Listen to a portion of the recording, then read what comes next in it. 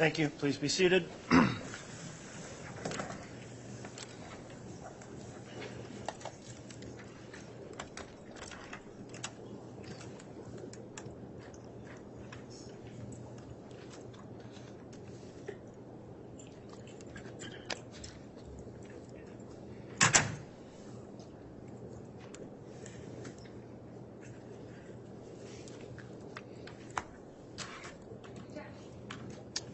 Thank you.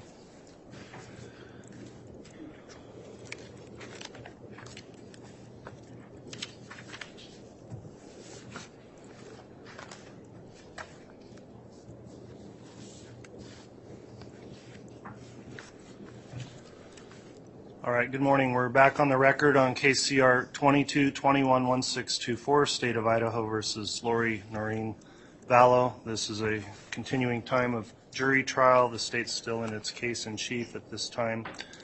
When we concluded yesterday, we finished with a witness.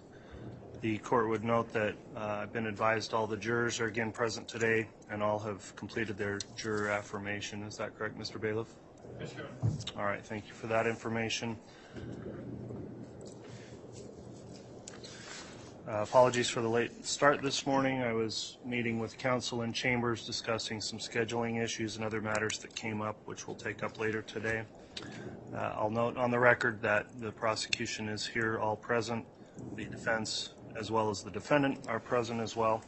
And I believe we're ready to have the jurors brought in and have the state call its next witness. Is the state ready to proceed? Yes, Your Honor.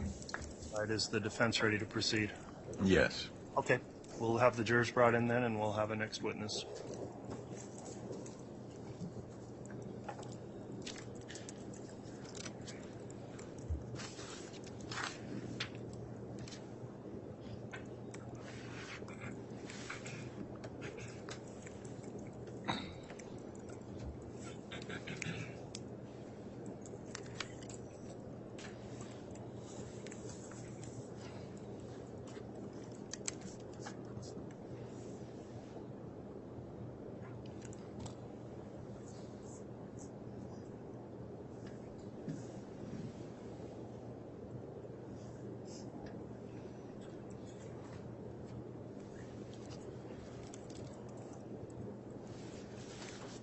All right, please.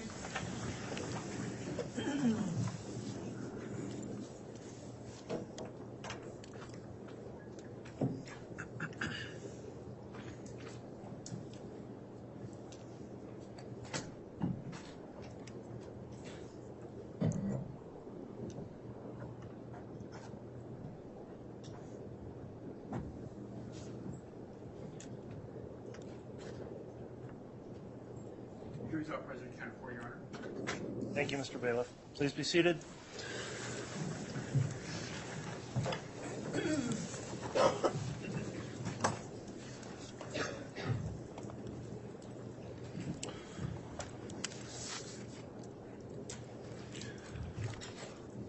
Okay, we are on the record on KCR 22-21-1624, State of Idaho versus Lori Noreen Vallow. The case in chief is continuing by the state. The jurors are all present, accounted for, and properly seated. To the ladies and gentlemen of the jury, thank you again for your continued service in this case and for all completing your juror affirmation this morning. We very much appreciate your continued compliance with the admonishments given each day when you go home. With that in mind, I believe the state's got another witness they're prepared to call at this time. Who will be examining the witness? I will be, Your Honor. All right, Ms. Blake, who will your next witness be? Detective Nathan Moffett. All right, thank you.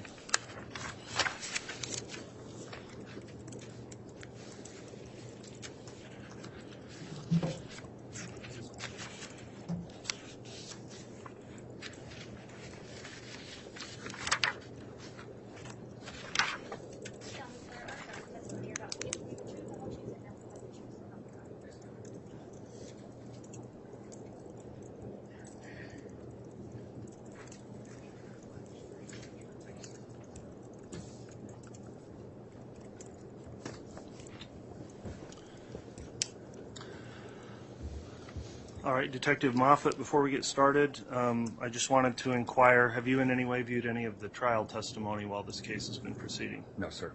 All right, not through any internet viewing, reading anywhere, watching any videos of the trial? No, sir.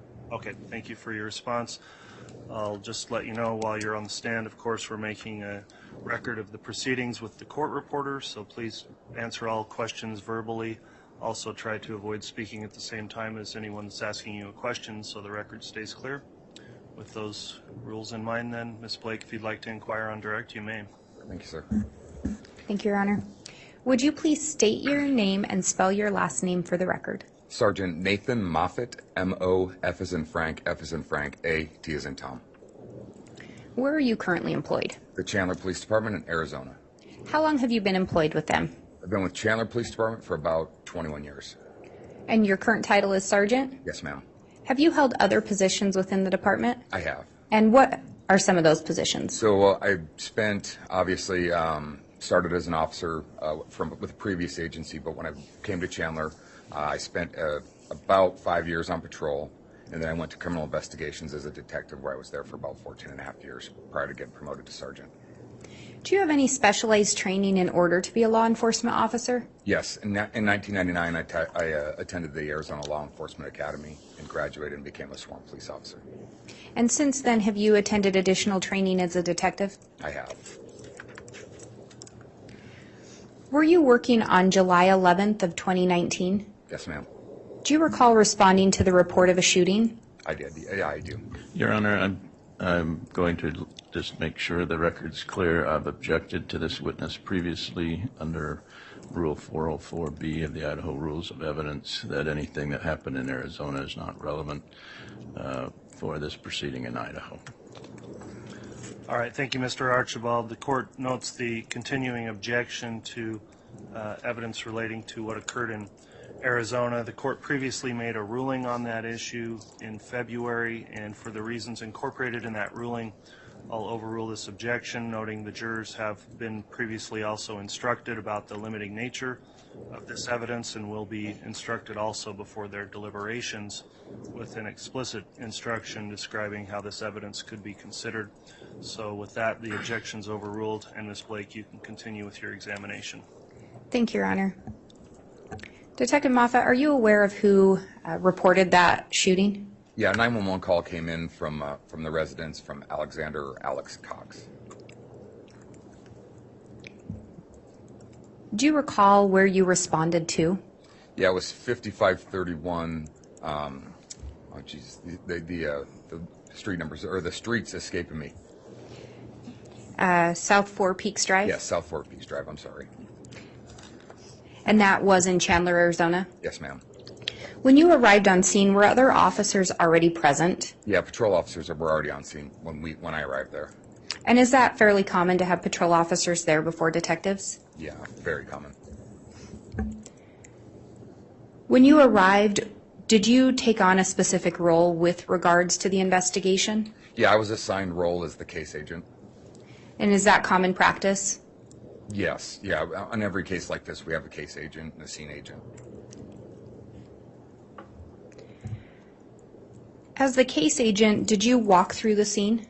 I did. I was briefed by patrol, for their initial investigation or their initial interviews, kind of what they had at the time.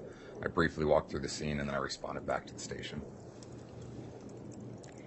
When you were on scene, do you recall seeing Miss Vallow or Lori Vallow present? I did not see Lori present. Did you see Alex Cox present? I did. Did you speak with him on scene? I did not. Did you observe Charles Vallow? I did. And what did you observe about Charles Vallow? When I briefly walked into the residence, Charles was deceased on the living room floor. Did you end up conducting an interview with Alex Cox? I did, yeah, back at our station. Is that common to interview individuals back at the station? Yes. Did Alex, in fact, participate in the interview? He did.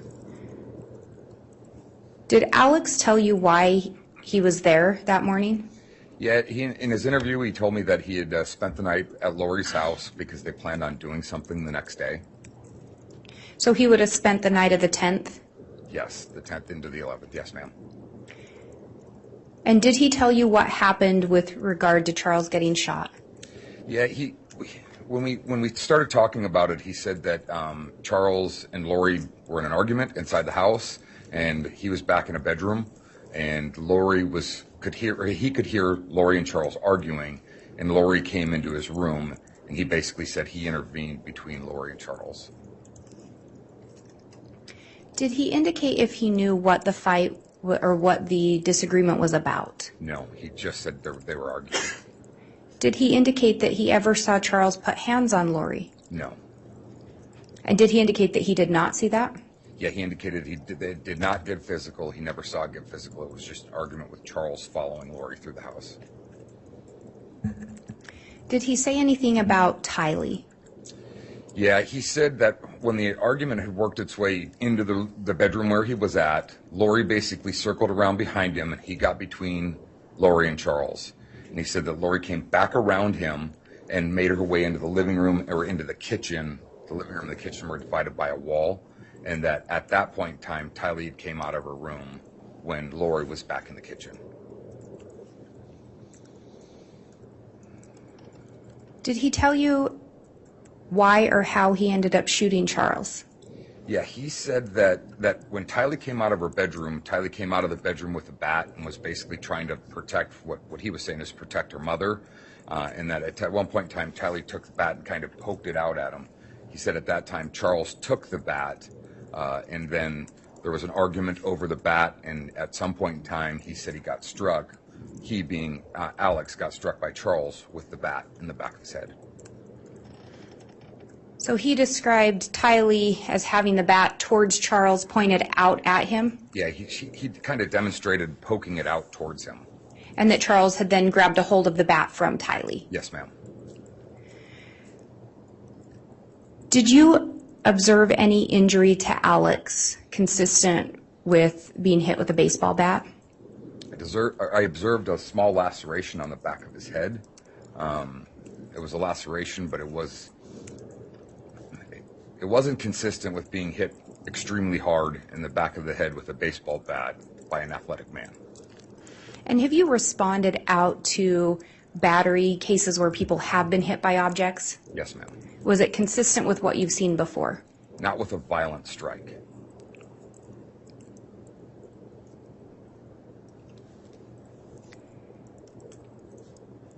Did Alex indicate, what did Alex indicate he had done after he shot Charles? So Alex basically says that the argument happens, he gets hit in the head with a bat, and he goes back to his room and retrieves a gun. And that he came back out into the living room to confront Charles because he was still in the house with the bat. Alex says he told Charles to drop the bat. Charles said, "What are you going to do about it?" And at that point, Alex says he came at him, and then Charles shot him. You said Charles shot him. Did you I'm mean? sorry, Alex shot Charles. And Alex claims Charles came at Alex. Yes. And at that point, did Alex tell you how many times he had shot Charles? He said he was not sure, but he said it was more than once. Did he tell you where he thought he had shot him on Charles' person? Yeah, he said center mass, so torso area. Did you ultimately determine that Charles had been shot center mass? Yes, Charles had 2 gunshot wounds, one to the chest, one to the lower abdomen. And after Alex had shot Charles, did he tell you what he then did? Yeah, after he shot Charles, he said he walked into the kitchen, washed his hands, because he said he had blood on his hands from his head, and then walked back into his bedroom, set the gun down, and then called 911. Did he tell you anything about where Lori and Tylee were when he shot Charles? He said he didn't know. He didn't know where they were at. Did he indicate that they were in the room with him? I asked a couple different ways, and he just said, "I don't know where they were at at the time of the shooting."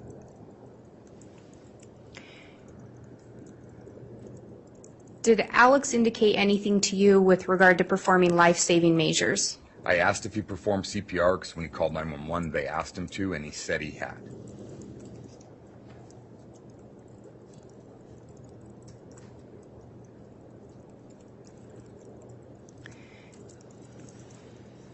Did you ask Alex if he was there to help Lori? I did. So when I was conducting my interview with Alex, we took a break for a minute. I stepped out because Detective Inclin was interviewing Lori and Tylee, and when I talked quickly to Detective Inclin, who said that Lori asked Alex to stay the night at the house because he was there because she wanted him to be there to protect him from Charles. And so I went back in and asked Alex, actually on more than one occasion, if he had been there, in fact, to protect Lori from Charles, and he adamantly said no. He said multiple times that's not the case. But Lori had indicated that he had stayed there to protect her. Yeah, according to Detective Inclin, that's what Lori said.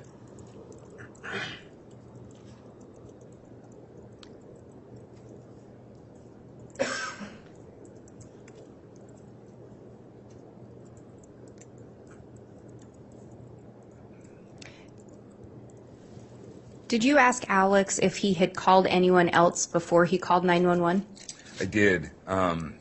When I was briefed by Detective Inclin about what her interviews kind of had revealed, she told me that Lori told her. I'm going to object, Your Honor, to hearsay. That's sustained. Is it common that as the case agent you speak with other detectives? Yes, And do you speak with other detectives about the portions of the investigation that they are conducting? yes, And did you in fact speak with Detective Inclin regarding what she had learned from an interview with Miss Vallow? I did. Based on what she had learned from the interview, did you ask Alex whether or not he had called anyone? I did. And what did he tell you? He said he had not. Was it your understanding that that was inconsistent with what Lori had stated? It was. I'll object. The only way he can answer that is based upon hearsay. And Your Honor, it's not being offered for the truth of the matter. If it's not the truth, then it's not relevant. I'll sustain the objection.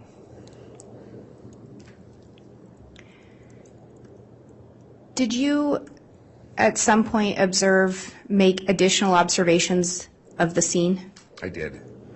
And did you specifically make observations regarding the scene where Charles was found? I did, yes. What observations did you make? When we were back at the house after we completed our interviews, Detective Coons was processing the scene. I was present while they were processing the scene for evidence. We learned that there was in fact 2 gunshot wounds to Charles. One of the wounds, the exit or the trajectory was down, and we pulled that projectile. And I'm going to object, Your Honor. This testimony is based upon hearsay. He learned it from someone else.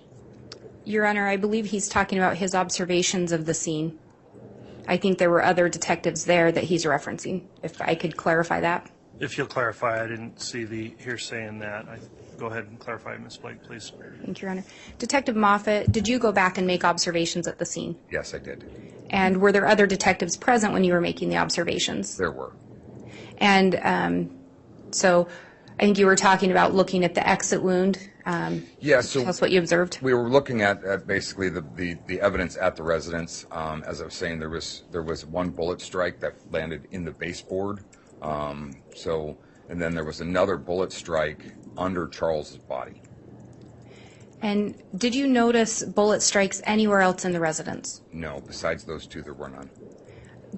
The bullet strike under his body, did that lead you to believe anything regarding the position of Charles' body when he was shot? Yeah, the bullets. I'll object, Your Honor. Speculation. Your Honor, I think he can answer what he believed. I think a little additional foundation would be necessary in regards to training before he could give that opinion. How long Sustain the objection on those grounds for now. How long were you a homicide detective? I did 11 and a half years in homicide and 3 years in family crimes before that. Have you responded out to gunshots before? Yes, several. Have you observed bodies that have been shot before? Several. Have you done trainings on bullet wounds, things of that nature? I have. I'm currently assigned to the executive board of directors for the Arizona Homicide Investigators Association. Have been for 11 years. We conduct about 100 hours of training a year. So I have hundreds and hundreds of hours of training in homicide and related items. And based on your training and experience, based on that mark in the floor, where did you believe Charles' body was when he was shot? Yeah, my observations from where Charles was shot, especially when we rolled him and saw the strike underneath him, is the wound to his abdomen was what is called a shored gunshot wound. So the wound to his abdomen traveled through his abdomen and out of his shoulder, and was consistent with Charles being flat on the floor when that projectile exited his body out of his shoulder. And was that consistent with what Alex Cox reported? It was not. Were you involved in transporting Lori Vallow back to the residence? I was. Did you make observations of Lori on the way back? Yes, I did. And what were those? I'll object, Your Honor. Relevance. That's overruled. So Detective Inklin and I transported Tylee, Lori, and Alex back from the station to the residence while we were still processing the scene, so they could get a car and go somewhere else, or stay on scene outside of the scene, or stay at the residence outside of the scene. So Detective Inklin was driving. Tylee was in the front seat. We were in a minivan, so I was in the far back of the minivan, and Lori and Alex were sitting basically in the middle row. The ride back from the station was bizarre, to say the least. It was very lighthearted, very just conversationalist. It was, like I said, it was very different, bizarre.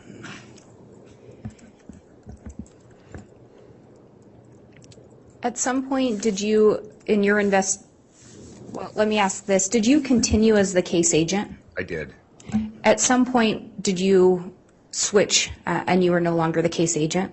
Yeah, once I was promoted to sergeant in June of 2020, I was no longer assigned to homicide, and it needed to stay with the homicide detective as I was going back to patrol. So Detective Duncan took over as case agent for me. So, and that was based on your promotion? Yes, ma'am. And Detective Duncan had been involved from the initial part of the investigation? He had since the day of the incident. And prior to you being switched as the case agent, did you learn anything with regard to an insurance policy? I did on I'll July. object, Your Honor, based upon hearsay.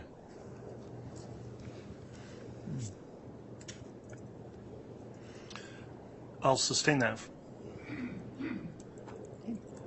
And Your Honor, I would indicate it's not being offered for the truth of the matter, but for what was done next in the investigation. Well, I guess the objection's being sustained because it was a question of did he learn anything, and I didn't see a foundation of how he personally would have had that information unless it was revealed through hearsay of another. Was the basis of, I think, the objection and how I ruled. Let me have just a moment. Yes.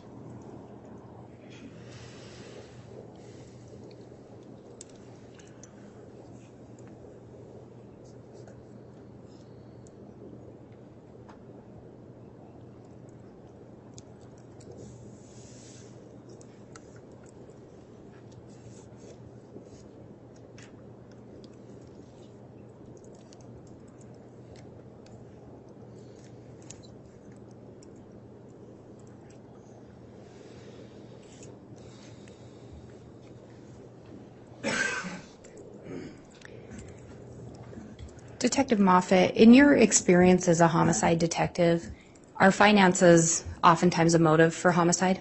They can be, yes. And based on that, do you, as part of investigations, do you look into life insurance? We do.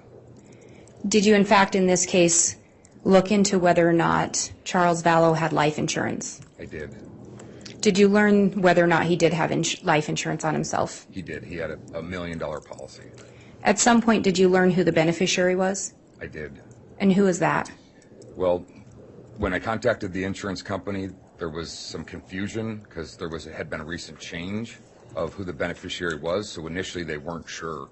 It had been changed from Lori to Kay, Charles' sister, at a point in time a couple months prior to this event, and the legal department was reviewing the forms at the time.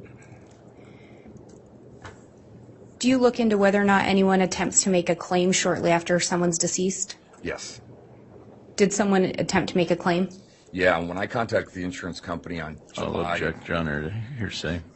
Overruled. You can continue to answer. Thank you, sir.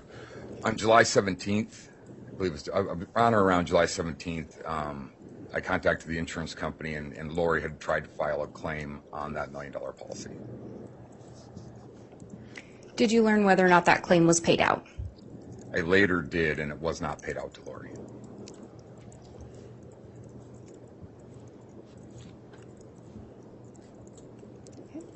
Just one moment.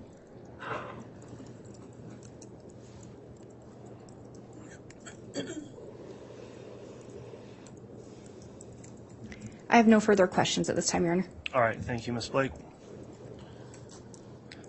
Let's see, Mr. Archibald, will you be conducting cross? Your Honor, I've previously objected to this testimony as in its entirety, so I don't have any questions. All right, that'll conclude then the testimony of the witness. May the witness be excused or released from any subpoena? Yes, Your Honor. I would ask that the witness be released. Any objection? No objection. All right, thank you for your testimony this morning. You can be released.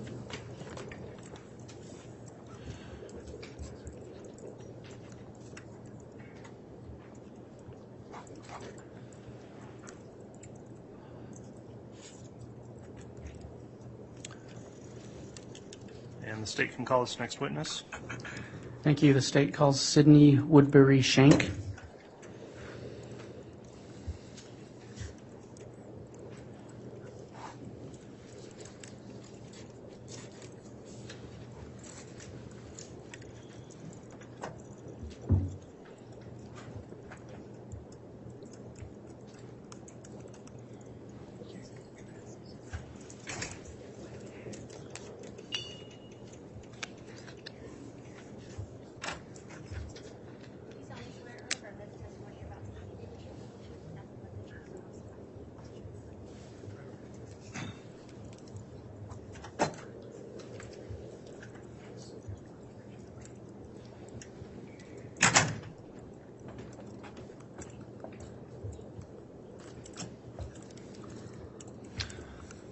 All right, before you inquire, Mr. Wood, I just have a question or two for the witness here. Prior to coming in today, have you observed any of the trial testimony in this case in any way? No. Okay, thanks for that response. In your examination here, we are making a court record, so please make verbal responses to any questions, and please try to avoid speaking at the same time as anyone questioning you, so the record stays clear. With that in mind, then, Mr. Wood, you can inquire on direct.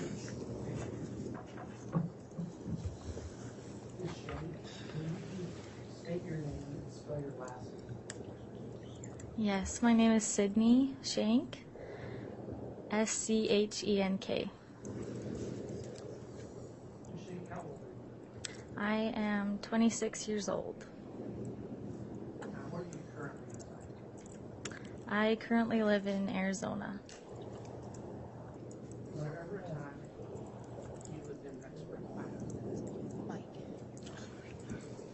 Sorry, I just realized the mic wasn't on. Okay, thank you, Mr. Wood.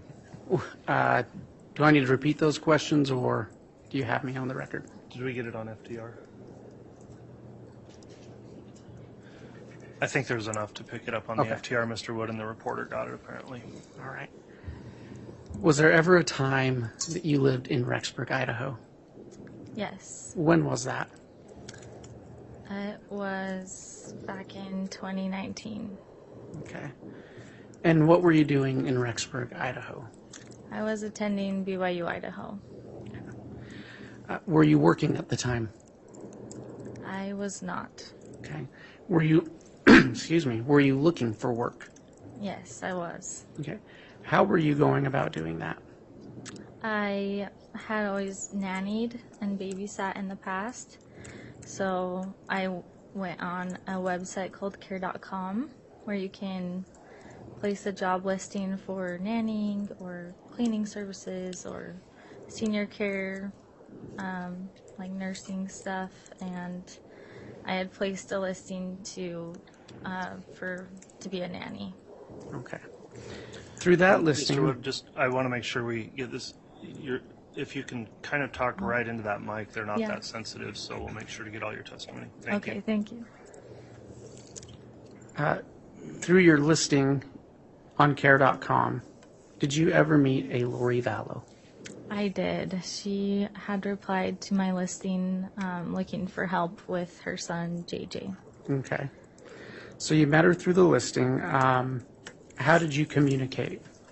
We had messaged through the app and then later continued talking through text messaging because it was easier. Okay. So you exchanged numbers. Yes, Did you keep those messages? I didn't. Okay. After messaging with Miss Vallow, did you ever meet her? I did. We had discussed a time for me to come kind of do an interview and see if I was a good fit for them. She had mentioned that JJ had some special needs and that he had autism, and so he required just extra help and wanted to make sure that I was a good fit. Okay. When did you meet her? I met with her on Wednesday, September 18th, 2019. Okay. Where did you meet her? I met with her at her townhome in Rexburg. Okay. How did that interview go?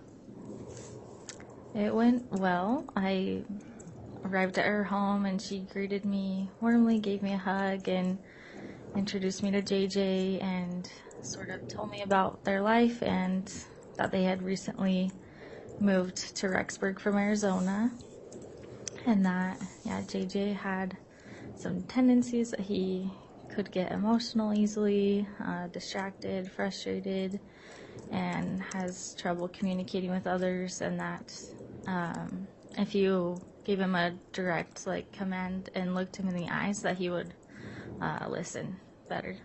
Okay. While you were there, did she say anything about her husband, Charles Vallow? She did. She had mentioned that he had just recently died of a heart attack, and that JJ was kind of having a hard time understanding what had happened. Okay. So you testified that she told you about JJ and that he had some special needs. While you were there, did you see a teenage girl? I did not. Did she tell you anything about a daughter? She did. She said she had a daughter that also lived in Rexburg and was attending college, and that sometimes she would come to visit them for dinner or to do laundry, but that her daughter didn't like to babysit without being paid, and that's why she needed me to come and help. Okay. Through your interview, did she hire you to watch JJ? Yes, she did. We had discussed a time for me to come the next day. Okay. Really quickly, I'm going to take you back for just 1 second. When you spoke with her about her daughter, did she say which school her daughter was attending? She did not. Okay. Did she say college? From what I remember, yes. Okay. So she hired you to watch JJ. Yes. Did you ever have a chance to watch JJ? I did. The following day on the 19th, I went to their townhome after I had finished my school that day and watched him for a few hours while she had to go to the airport to pick up a friend. Okay. Did she give you any special instructions for JJ that day? Yeah, she did. She talked about kind of what to feed him, what things he likes to do for fun, that I could take him to go play at Gravity Factory, which is like a trampoline park, and that if she got home later, I could give him his medication that helps him fall asleep faster. Okay. What do you remember about watching JJ that day? I remember it went pretty well. He just played outside with the neighbor friends and kids for a while. I brought him in to feed him dinner, and then he went back out to play at their house. So I went back to her townhome and waited and kind of cleaned, and then I went to go pick him up, and JJ and his friend had gotten in some sort of dispute over not sharing toys, and so I had him come home. And when he came home, he was very upset and sad that his friend didn't want to play with him anymore. He got pretty angry and like threw the ottoman and threw like a chair, and I tried to calm him down best I could, but eventually he ran upstairs and just kind of wanted to be alone and hide. So I let him stay upstairs for a while and hoping that he would calm down, but he didn't. Okay. Did you have any other contact with Lori Vallow that night? I did. So when she came home, he was still pretty upset, and I kind of explained to her what had happened with the friend, and she calmed him down, and her brother was there and her friend was there now, and she had paid me in cash, and we didn't really talk much about another time to babysit just because of the situation that happened with JJ, so she paid me and I left. Okay. Did you believe that you would be watching JJ again? Yes, it was sort of an unspoken knowledge that I was going to work full time, like that he would need nearly daily assistance and babysitting, so. Did you have any further communications with Lori? I did. So a few days had passed after that, and I had texted her wondering when I could come work again. And she responded that JJ had gone to his grandparents for a month, and that she was in Hawaii for a month, and that after that month had passed, I could message her again and talk about a time to come back and babysit. So she said JJ was with his grandparents, and he would be for a month. Yes. Okay. Did you ever try to contact Lori Vallow again? I did. So that month had passed, and I reached out again, and she never communicated back with me again after that. Okay. Did you ever see JJ Vallow after September 19th? No, I did not. Okay. Your Honor, at this time, the state has no further questions. All right, thank you, Mr. Wood. Cross-examination?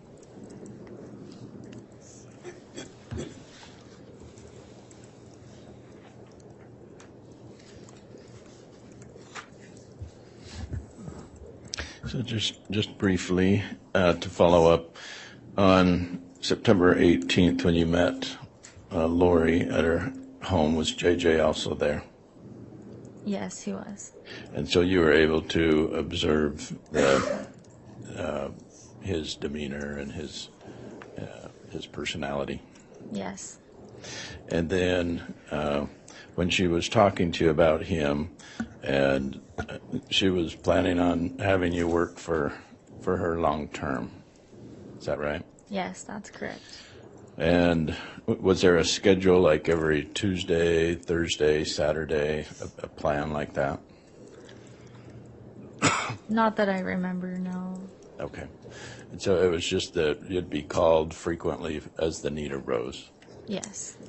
And because you were a student, your schedule was flexible. Yes. And so you agreed to be able to provide assistance as the need arose. Yes, that's correct. Was it daytime, evening that you had time available? It just depended on when my classes were. I don't remember the specific times. Okay. And so this, the time that you spent with Lori and JJ on September 18th, you were given a lot of information about JJ so you could take care of him long term for like the next several months or a year. Was there talk about that? There wasn't specific talk about long term, like a year, but I was, expecting at least the next several months to be able to work. And so you weren't planning on leaving town, you weren't graduating and leaving town right then that semester? No, not for a couple years. Okay. So with your talking with Lori, she was giving you information so that you could plan on how to take care of JJ long term. Yes. And with your knowledge of JJ's special needs, you agreed to that. Yes, I did.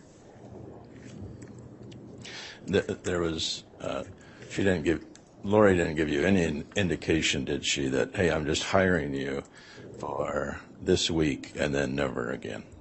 No, she didn't. Okay. All right, thank you.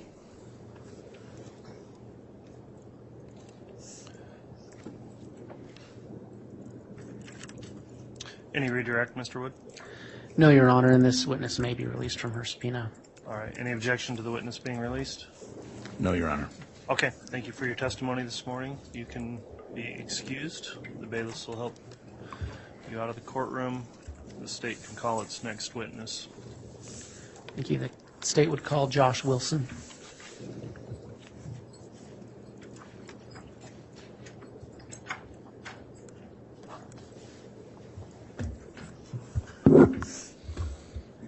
And, Your Honor, Spencer Rammel for the state.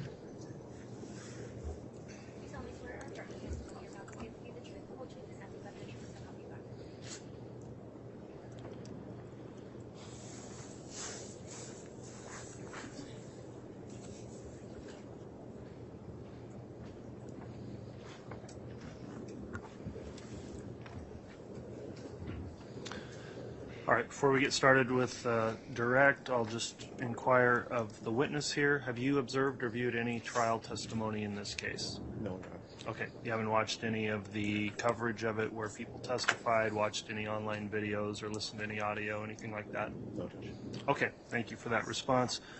I'll just indicate as you're testifying, please make verbal responses so we keep our record clear, and please try to avoid speaking at the same time as any attorney questioning you. So if you'll keep that in mind, then Mr. Rammel, you can inquire on direct. Thank you, Your Honor. Dr. Wilson, can I have you state your full name and spell your last name for the record, please? David Joshua Wilson, W-I-L-S-O-N. And you go by Josh. Correct. Dr. Wilson, what is your current occupation? I'm the principal at Kennedy Elementary in Rexburg, Idaho. And how long have you been the principal at Kennedy Elementary? For 4 years now. Were you employed in that capacity in September of 2019? Yes. Dr. Wilson, as a part of your employment, do you oversee and have access to records involving students? Yes. Does this include weekly attendance records? Yes. Record of correspondence between parents of students and school employees?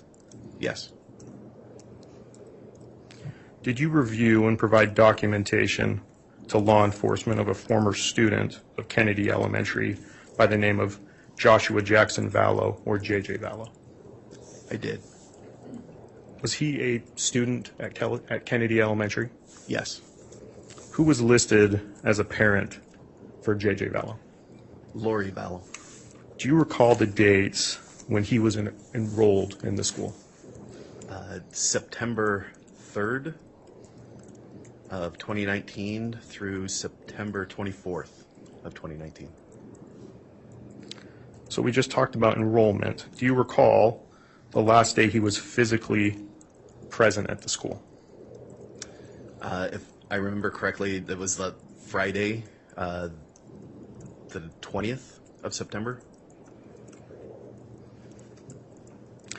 Did the school receive correspondence from Lori Vallow regarding his continued attendance at the school? Yes. Do you recall when that correspondence was received? Around the 24th of September. Okay. And do you recall the contents of that email? Yes. What were they? She had indicated that that they were removing JJ from school from Kennedy, and were sending him to Louisiana to be with grandparents. And did you follow up with Ms. Vallow that day? I did. How did you do so? I called her on the phone. And do you recall what she said, if anything? Yes.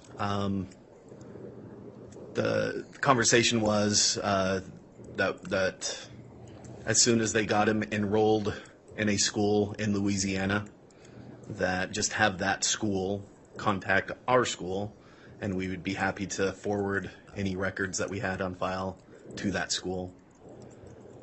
She then indicated that they weren't going to enroll him in a school, that they were going to, in fact, homeschool, that there was a cousin with similar needs as JJ, and that so they weren't going to enroll in a school. And so I informed Ms. Vallow that whenever she re-enrolls him back into public school, just let us know. We would house the records and are available at any time that she needed. Dr. Wilson, after that point, did any other school in Louisiana or otherwise request records of J.J. Vallow? No. And again, you testified that this conversation was on September 24th, 2019. Yes. Was J.J. Vallow present at school that day? No. The day prior, September 23rd, 2019, was he present at school that day? No. And was that day a Monday? I believe so, yes. So just to be clear, the last day that J.J. Vallow was physically present at Kennedy School, or Kennedy Elementary School in Rexburg, Idaho, was September 20th of 2019. Correct. Judge, that's all I have for this witness. All right, thank you, Mr. Rammel. Cross-examination, Mr. Archibald.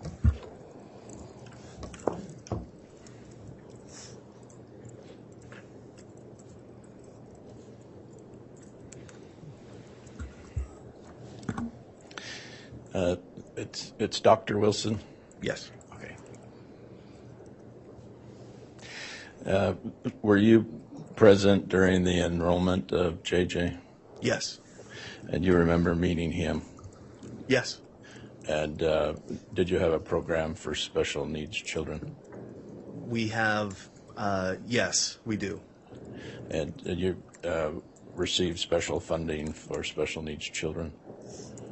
Is that right? Yes.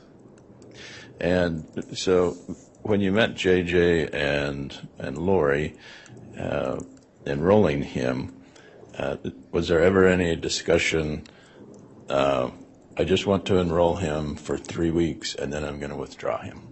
No. The discussion was enrolling him long-term. Correct. That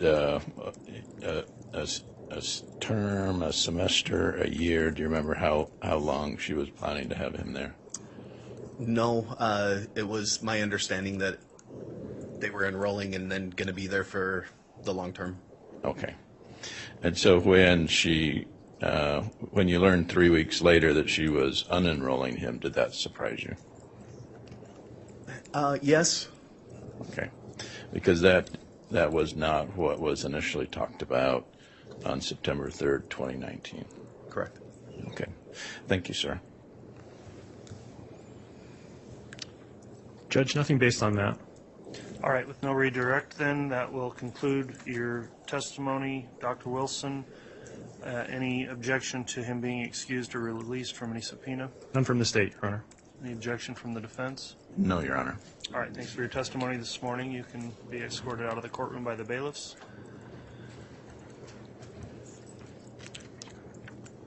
State have another witness to call at this time. Yes, Your Honor. The state would call Wynn Hill.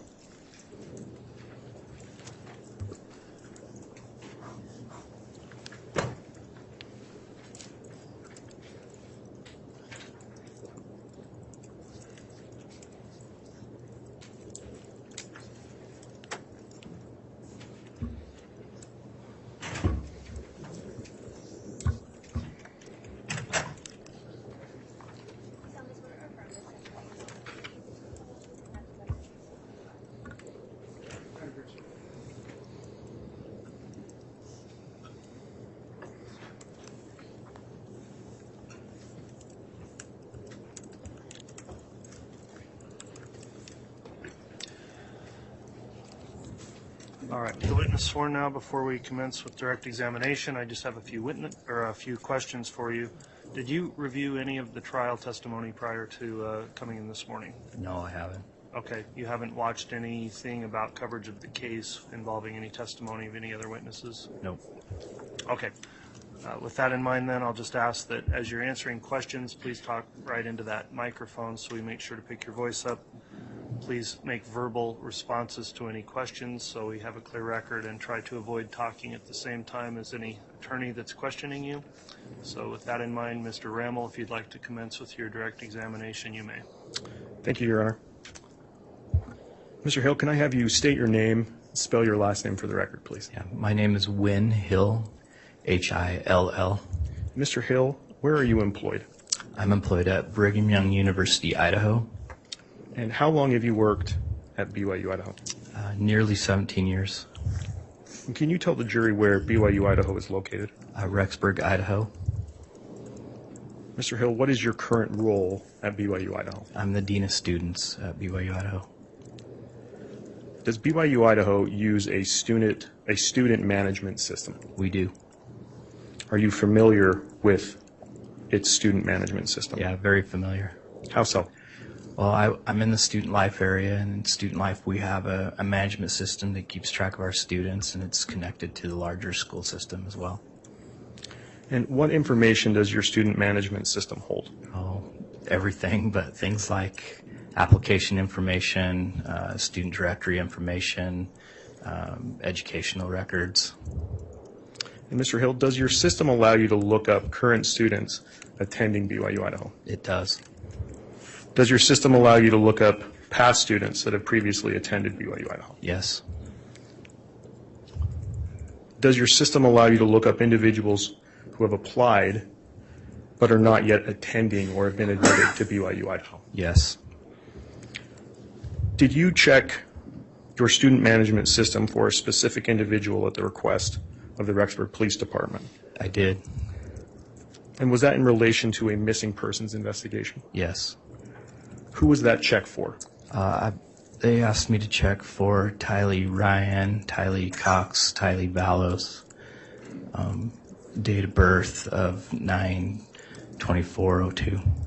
And do you recall when you did that check? Yeah, it was February 28th of 2020. And Mr. Hill, what was the result of that check? Yeah, there was no indication of any application started or any information on any of those names. So, Mr. Hill, to be clear for the jury, Tylee Ryan, date of birth 9/24/2002, has never applied to BYU, Idaho, and has never been a student at BYU, Idaho? Correct.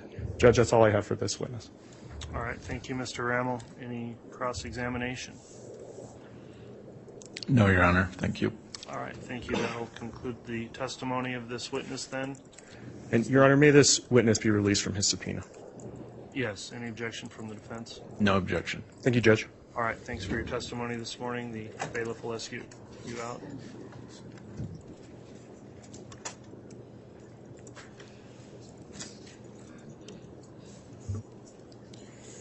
Could I have a brief sidebar with counsel? Yes, Your Honor, I was just going to request that. Thank you. Thanks.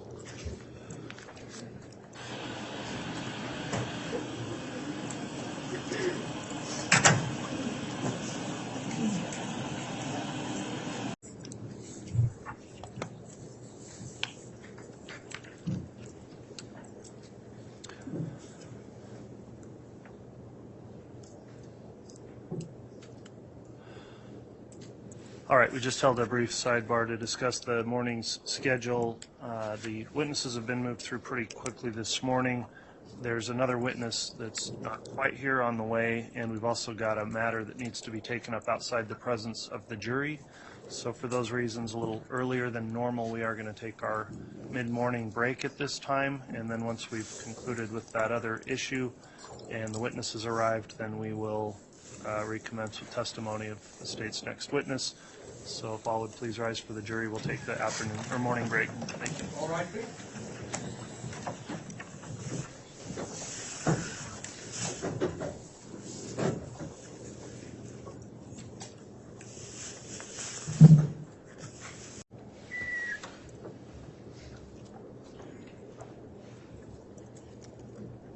Thank you. Please be seated.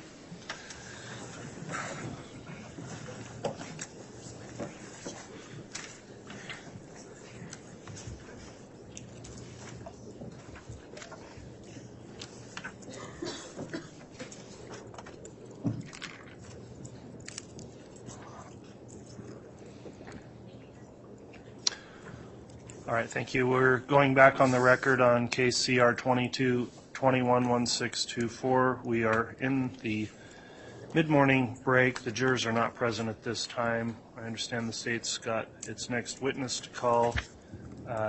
It was brought to the court's attention that there may have been an issue with the exclusionary rule as it relates to this witness. I thought that was an issue that needed to be determined outside of the presence of the jury.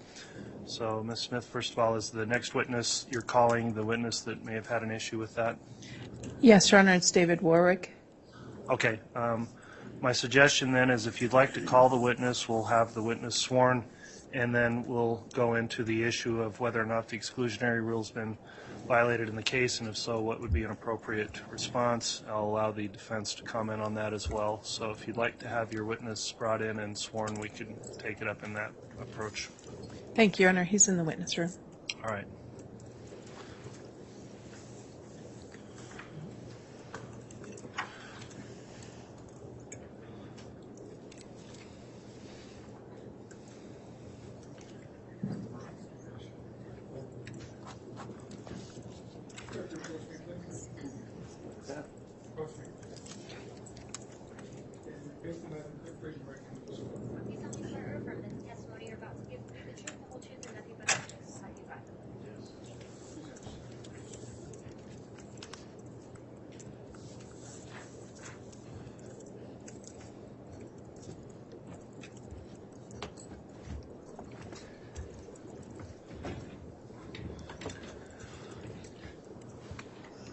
All right, Mr. Warwick, you've been sworn in this case and placed under oath. Before your testimony commences in front of the jury, there's an issue we need to take up.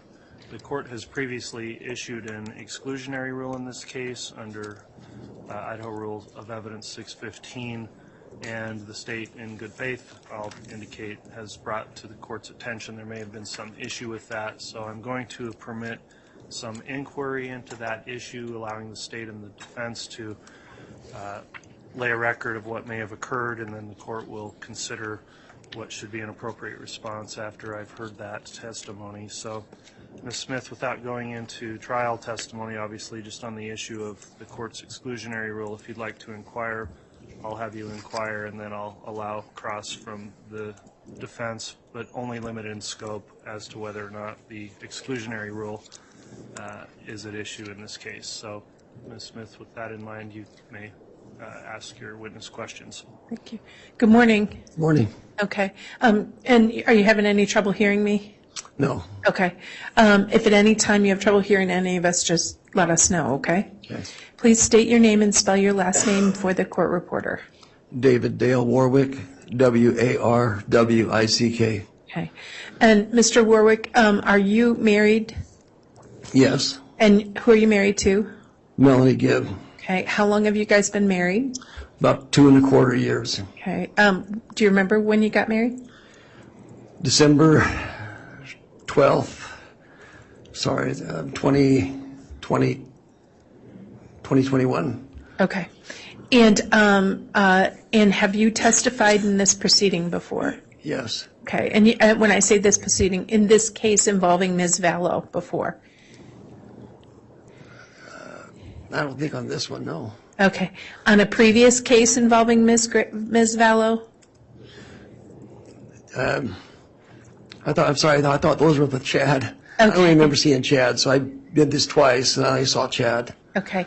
And then did you testify at a grand jury as well? Yes, Okay. Now, you were given information from the prosecution staff about that the court has said you cannot view you cannot listen to trial testimony, right? right. And you were given instructions that you can't discuss people's trial testimony with them, correct? All right. Did there come a situation where you listened to someone's trial testimony? Yes. Can you tell us about that, please? Yes. I came down with an illness about 2 weeks ago, and Melanie didn't want to be alone up here when she came to court, and I couldn't make it that day, so I was going to drive a couple days later, but she ended up coming sooner. Anyway, so we stopped talking because she got here for 1 and 2. She was a little upset with me for not coming, and so I listened to 45 minutes of hers, but I was doing it to see how she was doing. And then 45 minutes into it, I remembered, and I shut it off. Okay. So I was just concerned for her and just seeing how she was doing, and I didn't have my presence of mind because I was playing Aquaman. Frankly, I was breathing water, and it's just lost my presence of mind. Okay. Because you've been sick and you're on medication. I just got on antibiotics 2 days ago just so that I can come because I was not getting better. Okay. So you understand that you were instructed not to do that, right? Yes, and that's why I shut it off. I remembered, I listened to the first 45 minutes, and then I remembered, and I just shut it off. Okay. Now, had you previously talked about this situation with your wife? No, we haven't talked anything about the case. She lives in Arizona. I live in Utah. Okay. We have a distant relationship right now due to family needs. And so I knew she needed some time, so I just left her alone. Okay.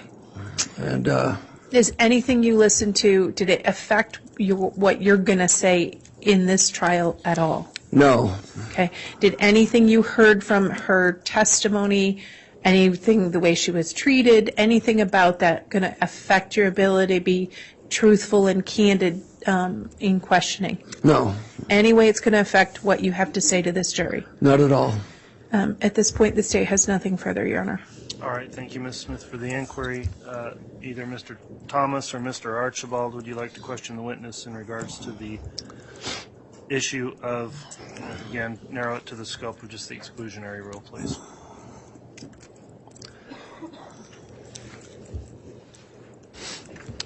So after your wife's testimony, what did you two talk about?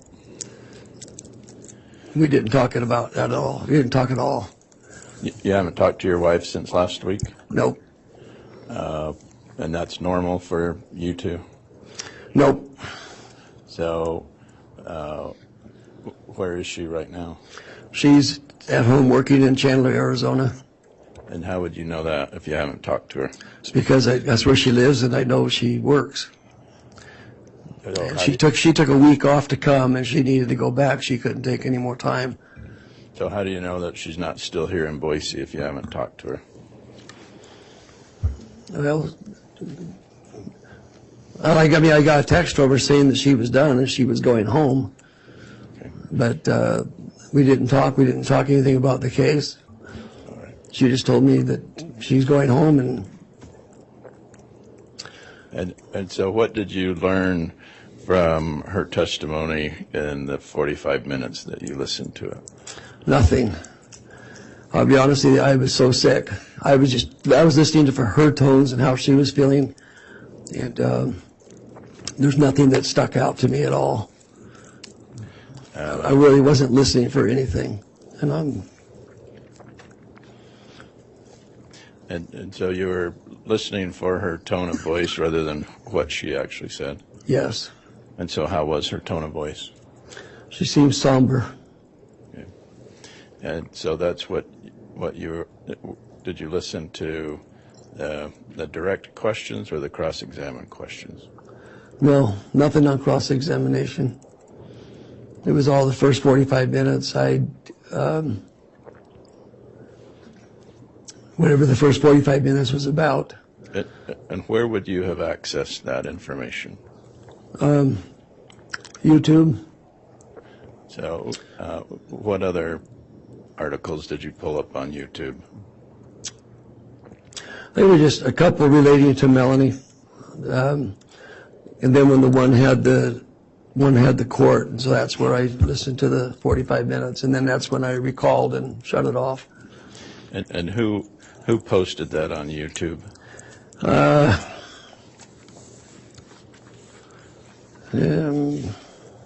Trying to remember which one it was.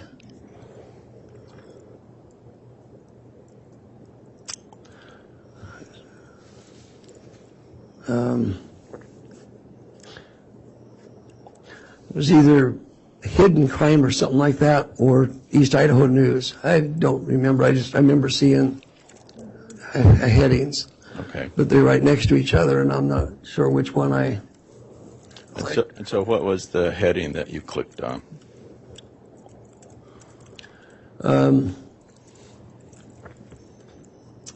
Melanie Gibb testifies in court, something like that. And did you have to fast forward through other information to get to Melanie's testimony? No, it was just hers. And did you read the comments about the article? No. Do you get the, was this on your laptop or your cell phone? Cell phone.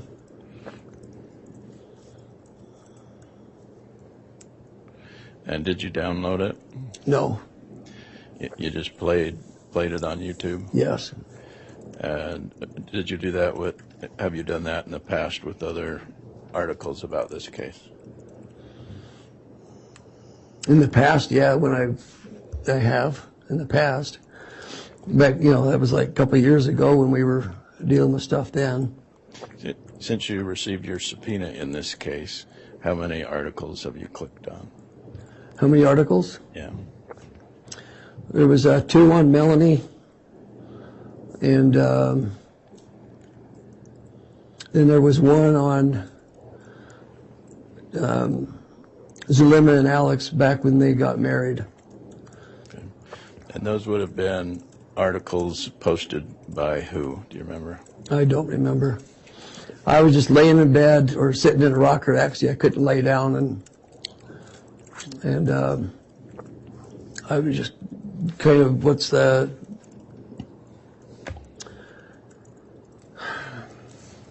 trying to come up with the right word. Okay. Is that where you get most? I was just kind of surfing, just kind of doing my time until I got up, and then when I got 45 minutes into Melanie's testimony, then my presence of mind said, "Hey, you're not supposed to be doing this," and I shut it off. And I didn't pick it up again after that. And the other articles that you accessed, was that also on YouTube or some other format? They were Objection, YouTube. vague. If we could get a time frame of when he's saying he accessed those other articles. I agree. If we can know when this occurred, Mr. Archibald, that'll be helpful. The question was, since you received your subpoena, you told me you had received some other, accessed some other articles, right? Did you remember? Yeah, they were all that same time frame, that same day. Oh, the same day that you listened to Melanie's? Yes, I was just. You accessed other articles? I was checking on my wife, just trying to find things on her. And then when I saw the court, I listened to that one. Okay. And then while she was testifying, that's when the consciousness set in and said, "You're not supposed to be doing this." And I remembered the order. Okay. And so since you received your subpoena, have you accessed other articles about this case? No.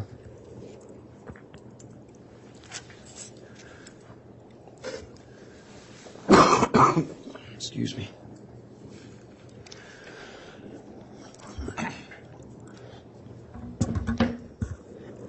I have just a couple quick questions because I want to make sure I understand. Once you got your, can you hear me? Yes. Okay. So once you got your subpoena, and once the trial started, what have you looked at? or listened to about the trial? Melanie, and then that one about Zulema and Alex when they got together.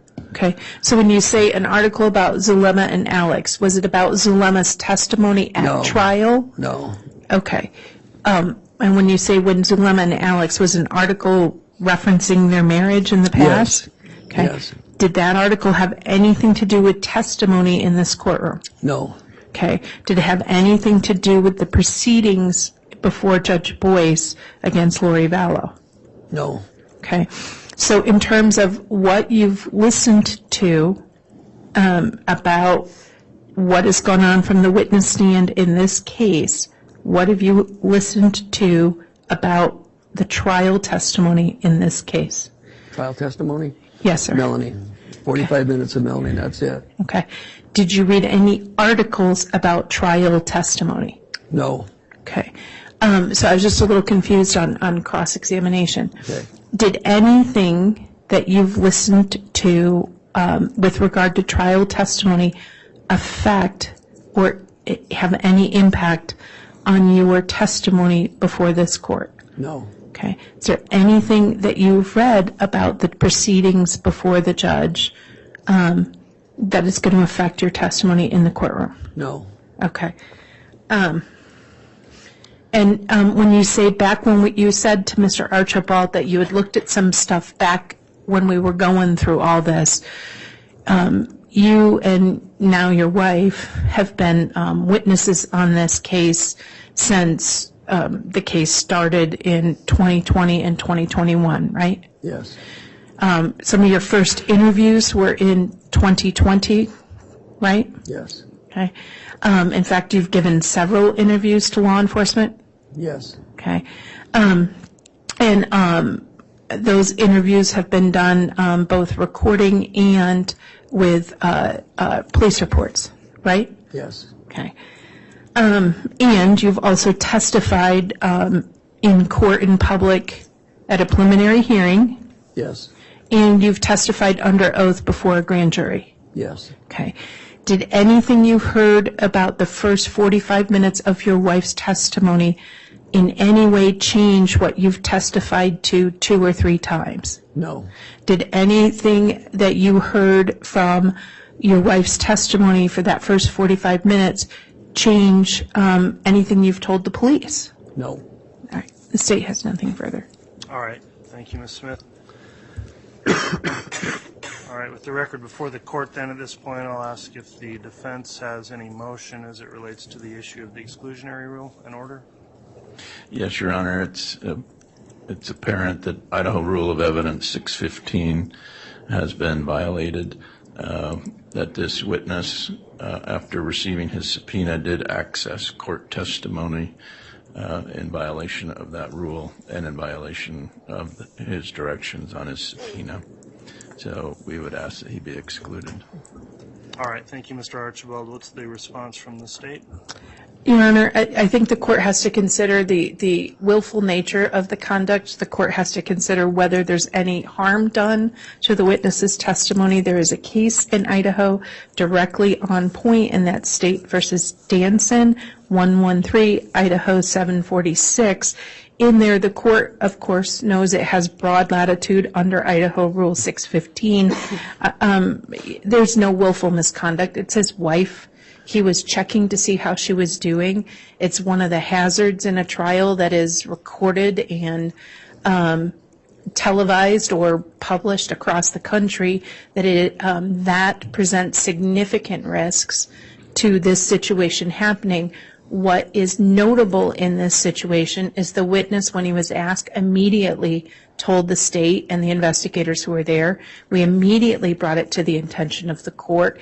This man has testified a couple of times under oath, given multiple interviews, both recorded and noted in police reports, and has been completely forthcoming. There was no willful violation of this court's order. And under State versus Danson, the court recognizes there are situations such as this where the daily proceedings are broadcast to the world at large, that the court is going to have to craft a remedy for those accidental things that happen or those inadvertent things that happen. And specifically the court's remedies, if the court is concerned about the conduct of the witness, you could craft an instruction to the jury, allowing them to consider that he has listened to portions of his wife's testimony in assessing his credibility. The court can also allow the defense counsel to do take a statement from him. We could take a break and they could do a specific statement on any other things. There's countless other remedies short of the very extreme remedy of striking that witness. And I would ask the court to use its discretion and see Mr. Warwick for what it was. It was an inadvertent way of trying to support his wife. And when he realized he was doing it the wrong way, he stopped. All right, thank you, Ms. Smith. Does the defense wish to make any rebuttal argument before I make a ruling? Well, Your Honor, there's a reason that we have rules, and we don't just say, golly gee, made a mistake, my bad, no harm, no foul. That's not the language of Idaho Rule of Evidence 615. The reason that we have this rule is exactly for this predicament.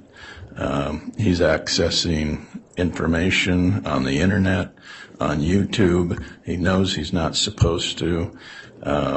His motivation for it is really irrelevant. He purposefully accessed it, and he purposefully listened to it. And he not only did that, but accessed another article regarding other people who have testified in this case. So I can understand the state saying no harm, no foul, but there's a rule, and there's a reason we have a rule, and it's to protect the integrity of the court. So I ask that he be excluded. All right, thank you, Mr. Archibald. While the court's reviewed this situation, I've carefully considered the testimony that's been provided through the questioning of the witness. The court would note that I sua sponte issued an order for exclusion of witnesses in this case before trial started. The citation of the state in the State versus Danson case, 113 Idaho 746, does set out the analysis of the rule. Talks about, first of all, it is correct that it is within the trial court's discretion to determine the nature of any sanction that may be imposed. That also cites the State versus Christensen case, 100 Idaho 631.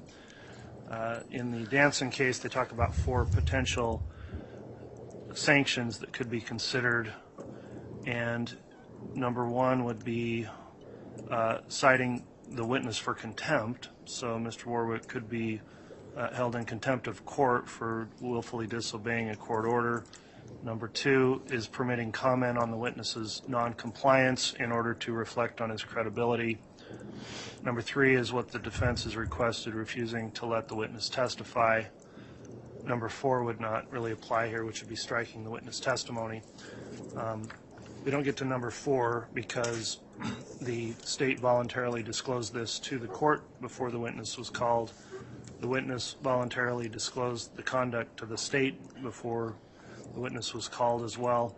So I have to look, I think, at the level of both conduct and whether or not this is going to interfere in the fair administration of the trial and the credibility of the witnesses who testify before this jury. In looking at the options there, I don't consider that contempt would be an appropriate response given the record before the court. So I'm looking at the other 2 options as either permitting comment on the non-compliance or refusing to let the witness testify. In this case, the state has gone through a series of questions indicating that the witness at this point states this is not affecting his testimony or what his testimony would be. The reason for the exclusionary rule, as noted in that case law, is it's to reduce the possibility of a witness shaping their testimony to conform with or rebut prior testimony of others. I don't believe at this point the conduct rises to the level to require the excusal or that the witness not be permitted to testify. What the court will do is a sanction, and I do find that the conduct was willful conduct. I think it was a willful disobedience of a court order that Mr. Warwick knew was in effect. The court's going to allow the defense, in this case, as the appropriate sanction, to permit a comment on the witness's noncompliance with the order in order to reflect on the witness's credibility. So to the extent you want to bring up what's occurred with his failure to obey the exclusionary order, that is going to be permitted on cross-examination and liberally permitted in order for the defense to allow the jurors to be aware of the conduct of the witness prior to testifying in the case. So that will be the court's determination on the ruling. I'm not going to exclude his testimony, but obviously admonish the witness that it's unfortunate that happened, and it's created this delay in our trial and proceedings, and we've had to make this ruling. However, I do appreciate you bringing the attention to the prosecutors before you were here on the stand this morning. So that's the court's determination as it relates to the motion of the defense. Do you have any questions on the court's ruling? Yes.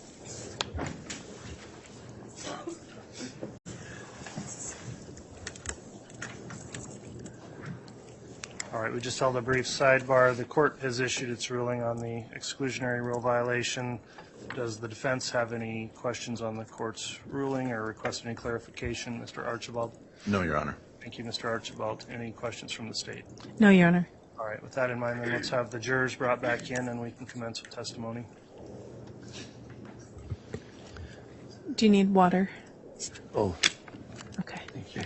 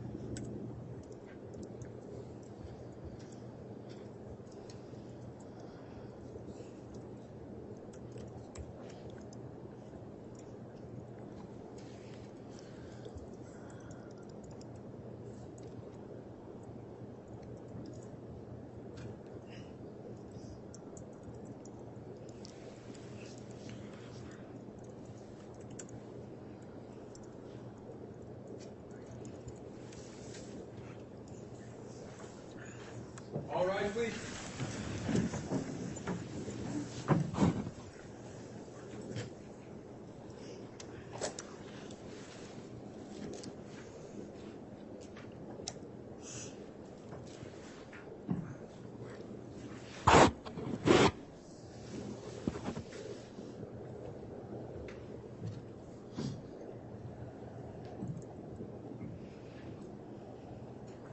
Jury's out, President, counted for, Your Honor.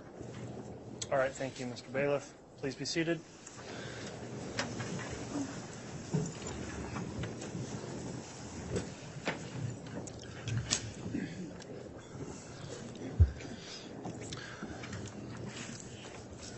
We're back on the record after the mid-morning break. This is CR 22-21-1624, State of Idaho versus Lori Noreen Vallow.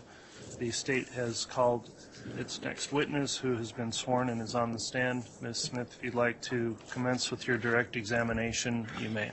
Thank you, Your Honor. Good morning. Good morning. Can you introduce yourself to the ladies and gentlemen of the jury, please? David Dale Warwick, Okay. Mr. Warwick, where do you live? Pleasant Grove, Utah. Okay. Are you married? Yes. Who are you married to? Melanie Gibb, Okay. How long have you been married to Melanie Gibb? about 2.25 years. Okay. So if I'm doing the math, what year was that? To 2021? 2021. Okay. And do you know Lori Vallow? Yes. How do you know Lori Vallow? I met her through Melanie. Okay. Do you remember when you first met her? Yes. When did you first meet her? It was down in Arizona. I was down there with Melanie, and we got a call, and she asked Melanie to bring me over. They wanted me to meet them. Okay, so, and if at any time, I know sometimes it's hard for you to hear, right? Yeah. So if at any time you can't hear, I need you to let me know, all right? Okay. All right. So you said she wanted Melanie to bring you over to meet them. Who is she? Lori Vallow. Okay. And Lori Vallow wanted to meet you. Yes. All right. And where did you go to meet her? To her house. Okay. Where was that? I believe it was Chandler, Arizona. Okay. Was it in Arizona? Yes, it was in Arizona. Okay. Was she married at the time? No. Okay. Was she widowed? Yes. Okay. Who had she been married to? Charles Vallow. Okay. How close in time was this to that you met her? Was it to the time that Charles died?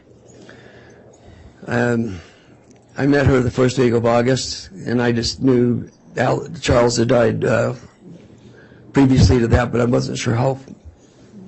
Okay. I didn't know them. Okay. So the first week of August of 2019? Yes. Okay. And so when you met her, you went to her home in Arizona. Yes. Who was there at her home when you met her? There was Chad, Alex, Melanie, I think her last name was Bordeaux at the time, and then Zulema showed up, and then another lady showed up, but I don't remember her name. She was pretty quiet. And when you said Chad, do you mean Chad Daybell? Yes. Okay. So prior to August of 2019, had you ever met Chad Daybell? Just over the phone. Okay. How was it you talked to Chad Daybell over the phone prior to August of 2019? A few years previous, he reached out to me and wanted to do a book with me. And did you ever do that with him? No. Okay. Why not? 'Cause I didn't feel it was right, and I didn't feel like he was the one that, if it was to be done, that it should be done with. Okay.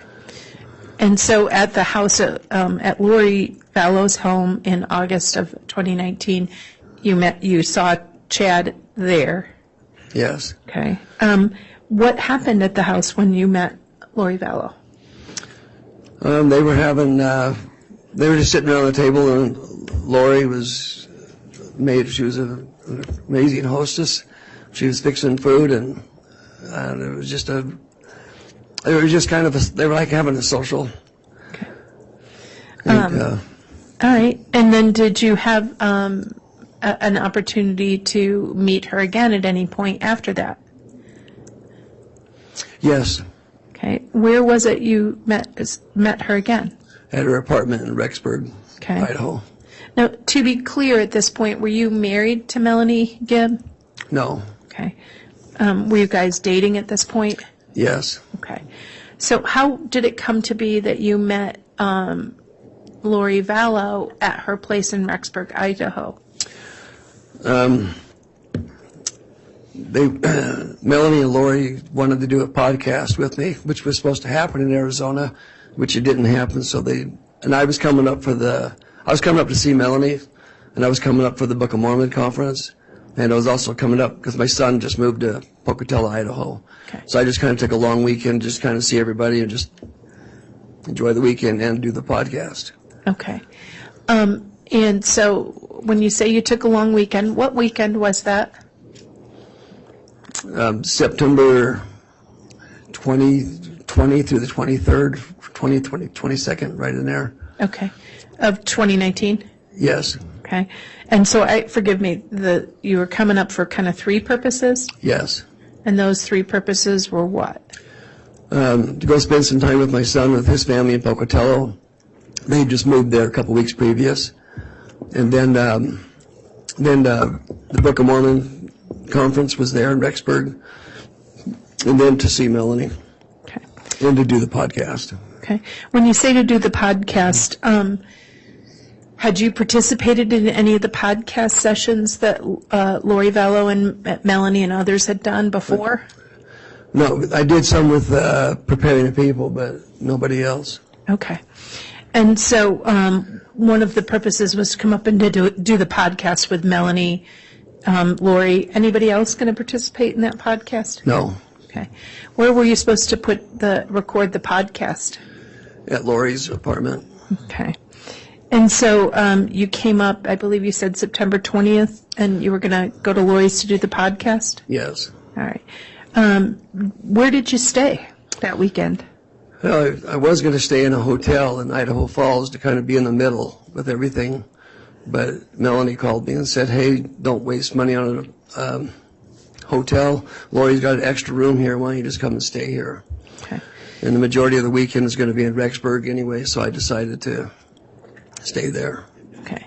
So when you got to Lori's place in Rexburg, Idaho, who was at the house, if you remember? When I got there,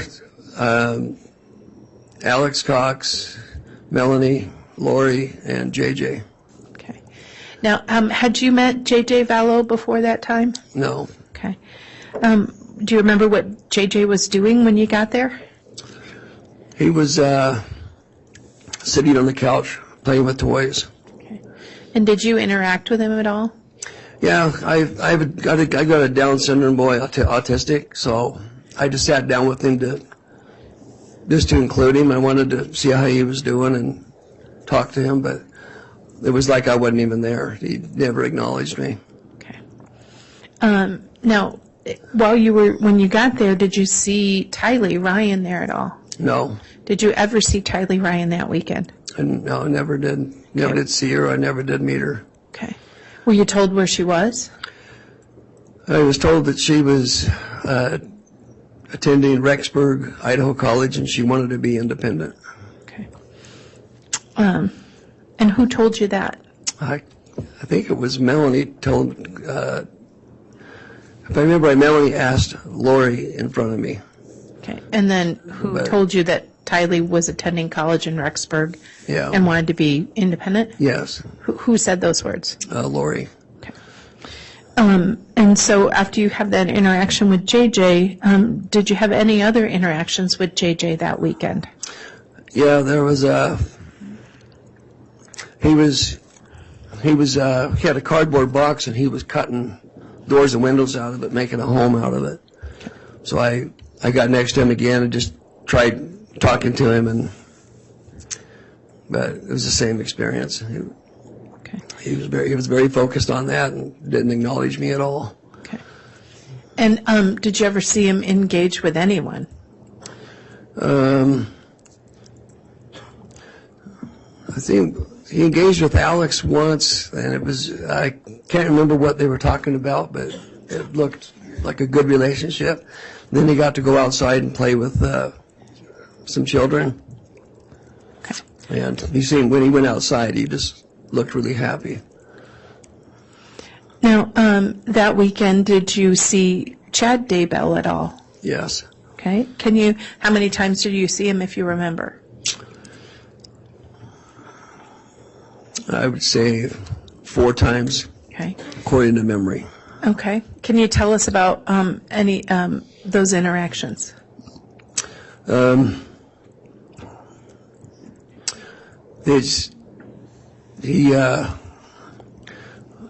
when he was trying to teach me about some of their beliefs. About the gathering of the 144,000 and then Satan having powers to push people out of their bodies and then the spirits being stuck. I don't know how far to go with this, but it was just some. It's okay. I'll ask questions. Okay. And that's fair. And that's exactly right. If you're not sure, we'll just do question, answer, okay? Okay. All right. Do you need some water or anything? Yeah. Okay. I saw you licking your lips. All right. Now, you indicated that he started talking about beliefs and that, and the 144,000, right? Yeah. That's what you said. Who was present during this conversation? Melanie and Lori. Okay. Did Lori participate in the conversation at all about those issues? Not that I can recall. He seemed to lead the way on that. Okay. And did you, what was your response to Chad's, sort of concepts? I just said, if the Lord's gathering is 144,000, I believe that would happen through his prophet. And then, as far as the Satan having power to push people out of the bodies, I said, we're taught differently in that. That can't happen. He's not given that kind of power. Okay. So let me stop you there. So you are a member of the Church of Latter-day Saints, right? Yes. Okay. And I heard you say through the prophet. Are those doctrines taught through the mainstream LDS church? Yes. Okay. And so your response was things more in line with the teachings of your church? Yes. Okay. Were you sort of going along with what Chad was telling you? I was listening, and then I questioned, and that's, I don't know what you mean by going along. I didn't. Did you believe him? No. Okay. Did you let him know you didn't believe him? Yeah. Okay. So after that interaction, did you have any other interactions with Chad? Yeah, he had us meet him at a property on the east side of a church. When you say had us meet him, who was together with that situation? Me and Melanie met with Chad and Lori at this property. Okay. And it was next to a church? Yes. Okay. What happened when you met with Chad and Lori next to a church? They just trying to tell us about that beautiful building, like a temple that was there, and that was in spirit. But so they wanted to show it to us, but I couldn't see anything. Okay. Why did they want to show you the temple or the heavenly building they said they were seeing? I think it tied in with things that they believed in, but I didn't know all their beliefs. Did you believe it? Could you see a building? No, I didn't believe it was there, and I couldn't see it, but I was trying to be respectful and just kind of follow along, I guess. Okay. And then after the visit of a site, what was supposed to happen at that site where you were meeting with Chad and Lori? We were just supposed to be able to witness it. That's all I recall. Okay. And then Did you run into Chad Daybell again that weekend? Yes. Okay, where was that? They had 80 acres that was out by his place. It was for sale. It was for development. So why were you looking at 80 acres near Chad Daybell's property? Well, for me personally, I had an investor down in Utah that wanted to do a development in Rexburg. So I was interested in it for that. And Chad was interested in it because he wanted me to, move up to Rexburg. Okay. And so what did you do about going to check out that property? Since it was Sunday, I just said, well, I don't work on Sunday, but since I'm leaving early in the morning, I said, I'll just drive by, take a picture of the realtor sign, and then I'll, deal with it later, during the work week. Okay. So when you drove by and you took a picture, how was it? How did you get connected with Chad? We were out there. Alex Cox led us out to the property. So we were just standing out in the field and just talking. And then Chad and some brother that he was serving within the church, they left I guess they were clerks or something, and they just left and came over to the property. Okay. And he said this guy was a realtor, and he said, I just want to, if you have any questions or anything, he can help you with it. Okay, so who's he? Was that Chad with the realtor? It was Chad with the realtor, but I don't remember the realtor's name. Okay. And what was your response to Chad coming and showing up with the realtor at the property? I just said, I don't do business on Sunday. I don't want to talk about it. I'm not here for that. And, because I didn't know they were coming. They just showed up. Okay. So after that interaction, did you see Chad Daybell again? No. Okay. Did you ever see Chad that weekend at Lori's apartment? Yes. Okay. Tell us about that situation. That's where he came. That's where he was coming over and teaching me some of their beliefs. Okay. Did you ever see Chad with JJ that weekend? No. Okay. Did you ever hear about any interactions between Chad and JJ? I heard that he had a scuffle with JJ, and that's how he got the scratch on his neck. But I don't remember what that was about. Okay. And when you say he got a scratch on his neck, who got a scratch on their neck? Chad did. Okay. During the times you saw Chad, what was his interactions like with Lori Vallow? They were really loving with one another and affectionate. Okay. Now, at this time, were you aware that he was still married to Tammy Daybell? Yes. Okay. Did the fact that he was married come up at all? Yes. All right. How did that happen? I asked him I just asked him how his marriage was with the Tammy and if she was a good wife, and he said he had no complaints, that she was a good wife, but he said her time was coming up, and that him and Lori were gonna go do the things that they had committed to do for God. Okay. So when you say her time was coming up, your Tammy's time was... He said he had a dream that she was going to pass away before he was 50 or by the time he was 50. Okay. And so that was Tammy was going to pass away before Chad was 50? Yeah, by the time Chad was 50. Okay. The dream was I think he said 3 years previous. Okay. And that, and then he said he and Lori were going to be together. What did that mean?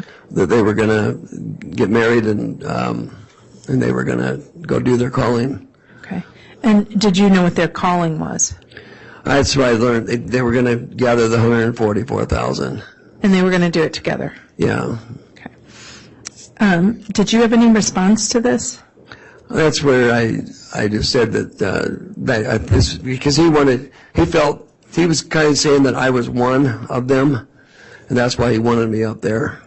And that's when I said, well, that would be a call from God and through his prophet. Okay. And what was his reaction when you said it should come through the prophet? It's the prophet of the church, right? Yeah. I can't remember all the details, but it was clear, kind of like that it was a separate calling because it was the Church of the Firstborn, which is going to be coming out of the Church of Jesus Christ of Latter-day Saints. And so that was his position, and he had his authority under John the Beloved, if I remember right. Okay. And was that your belief? No. Okay. Now, did you do the podcast? Yes. Okay. And when did you do the podcast? We did that on Sunday night. Okay. When it was late. All right. So that's Sunday the 22nd? Yes. All right. And so where did you do the podcast? At Lori Ballow's kitchen over the island. Okay. And when you said we, who's we did the podcast? Melanie Gibb and Lori Vallow. Okay.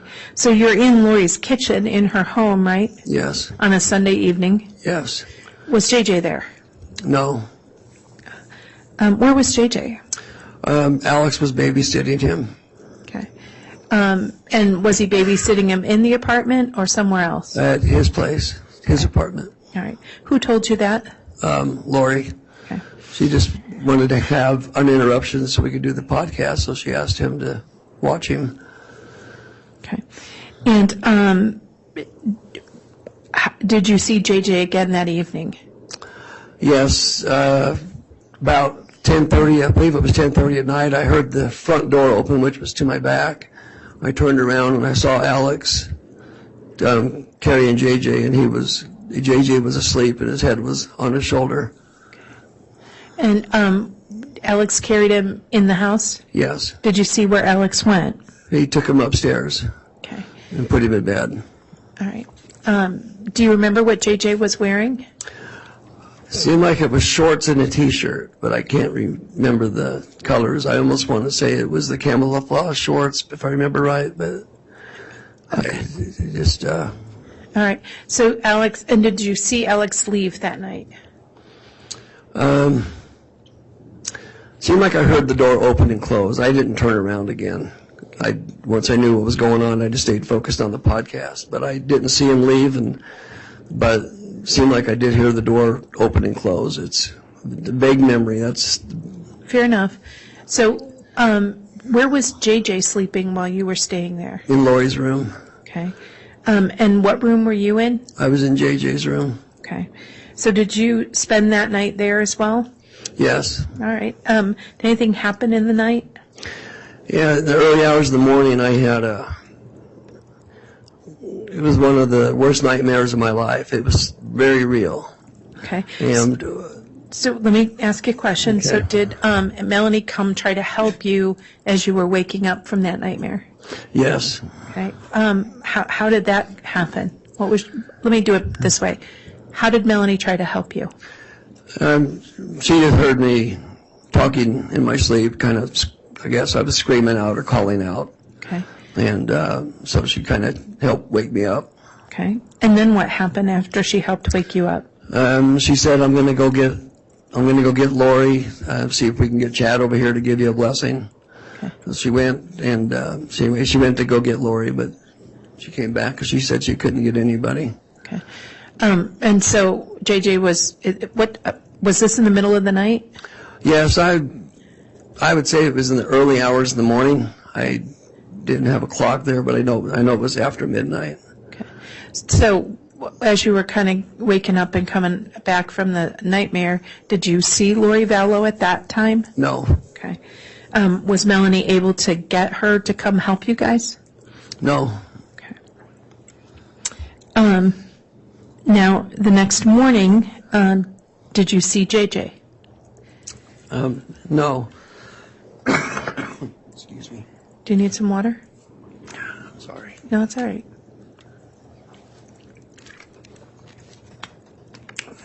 You okay? Yeah. All right. And so when you woke up the next morning, did you see JJ that morning? I did not. Okay. Did you make any inquiries about JJ? Yes, I did. We went downstairs to say goodbye, and Lori was there, and she just said that JJ had an episode, and he climbed up on the cabinets, and then he climbed up on top of the fridge, and then he climbed up on top of the upper cabinets and knocked over her picture of Christ. And she just said that he was out of, she couldn't control him. So what did she say she did? She called Alex and had Alex come and get him. Okay. So when she said she had Alex take JJ, what did you do? Well, before she told me that Alex took JJ, I said, well, I'd like to see him because I wanted to make sure he was okay. Why? Well, because I didn't see any signs of the cabinets. There was no damage on the cabinets. There was no scuffs on the stainless steel fridge. And I just was trying to understand what was going on here. But I also, if JJ did have a problem, I'd like to give him a blessing. Okay. And so then you ask her where he was. Yeah. And what did she say? She said Alex. She had Alex come and get him.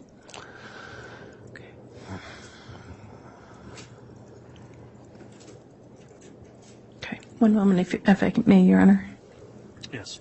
Hey, could, Yeah, one moment. Yeah.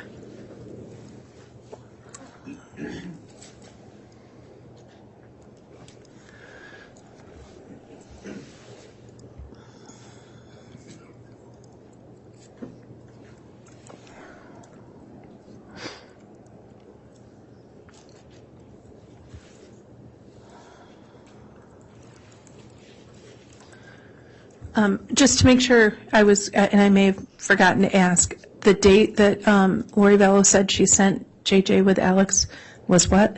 that was Monday, the 23rd of September. 2019. Yes. Okay. Thank you. Nothing further. All right, thank you, Ms. Smith. Who will be doing cross-examination? Mr. Archibald.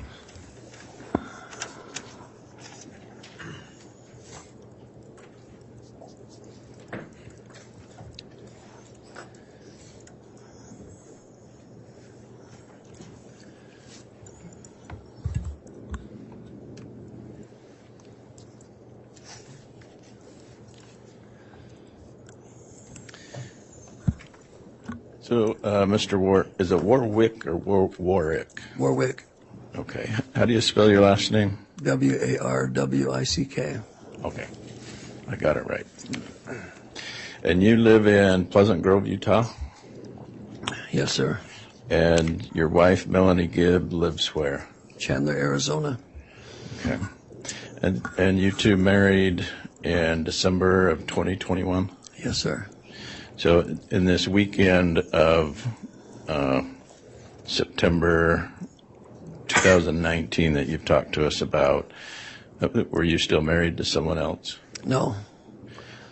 Was Melanie Gibb still married to someone else? What's that? Was Melanie Gibb still married to someone else? No. Okay. Both of you had been divorced by the time of September of 2019? Yes.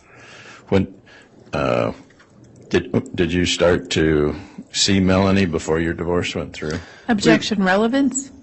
Overruled. We were seeing each other at events.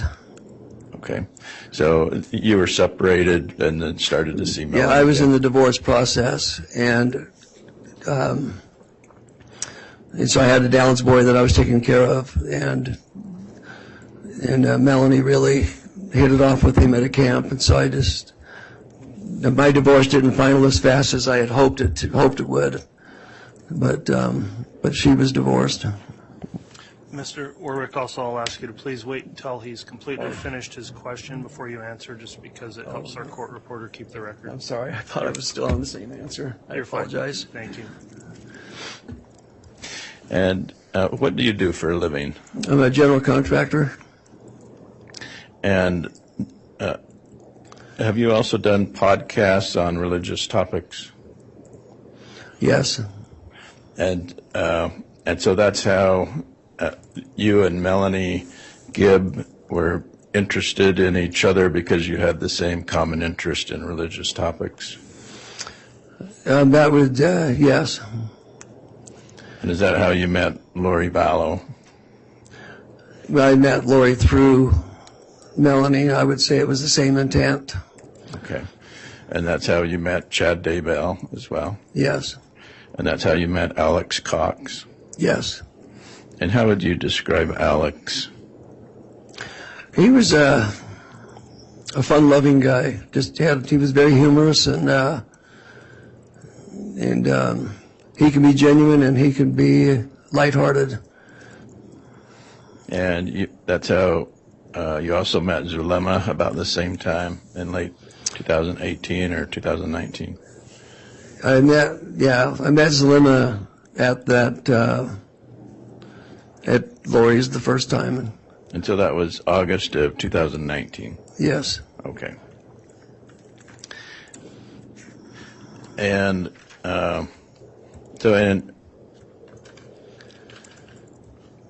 how did you learn that Lori and Alex moved from Arizona to Idaho?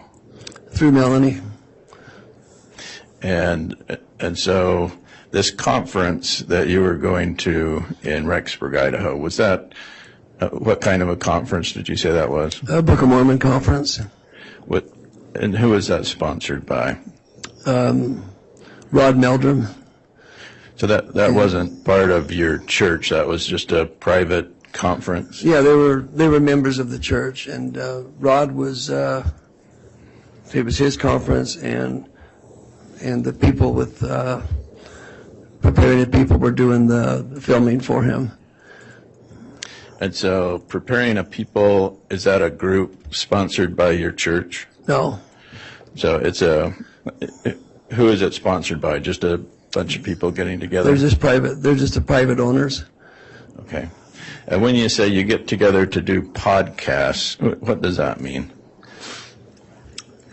When you sit down and discuss a topic or be interviewed.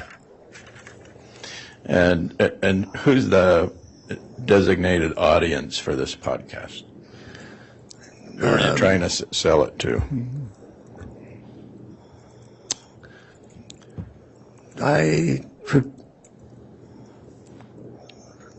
I'm just trying to think what their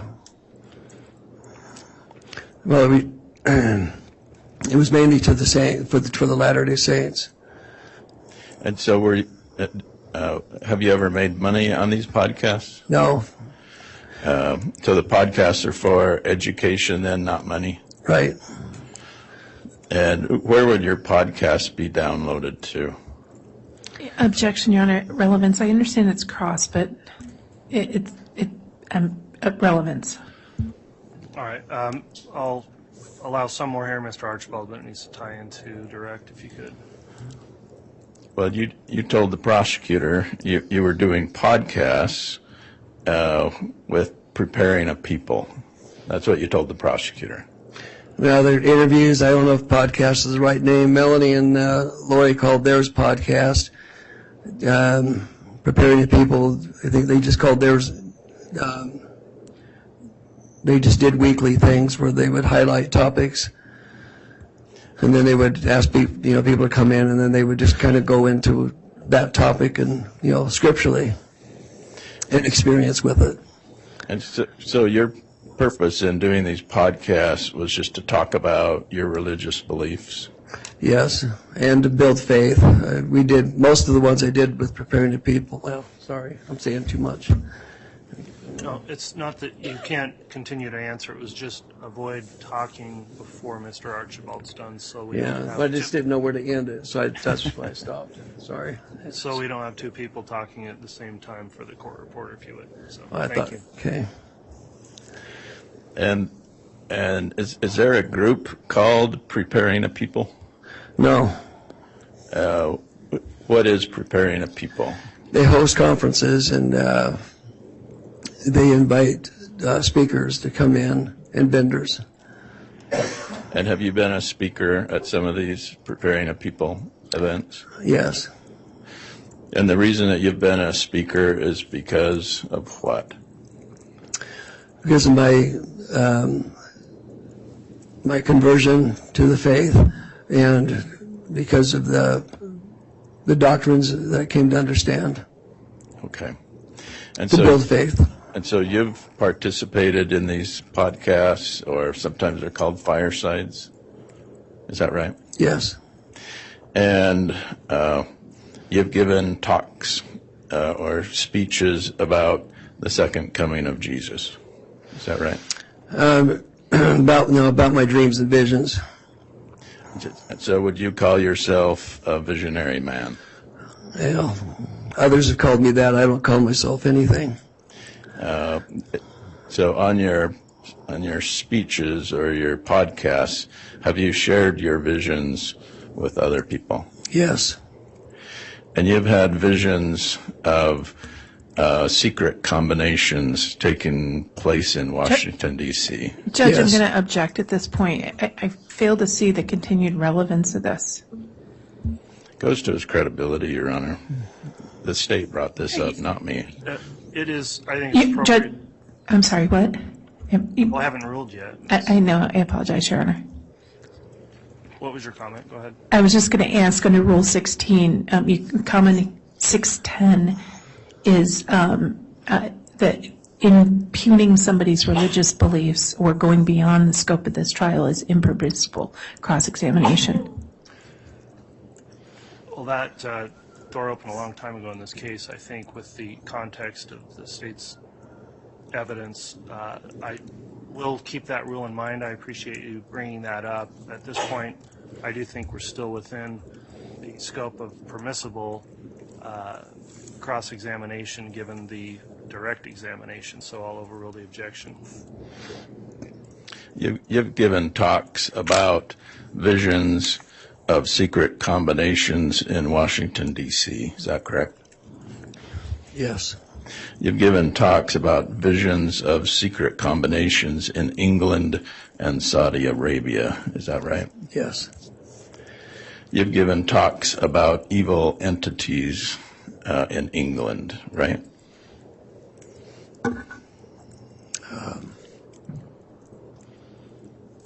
No, I'm not sure where that one's going. Okay. You've seen visions of Russia and China invading the United States. Yes. You've seen visions of Russia and China attacking the United States military and defeating us in 3 days. Yes. You've seen visions of the United States being sacrificed for a one-world government, right? I don't know where that one came from. You've been, well, I didn't make this up. Yeah. Well, the context is what's being avoided. That's why it's difficult here. So. Okay. So what's the concept about the United States being sacrificed for a one-world government? Judge, objection, again, on that concept, I mean, relevance? All right, at this point, Mr. Archibald, I do think we're getting away from the evidence of the case and direct, so if you could tie this in some way, if it does, if not, I'll sustain the objection.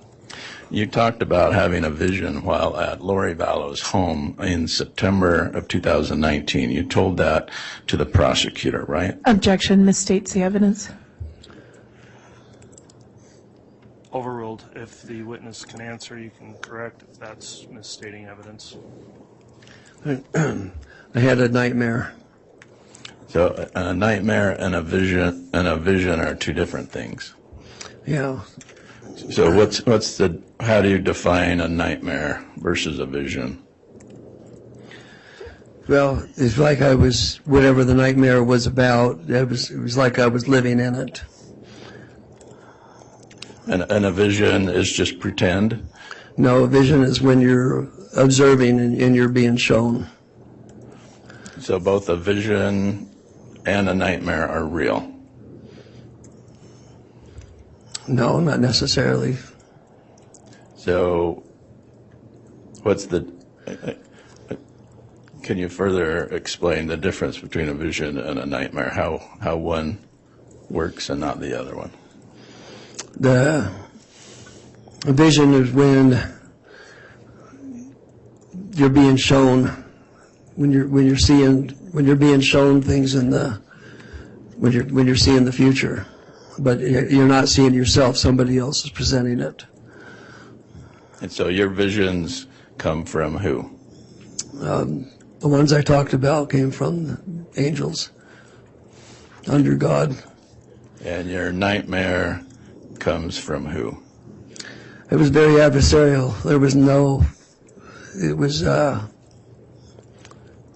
was consumed. It was a lot of fear and a lot of darkness, and there was no order to it. So the fear and darkness came from who? Well, it was adversarial. I don't know who it came from, but And when you say adversarial, are you talking about the devil? I would say it was from that direction. An angel of the devil? Could have been. You've had these visions and nightmares throughout your time that you knew Chad Daybell, Lori Vallow, and Melanie Gibb. Is that right? No, I just had that experience that night. Okay. So on the night that you were in Rexburg, you wanted to get a blessing from Chad Daybell. Is that right? Well, Melanie was just said, I think you need to get a blessing. I'm going to go see if I can get Lori to get Chad. And so And I was, I just agreed. I was distraught. And what is a blessing? It's when it's exercised under the direction of the priesthood to bless you with deliverance, comfort, or healing, or guidance. So you wanted a blessing from Chad Daybell. Well, Melanie just offered to get it. I was in a position where I wasn't all there. I was really struggling with whatever. I just remember it was horrified with what I was seeing. And so what would a blessing from Chad Daybell do for you? If you give us just a moment.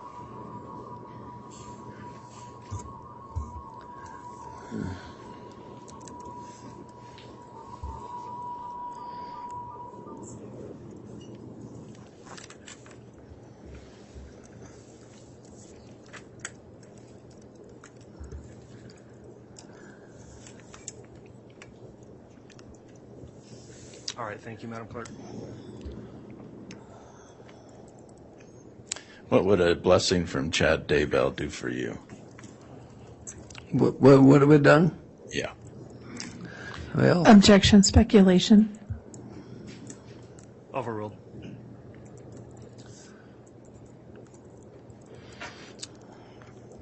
I would have hoped for peace, but it wasn't my idea. Melanie was just trying to get help. And you and So Melanie. I'm sorry. sorry. You and Melanie were in the same room when this nightmare happened, Yes, and you were sleeping in JJ's room, yes, and you were woken up by your nightmare, yes. and then you woke up Melanie.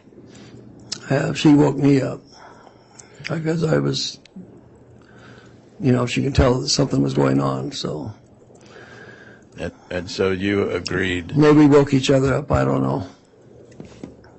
and so you agreed to seek help from Chad Daybell. Yes, And did Chad Daybell come?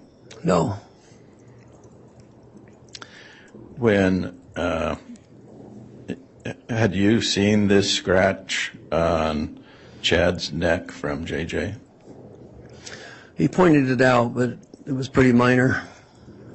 That you didn't see the scuffle, but Chad, No, I didn't. but Chad told you about it. Yes,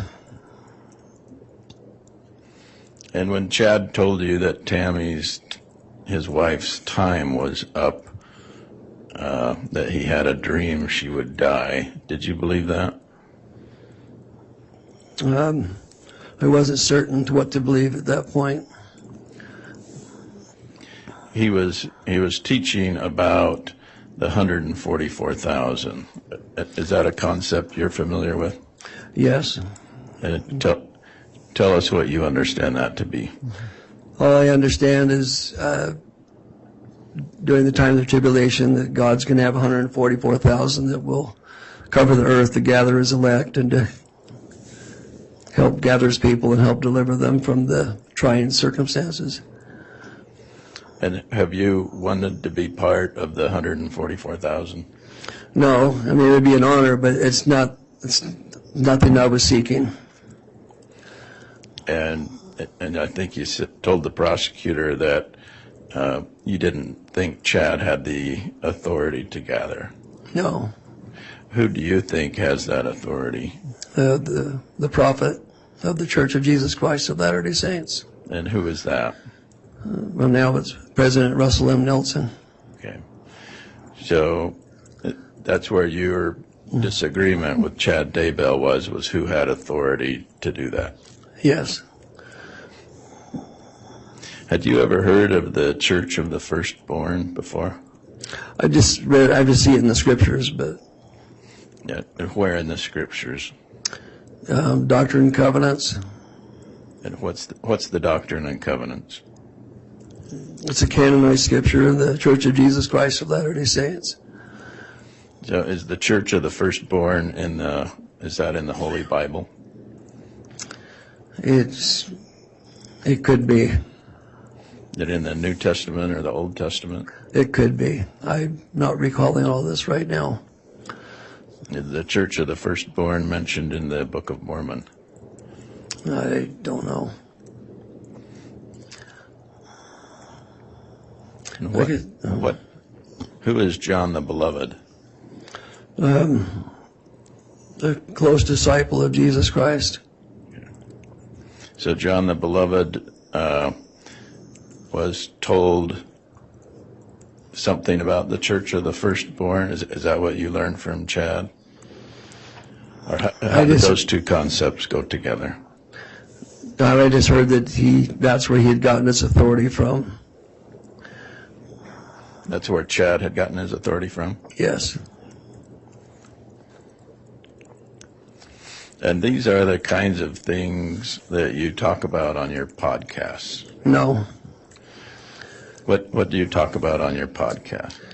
On the podcast, I go into topics like fasting, and then a lot of them were the conversion, coming where I came from, and the conversion story, some experiences from the time I was converted up through my mission, serving the LDS mission. And so, but they were in the context to build faith. They weren't in the context of seeking these things. They were experiences as a result of repentance and faith and service. And so when you agreed to do a podcast with Chad and Lori and Melanie on Sunday night in Rexburg, Idaho, what was the topic of that podcast? First off, it was just Melanie and Lori. Chad was not part of it. Okay. And so what was the podcast with Melanie and Lori about?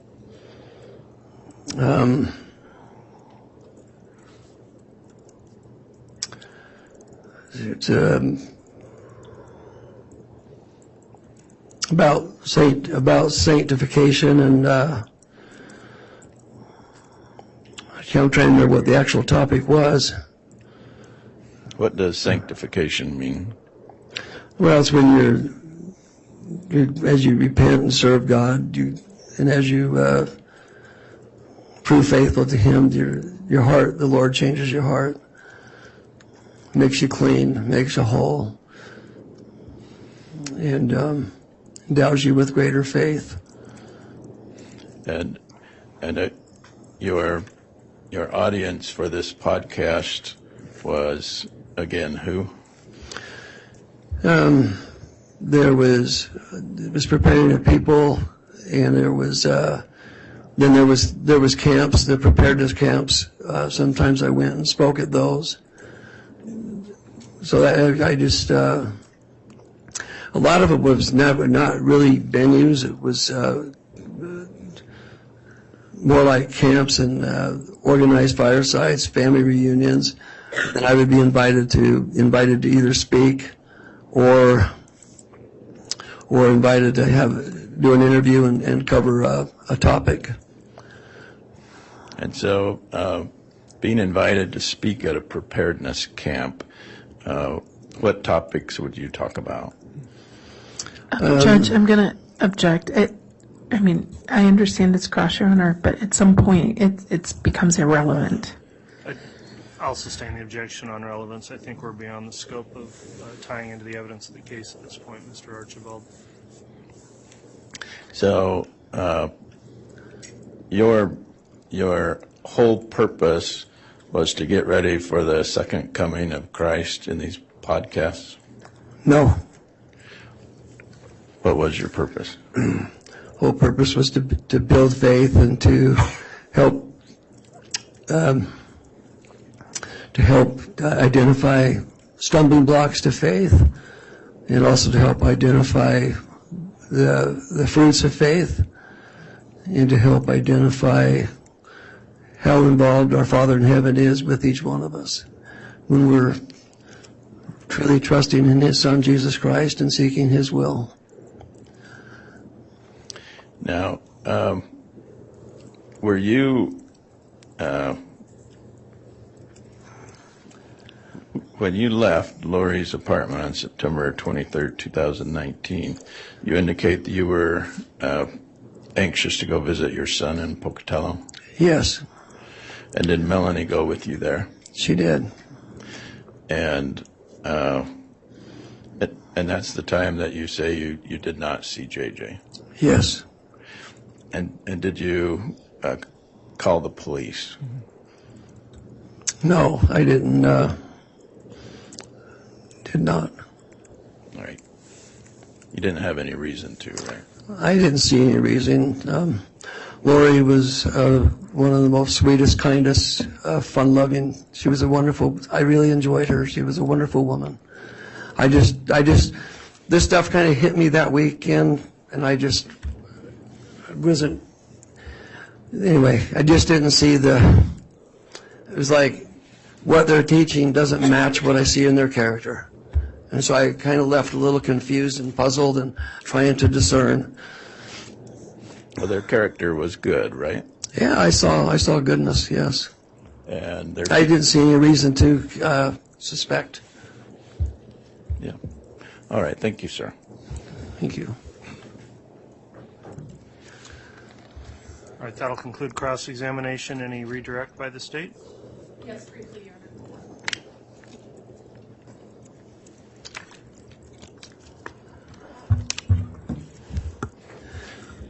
Honor. Defense counsel asked you about dreams and visions. I want to ask you about reality. Okay. The morning of the evening of September 22nd, who carried JJ up to bed? Alex. Okay. And the morning of September 23rd, who told you where JJ was? Lori Vallow. And what did Lori Vallow say to you about what happened to JJ on the 23rd? She said he was out of control and she couldn't control him, so she had Alex come and get him. Okay. And when she said he was out of control, did she give you specific examples, real examples of what she said out of control meant? That's when she said that he climbed the cabinets in the fridge and the upper cabinet and pushed over her picture of Christ that sat on the top of the upper cabinets. And did you see any evidence with your own eyes that any damage had occurred that would be consistent with JJ climbing the cabinets? No, I didn't see any scuffs on the fridge, and I didn't see any bent door hinges and the crown molding. That's the way it's fastened. It would have popped off if he would have gotten up there. Okay. And so when she said that, what did she say she did with JJ? She just called Alex and just said that you need to come and get him. I can't handle him. Okay. And then she said she sent JJ with Alex. Yeah. Nothing further. All right, thank you. That'll conclude then the testimony of this witness.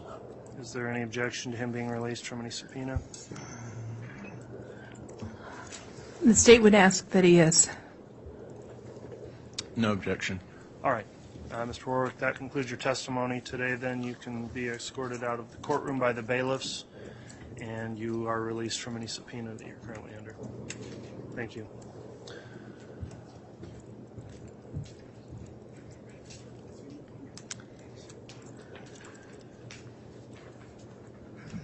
All right, we're close to the noon hour. Is the state intending to call another witness at this time, or would you prefer we take our lunch break? The next witness is fairly lengthy, so it may be a good time for lunch break. Okay, let's go ahead and take the lunch break, and then I will have a quick sidebar with council just on scheduling if we could.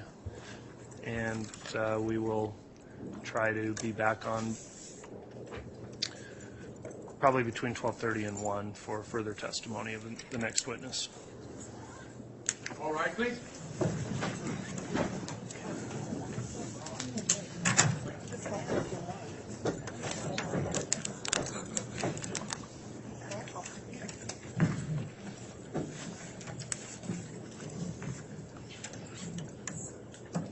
What's that? What about that? Oh. It'll be sometime. I hope it's...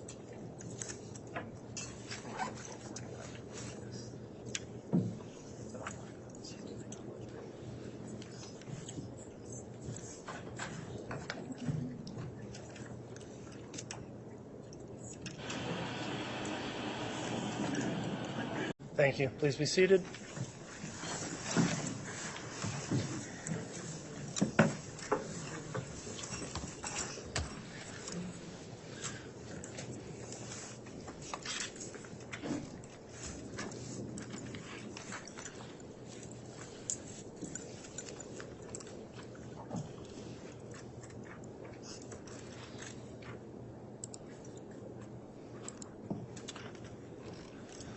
All right, I believe we're ready to have the jurors brought back in. Is the state ready to proceed? Yes, Your Honor. All right, is the defense ready? Yes, Your Honor.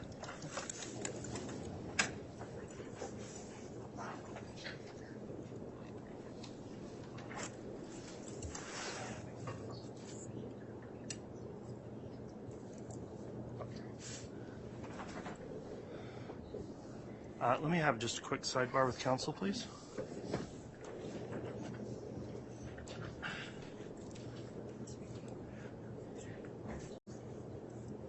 All right, if we can have the jurors brought in, please.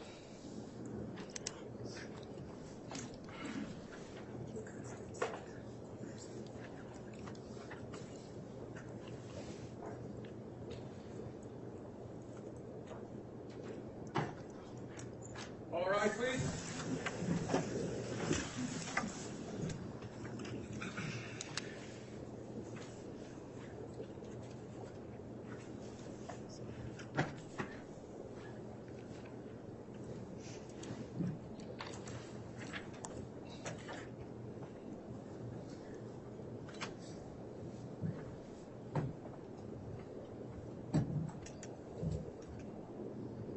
Jury's off, President Counter for Your Honor. Thank you. Please be seated.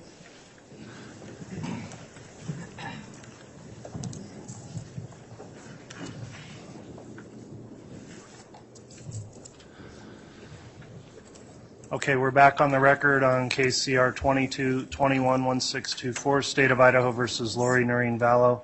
We just completed the lunch break. The jurors are all back and accounted for, properly seated. The state's going to be calling another witness here shortly. Before we do that, I'll note that I've met with counsel in a sidebar to discuss scheduling. Essentially, the state's case in chief has been moving forward a little more quickly than may have been anticipated. And in order to avoid some gaps in trial time in the middle of days next week, there's been a proposal that we not have trial tomorrow on Friday and then start back up again with a full week on Monday. I think that's what the state's requested. Is that correct? Would somebody from the prosecution confirm that? Yes, Your Honor. The case is moving much more quickly than we thought, so it won't delay the end of the trial at all by doing that. So that's our request. Okay, thank you, counsel. Is the defense concerned at all about having a day off tomorrow? No, Your Honor, that's fine. Okay, I appreciate you working towards that and letting the court know in advance. So for the jurors, again, we'll discuss that at the end of today, but we'll not be conducting trial tomorrow. We'll start again on Monday. That'll be our schedule moving forward. So, and as mentioned, it's not going to extend out the total time of the trial. The trial's just coming along more quickly than had been anticipated. So with that in mind, then, one other thing I'll note is there is a technical issue that's being sorted out right now, and it relates to the ability to show the demonstrative exhibits or use the overhead projector. So I'm fine with tech people in here working on that as we go, because we're here with some witness testimony we can commence with. If that's reset, we'll let you know. If we need to take a pause while they work on that in order to show exhibits, we'll deal with that when it comes. So with that in mind, then, let's see, Mr. Rammel, I think you're going to be calling the next witness. Is that correct? Yes, Your Honor. Okay, if you'd like to call your next witness, you can do so. Thank you, Judge. The state would call Detective Bruce Mattingly.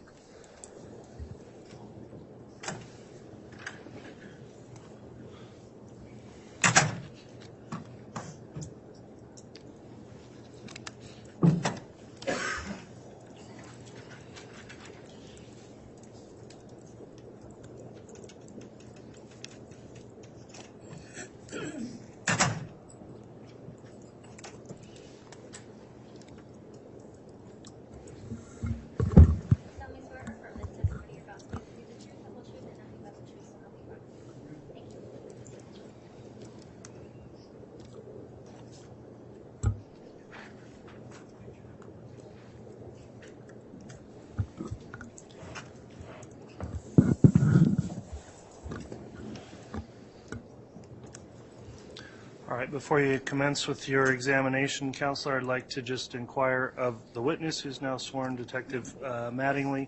Have you viewed any of the trial testimony in this case since it started? No. Okay, with that in mind, then, I'll just ask you to please speak directly into that microphone. Try to avoid, well, make verbal responses to all the questions so we can keep the record straight, and try to avoid talking at the same time as anyone questioning you. Keep our record clear again with those rules in mind. Mr. Rammel, you can go ahead and inquire on your direct. Thank you, Your Honor. Detective, can I have you state your full name, spell your last name for the record, please? Thomas Brewster Mattingly. Last spelling is Mattingly. And Detective, where are you employed? Fremont County, Idaho Sheriff's Office. And how long have you been employed in that capacity? 22 years. And how long have you been employed in law enforcement overall? Sorry, let me restate. Overall in law enforcement, 22 years, and as a detective for the last 6 years. Okay. And are you post-certified? I am. I hold a master's certificate at Post. You testify that you're a detective. Can you quickly tell the jury about your current duties and responsibilities as a detective in Fremont County? Yeah, current duties for me in our county is anything that comes across my desk or assigned as a detective, which mostly will be felony cases, and then with that also assisting with other deputies in their investigations or things that they are assigned to. And also I work with evidence, logging that in, logging it out, and also with that will be death investigations. Detective, I'm going to draw your attention to January 3rd of 2020. Were you working as a detective for Fremont County at that time? Yes, I was. What were you working on that day? We were executing a search warrant at Chad Daybell's property located at 202 North, 1900 East in Fremont County, Idaho. And Detective, were other agencies involved? Yes. Was FBI ERT on scene? Yes, they were. Detective, were you involved in the initial search and collection of evidence from that residence? Initially, yes. And after the execution of that search warrant, did you take possession of items found at that location? I did. And can you explain to the jury how that came about? Yes, the ERT team collected the evidence, and then they gave that to my lieutenant, Joe Powell. And Joe Powell and I took those items to our station in St. Anthony, and we put them into evidence. And then after that, I logged it into evidence. And you have detailed evidence logs of what you logged in? Yes, each item is numbered sequential and with a description of what those items are. Detective, who has access to your evidence lab? So that'll be 3 people. That'll be myself, Detective Vince Kayakakamanu, and Detective Jim Fabinich. Jim Fabinich. Spelling of... Yeah, Jim Fabinich. Spelling of his last is Fabnich. Could you spell the other detective's name also, the last name? I can. Kayakakamanu. Kaiakamanu.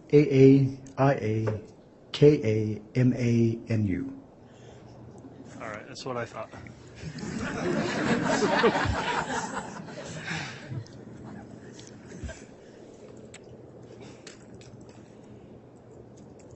Detective, on a later date, did you take additional action with items that were booked into evidence on January 3rd of 2020? I did. What was that? So on January 15th, I took the items that the electronic items that we had taken from that location to Salt Lake, to the IWR-CFL, which is the Intermountain West Regional Computer Forensic Laboratory. And were those the same items, or the same electronic items that you booked into evidence on January 3rd, 2020? They were the same. How do you know? From the property log, they were the same ones that I had taken and submitted into evidence, and so I knew which ones needed to be taken, and I just followed the same property log that was associated with that search warrant to be searched. And Detective, were they transported by vehicle? They were. I transported those. And during that transportation, did any of those items ever leave your custody and control? No, they did not. What did you do after arriving at the Regional Computer Forensic Lab? I took those electronic items to the lab and transferred them into their custody. And did you provide identification at the lab? Yes, I did. Your Honor, that's all I have for this witness. All right. Any cross-examination? No, Your Honor. All right, thank you, Detective Mattingly. That'll conclude your testimony this afternoon. And Your Honor, and this has been discussed with defense already, we do have Detective Mattingly under subpoena, and we're not going to be releasing him from that subpoena. There will be other unrelated items that he will be testifying to in this trial. All right, thank you, Mr. Rammel. So, Detective, you'll be remaining under subpoena at the direction of the state to be recalled as a witness. During that time, please continue to avoid viewing any of the trial testimony in this case in any way. You'll be asked about that again if you're recalled to the stand. With that in mind, you can be excused for the day, and the bailiffs will direct you out of the courtroom. Thank you. Thank you.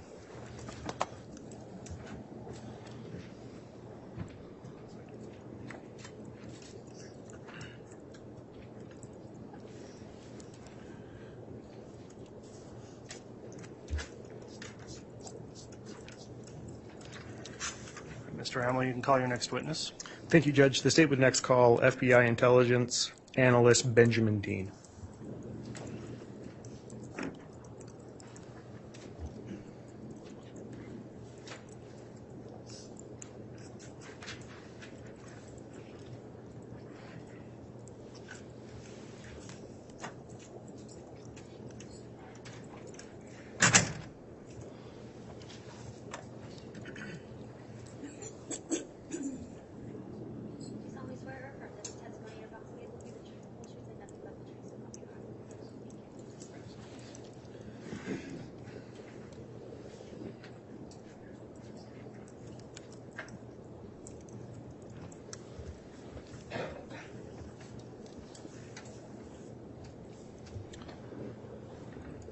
All right, sir, before we begin with your testimony, I'll just inquire, have you in any way viewed any of the testimony that's occurred during the trial in this case? No. All right, thanks for your response. Please answer all questions verbally and avoid speaking at the same time as any attorney questioning you so we keep a clear record. With that in mind then, Mr. Ramel, you can inquire on direct. Thank you, Judge. Can I have you state your full name and spell your last name for the record, please? Benjamin Dean, D-E-A-N. And where are you employed? I'm employed with the Federal Bureau of Investigation. And how long have you worked for the FBI? Approximately 8.5 years. And what position do you currently hold with the FBI? I'm an intelligence analyst. And Mr. Dean, you're an intelligence analyst. Are you referred to as IA Dean? Yeah. And yes, sir. I have permission to refer to you as IA Dean. Is that okay? You do. Thank you. Can you briefly describe your educational, professional, and training background? Yes. Prior to joining the FBI, I obtained a bachelor's degree in foreign and area language studies, foreign language and foreign area studies. And after joining the FBI, my first position was in the language services section, where my job was to review and report on the lawfully obtained electronic communications of case subjects in different parts of the country. Later, I became an intelligence analyst, and I attended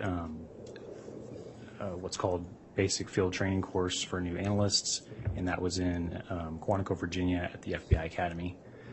And that training was 3 months long, and it consisted of classroom instruction, exercises, and exams that covered a range of topics, including threat analysis, analytic writing, and raw intelligence reporting. And IA Dean, what office are you currently assigned to? Salt Lake City Field Office. And can you tell the jury what your day-to-day responsibilities are? Yes. I work on a criminal investigative squad, and so I do often provide support to active cases, but my main job is to review information or analyze information and make assessments regarding specific threats. And so some of my daily tasks include reviewing information collected by agents out in the field or from other sources, looking for trends and patterns in that information, and writing reports or giving briefings with recommendations and findings. Do you have any specific training or experience in reviewing electronic devices? Yes. Could you share that with the jury, please? Yes, I can. So, as I previously mentioned, my work with the language services section of the FBI involved reviewing electronic communications of predicated case subjects from different field offices. And during that time, I attended a week-long course that was focused on best practices and techniques in monitoring and reporting on those types of records. Later, at the FBI Academy, I was trained in digital evidence collection and exploitation, as well as the use of telephone analysis software.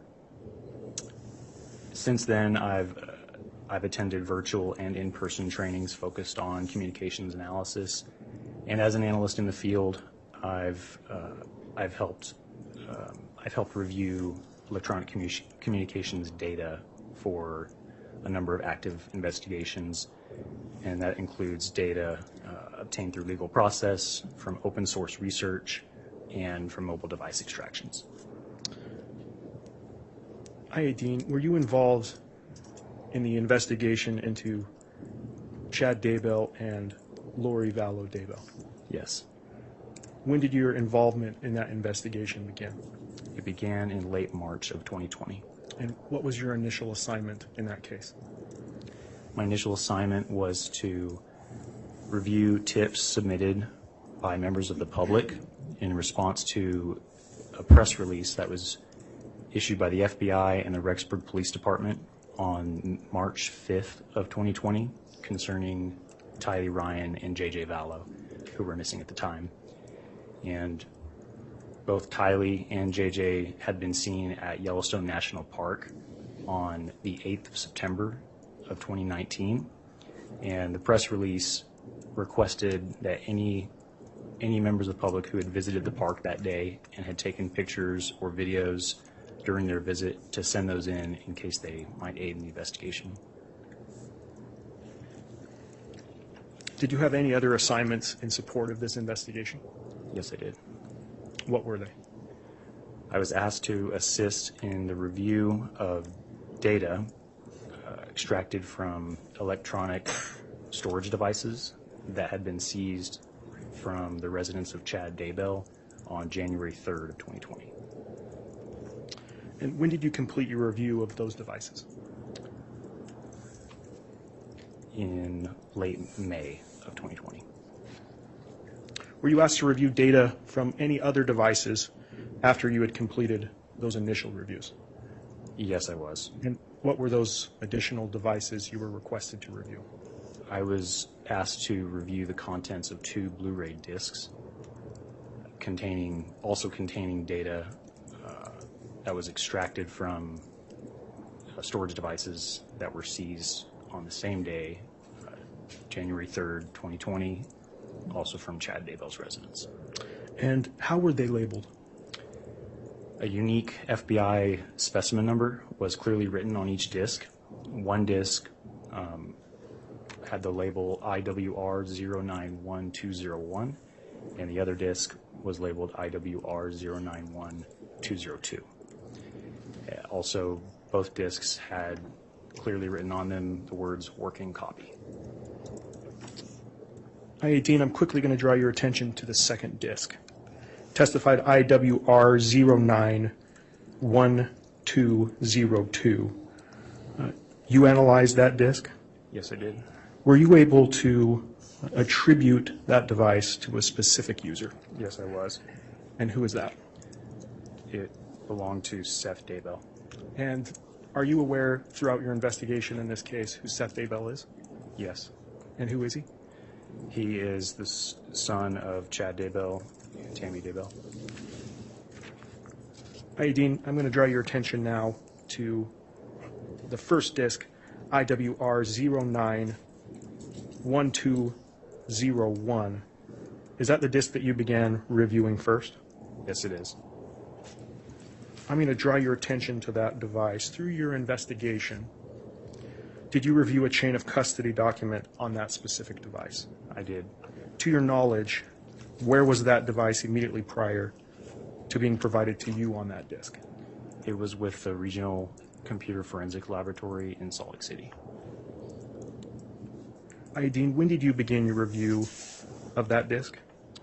I began review of that disc on Tuesday, May 26th of 2020. And can you describe to the jury, please, the process you used in doing that review? I can. I used a Blu-ray disc reader to open up the disc on my FBI-issued laptop computer. I was able to see that the main file on that disc was named IWR091201, and I copied that folder onto my laptop and began looking through its contents. I located a subfolder with an application file named cellbrightreader.exe and also a UFDR file named IWR091201 report.ufdr. And so I double-clicked on the application file to launch the Cellbright Reader software program. And once it was fully loaded, I used it to open up the report. And Dean, how does the data appear in Cellbright Reader? Cellbright Reader organizes a device's data, so meaning all bits of information and files on a device, into categories based on a file's item type. So, for example, some example categories of items would be autofill, contacts, call log, voice calls, SMS messages or text messages, multimedia or MMS messages, and so on and so forth. Those categories are listed or shown in the Cellbrite Reader window on the left-hand side in alphabetical order in a menu. And when you double-click on one of those category names, it opens up a data tab in the main Cellbrite Reader window where it displays all the items that are within that category. And so there is also what's called timeline feature or timeline view, and that enables the review of items from multiple categories by arranging them in chronological order. And what files types do you typically look at to determine the user of any given device? Typically, I will look to see if there's a device user listed, and if it's a cell phone, I'll look at the phone number associated with the device or the phone. I'll also look at the content of any communication items that I can find on the device, and also if there's any images on the device, I'll look at those as well to try to determine a primary user. And Ayadine, did you look at those file types for this device? Yes, I did. When reviewing those items, did it become apparent to you what type of device this was and who the user of the device was? Yes, it did. It was clear to me that I was reviewing a cell phone belonging to Tammy Daybell, who was the wife of Chad Daybell. And that was clear to me for a few reasons. And can you list those reasons to the jury, please? I can. First, the device user was listed as Tammy. Second, the phone number associated with the device was the same phone number that appeared on other records and documents obtained in the investigation that was attributing that number to Tammy Daybell.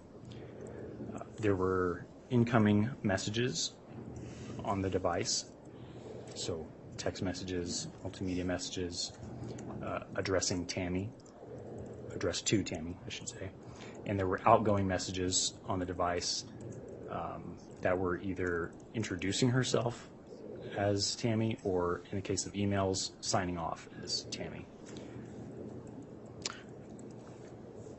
Ayadine, any posts or photos that you viewed that aided in your belief that this was a device belonging to Tammy Daybell? Yes, there were. I found device notifications which alerted the user of the phone anytime there was a new Facebook post to a Facebook group named Daybells and Murs. And also, there were communications on the device with members of the Daybell family, including the Daybell children, and all of whom were named as contacts in the device. And the content of those communications suggested that the user of the device had a close family relationship with the Daybell children. Anything else? Yes, there were images on the device. There were photographs of Tammy Daybell, both by herself, with Chad Daybell, with their kids, and with their grandkids. And also, I did observe that all outgoing communications from the device, so voice calls, text messages, multimedia messages, there were no outgoing communications after the 18th of October of 2019. And why is that date significant to you? It's significant to me because I know that to be the day before first responders discovered Tammy Daybell deceased in her home. And Ayadine, for the record, do you recall the phone number associated with this device that you have attributed to Tammy Daybell? Yes. And what is that number? It is 801-669-4368. Ayadine, I want to draw your attention now to September 9th of 2019. Did Tammy Daybell's phone receive any text messages that day? Yes. Were there any messages sent to Tammy's phone that day that caught your attention? Yes, there were. And what was the phone number from which those messages were sent? 208-690-9374. And was there a contact name stored on the phone for that number? Yes, there was. And what was the contact name associated with that number? Chad. Dean, throughout your review of this device, have you reviewed other messages sent by the contact saved as Chad in that specific device? Yes. And based on your review of those other messages sent by this phone number, who did you believe that number belonged to? I believe it belonged to Chad Daybell based on my review of the other messages. And why is that? There were several reasons for that. First, the phone number ending in 9374 was a match for the phone number that appeared in other documents and records obtained in the investigation to that point, and associating that number as one of the phone numbers used by Chad Daybell. So that was one indicator. Also, there were group that number ending in 9374 was part of group messages found on the device with members of the Daybell family, so with the Daybell children, and the content of those communications likewise suggested that the user of that number had a close family relationship with the Daybell children. And in addition, there were text messages, or I would say the exchanges between Tammy and the user of this 9374 number indicated that they lived in the same home and that another individual named Garth also lived in the same home. Hi, Dean. I'm going to draw your attention back to messages sent on September 9th, 2019 from that specific device that caught your attention. Your Honor, may I have the witness be hand what has been marked as State's Exhibit 229? Yes. Your Honor, for the record, I have provided defense a courtesy copy and the court a courtesy copy as well. All right. Thank you, Counselor.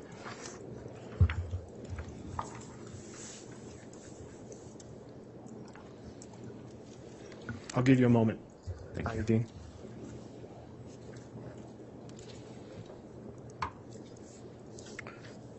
Dean, will you look at what has been marked as State's Exhibit 229? What is this? This is a copy of text messages exchanged between Chad and Tammy on 9th of September 2019. And how do you know this? I know because I reviewed these text messages, these same text messages during my review of Tammy's device, Tammy's phone. And Dean, is it a true and accurate representation of messages you reviewed that were sent on September 9th, 2019, starting at 11:53 a.m.? Yes, it is. Your Honor, I would move to admit what has been marked as State's 229. Any objection? Your Honor, I can't recall when counsel gave me a copy of this in all my stacks. I don't know where it is. Can I see the exhibit? Your Honor, I have another copy. It was before lunch.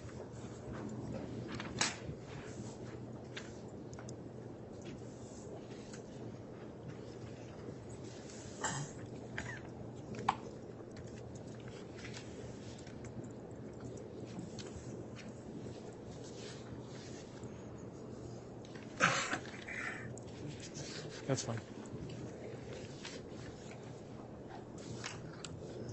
Got it.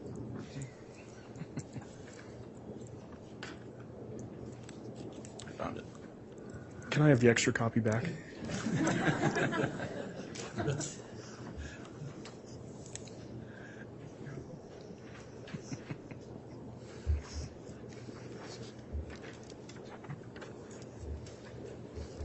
Your Honor, the state had moved to admit what has been marked as State's 229.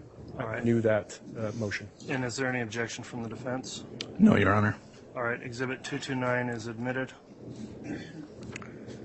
And Your Honor, at this point, I would put it on a duplicate of it on the screen. I think it's Light- working. Okay, is it working? I believe so, if you want to publish it. Your Honor, do I have permission to publish a duplicate copy that defense has just reviewed? You have permission to publish the exhibit. And not Your the Honor, copy.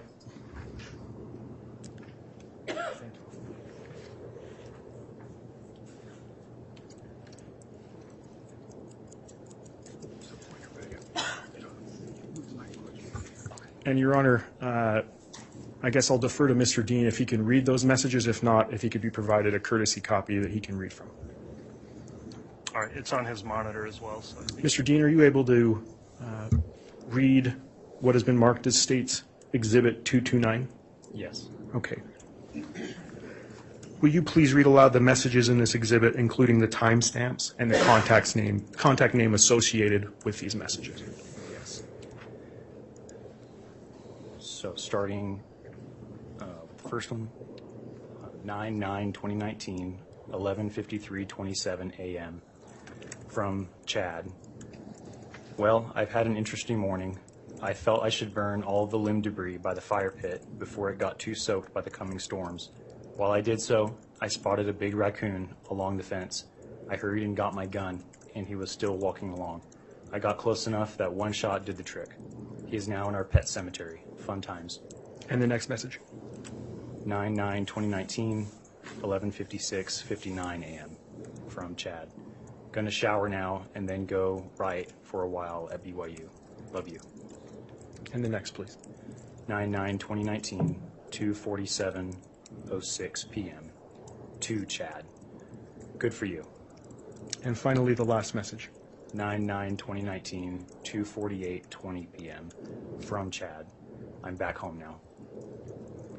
I.A. Dean, why did these messages catch your attention?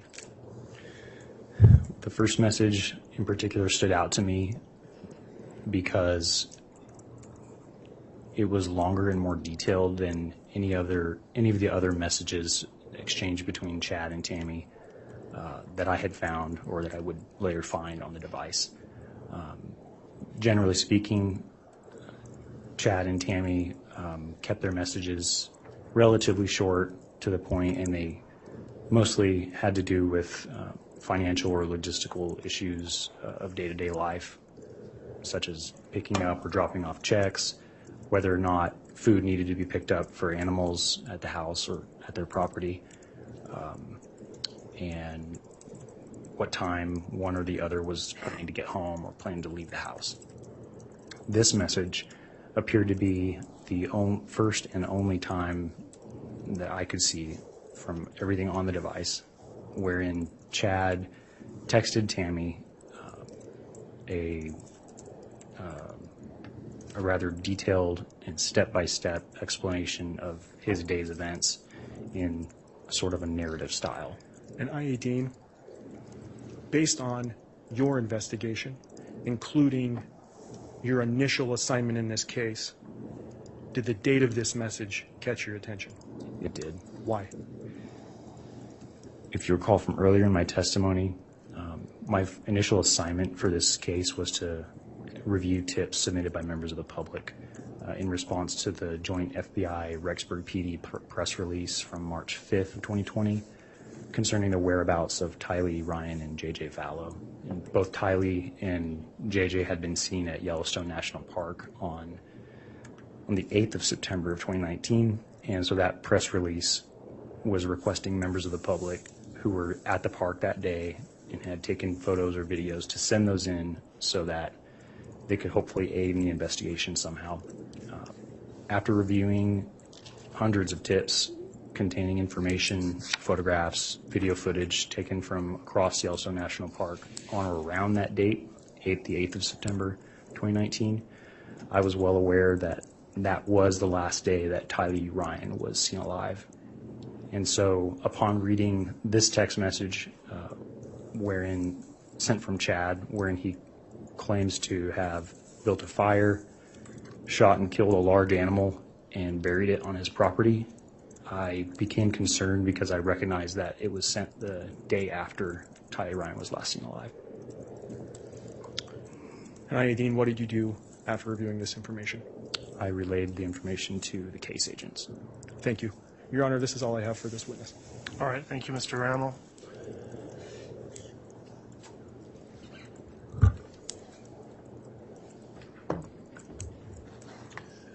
Cross-examination? No questions, Your Honor. All right, thank you. That'll conclude the testimony of the witness then. Is this witness going to be released from any subpoena, or are they going to be recalled, Mr. Rammel? Your Honor, the state would move to release this witness from his subpoena. All right, any objection to that from the defense? No. All right, thank you for your testimony. Thank you, Judge. Thank you, Your Honor.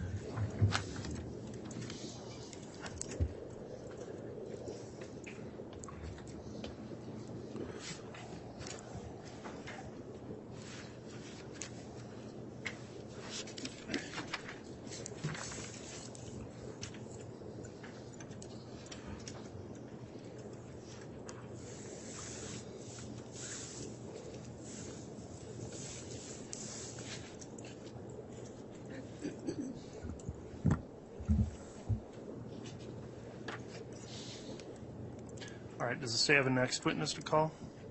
Yes, Your Honor, the state would call Detective Sergeant Dave Stubbs. While he's coming in, may we have a brief sidebar? I just want a couple housekeeping issues real quick. Yes.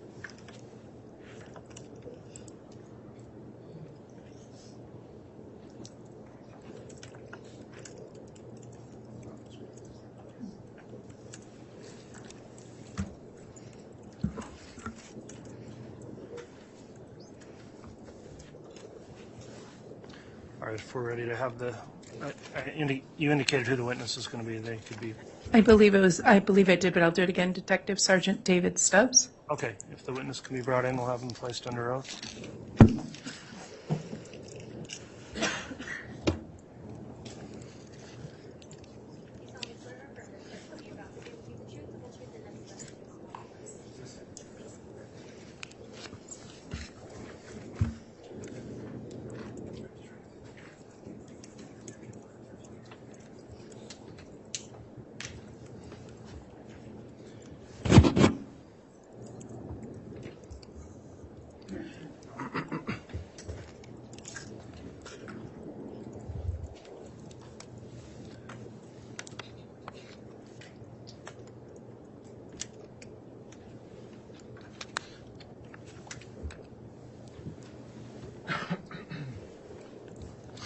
All right, before we get started with your testimony, Detective Stubbs, I'll just advise you we're making a court record here, so please avoid talking at the same time anyone else is talking. Make verbal responses to any questions you're asked.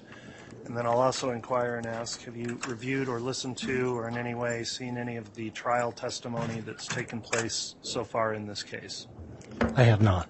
Okay, thank you for that. With that in mind then, Ms. Smith, you can inquire of the witness on direct. As a preliminary matter, Your Honor, the state, well, let me do it this way. Sir, could you please introduce yourself to the ladies and gentlemen of the jury and spell your last name? Yes.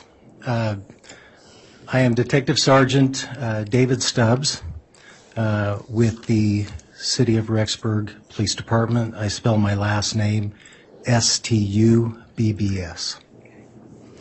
And, Your Honor, to ease his testimony and in agreement in part with defense counsel, the state is going to move to admit various certified copies and business records that relate to this and other witnesses' testimonies. And I believe the state has supplied the business records notice to the defense and has supplied notice to the court as is allowed. And so the state's first request would be to admit State's Exhibit 103, the Amazon certified business records received from Amazon involving Alex Cox and providing information attributable to emails from multiple users. Copy was previously provided to defense counsel and a courtesy copy was supplied to court. All right, thank you. Exhibit 103 has been offered. Is there any objection from the defense?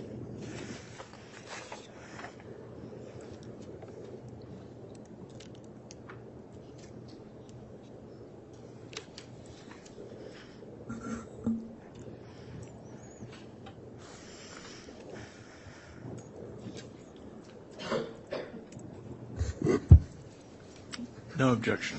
All right, 103 is admitted. Your Honor, the state would next move under the same posture. The state filed the notice for business records and had certified copies supplied to the defense for States 104, the Ballard Insurance Group certified business records involving Chad Daybell. All right, 104 has been offered. Any objection from the defense?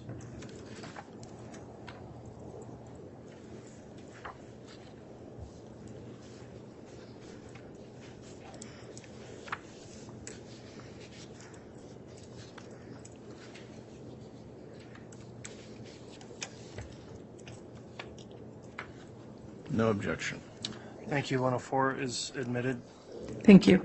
The state will then move to admit under the same rule that the state supplied the business records notice and supplied the certified copy with the affidavit of the custodian for State's Exhibit 105, which is the Brigham Distributing certified business records for the books and accounting for Chad Daybell, Tammy Daybell, and Spring Creek Book Company from January 1st, 2019 through July of 2022. All right, Exhibit 105's been offered. Is there any objection from the defense? No objection. 105 is admitted.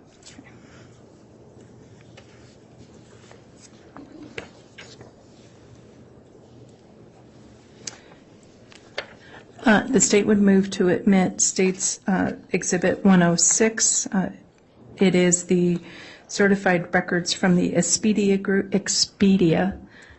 Group reflecting the travel records and various account records of Lori N. Vallow. Any objection on 106? On these certificates, it's affidavit of records, the actual pages aren't attached to it. I'm just looking at the affidavit of records. Is that correct, counsel? Yes, as we've done with previous, all of these were supplied to you in discovery, but rather than supply tens of thousands of sheets of paper to the jury, we will do the specific pages by each witness, just so that we don't have, there's over 100,000 pages with some of these records, so we are doing the business record certification just like we did with Detective Consitis. Okay, very good. Yeah, no objection to 106. Okay. All right, thank you. 106 is admitted. The next one is State's Exhibit 107, which are certified Google business records from multiple users and accounts, and was previously supplied by defense counsel. Exhibit 107 is offered. Is there any objection? No objection.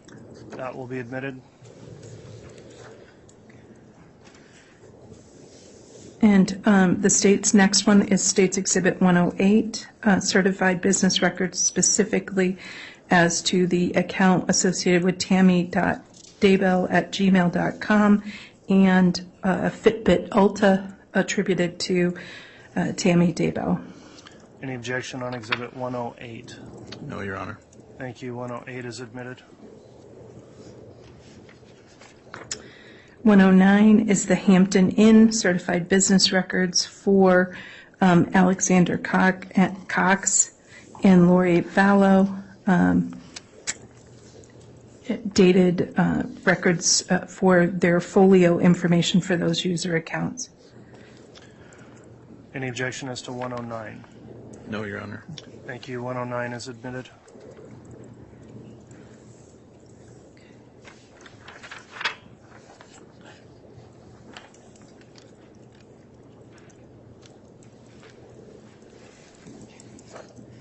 Moving forward in the exhibit list, Your Honor, the state is moving to Exhibit 123,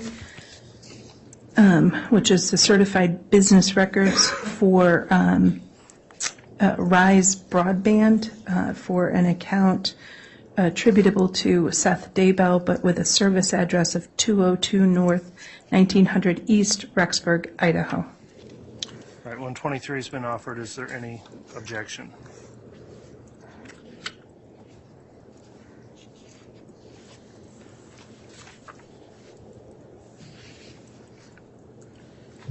No objection.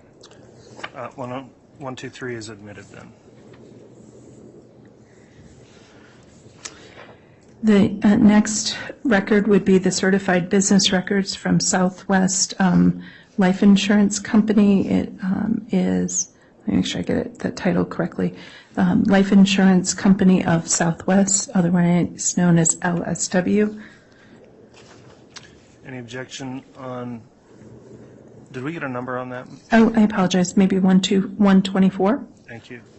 That's Exhibit 124. It's been offered. Any objection? No, Your Honor. 124 is admitted.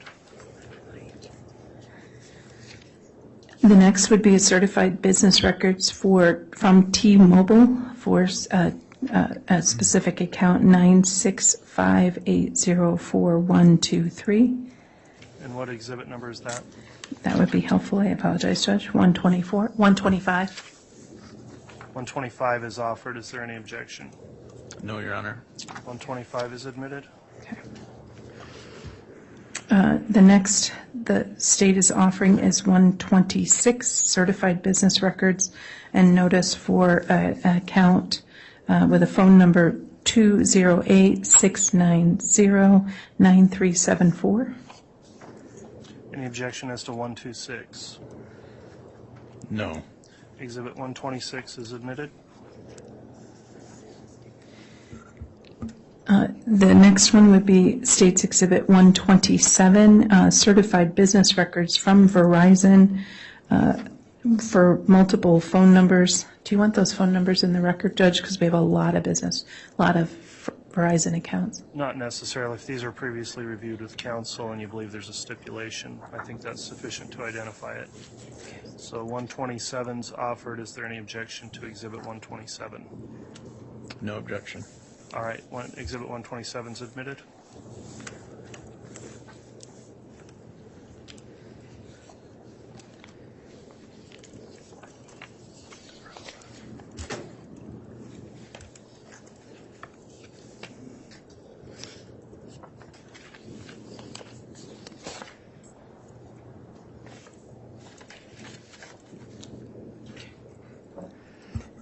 The next one, and I apologize, apparently they got out of order, would be 120, and I apologize, Judge, for Lincoln National Life Insurance, certified business records.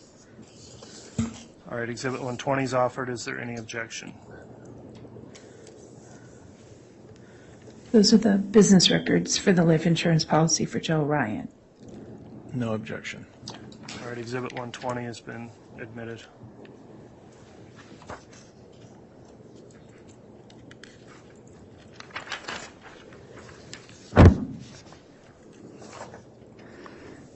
Next, the state would offer certified business records from Verizon from a search warrant 2019-42.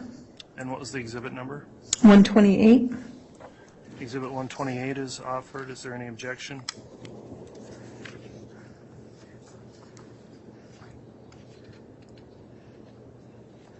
No. All right, 128 has been admitted. The next would be State's Exhibit 129, certified business records for a search warrant 2020-41. Any objection as to Exhibit 129? No. Exhibit 129 has been admitted.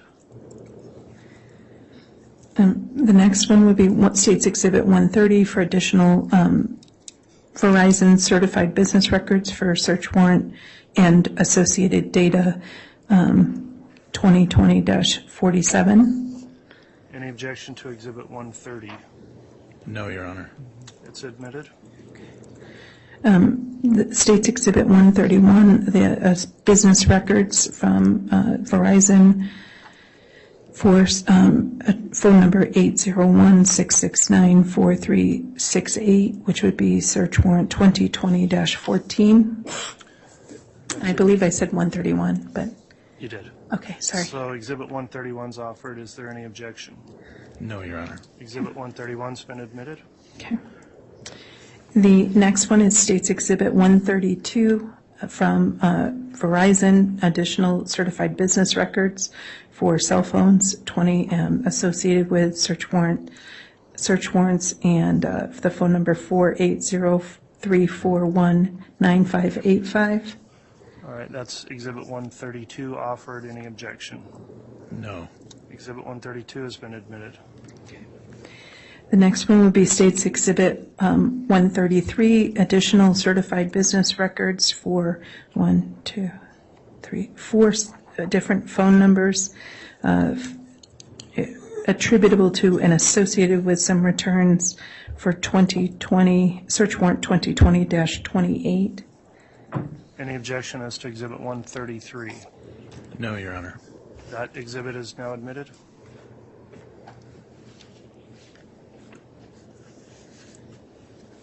And then the next would be 131, the certified business records. Ms. Smith, we've already done 131. 134. Okay, thank you.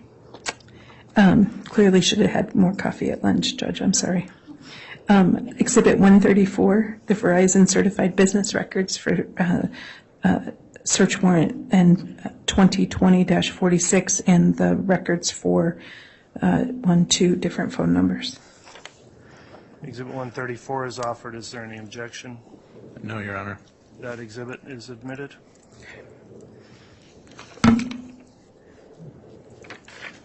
This would be a certified business records from AT&T for multiple different cell phone numbers associated with this case, and outline in a request 3002081 and previously supplied to Defense Counsel. And what was the exhibit number for that? 135. Exhibit 135 is now offered. Is there any objection? No. That exhibit's now admitted.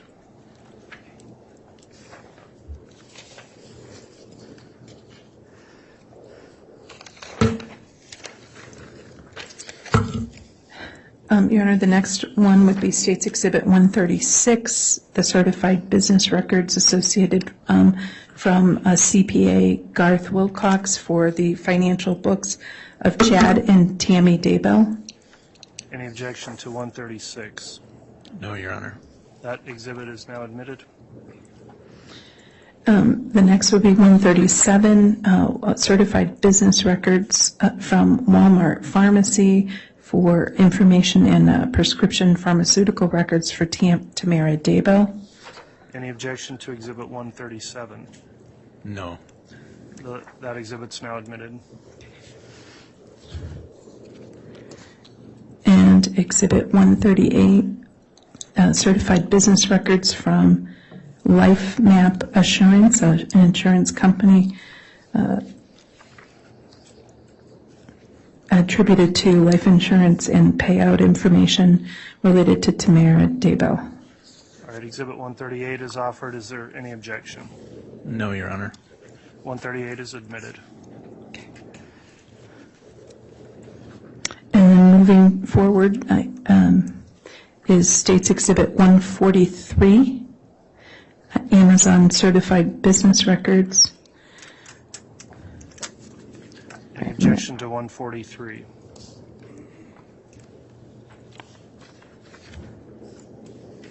Large stack. Is it just the one page or is this attached, Counsel? It was attached. I could see you had the one page. It's the larger stack. It should be attached to it. No objection, Your Honor. Okay, Exhibit 143 is now admitted. Okay. I think that's all those for now, Judge. All right, thank you, Ms. Smith.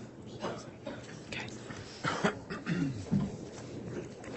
All right, ladies and gentlemen of the jury, as I mentioned before, when we have voluminous exhibits that get admitted, this is sometimes a more efficient way to submit those.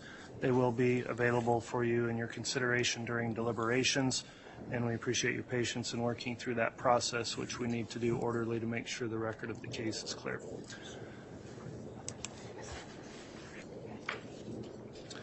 All right, at this time you can inquire on direct then, Ms. Smith. Thank you, Your Honor. Thank you, Detective Sergeant. Sorry about that. Sir, can you tell us a little bit about your background? Yeah. I have been involved in law enforcement for the past 30 years.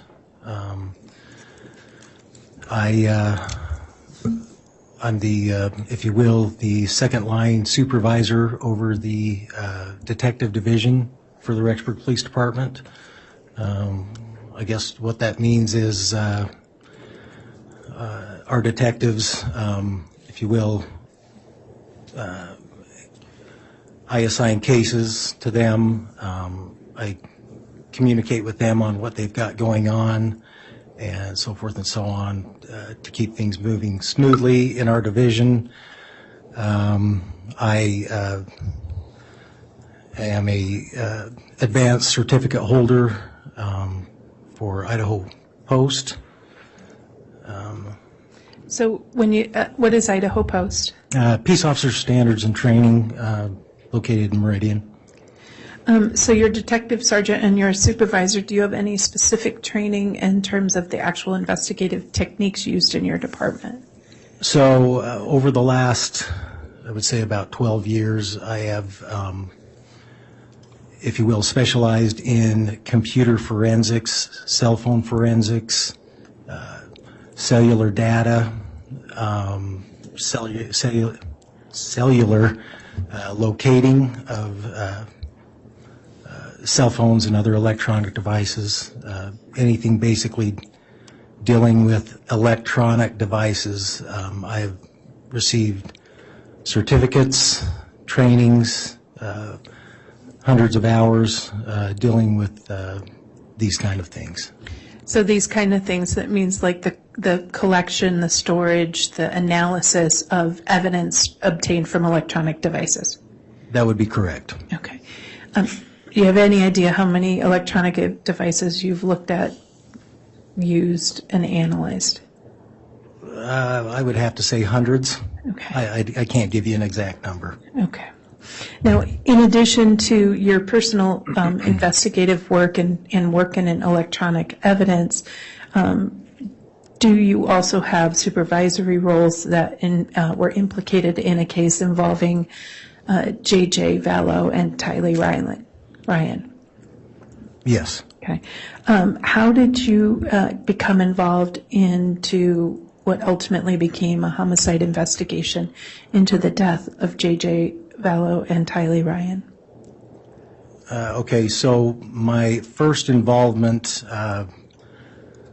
with anything to do with the parties involved in this case would have started on November 1st of 2019. So, and what was that first involvement? We were contacted, first of all, by Fremont County Sheriff's Office. They were requesting that they had been given information from authorities in Arizona. They were interested in finding and locating, if you will, a gray Jeep Wrangler with Texas license plates that they believed was involved in an attempted shooting in their jurisdiction in Arizona. So what did you do? Upon receiving this request, several of our officers went to the address that we were given, which would have been 565 Pioneer Road, more specifically apartment 175, where we attempted to locate the before mentioned Jeep by doing surveillance in that area. So why did you go to that particular apartment? You said you were given information. What information led you there? Information that the Jeep, the parties that would be interest in the Jeep were, I believe, 4 individuals that we were given names of. The first being Lori Vallow, Alex Cox, Chad Daybell, and Tylee Ryan. And so were those individuals that people of interest in connection to this Jeep? Yes. So once you had those names and that address, what process did you and the people who reported to you follow? So, as I mentioned, we went to the residence where several of us set up in different locations, doing surveillance on the apartment, hoping to discover the whereabouts of the Jeep, where at that time, throughout the day, we were unable to locate it at that time. And were you eventually able to locate it? Not on that date. It was located on November 4th. So from around November 1st through November 4th, did you also look for the individuals that you were given names of? Yes. Okay. Is that commonly called, did you do surveillance looking for those people? Yes, we did surveillance. Okay. Did you ever see any of those individuals? So at one point in the afternoon of that day, I witnessed Lori Vallow and Chad Daybell enter a blue Subaru car and leave the residence. At this time, because we hadn't found the Jeep, our philosophy was maybe if we were to follow them, they would lead us to where the Jeep was located. And so we continued to follow them, hoping to find the Jeep. And who's we? So there were different officers throughout the day, but actually the ones who followed them, which ultimately ended us up in the town of Idaho Falls. There was myself, Joe Powell, and that's right there. Other officers? Another Fremont officer. Okay. And so as you followed them, who did you follow? We followed the blue car, which the occupants were Chad Daybell and Lori Vallow. Okay. And did you take any photographs of them? I did. We followed them to Idaho Falls. They made a couple stops, a Mountain America Credit Union, and after they left there, they proceeded through the parking lot to the adjacent business, which would have been Hobby Lobby. And at that time, I parked a short ways away from them, and I watched the two of them exit the car, walk through the parking lot together into Hobby Lobby. I had moved my exhibits over there, so let me grab them. So that they're not.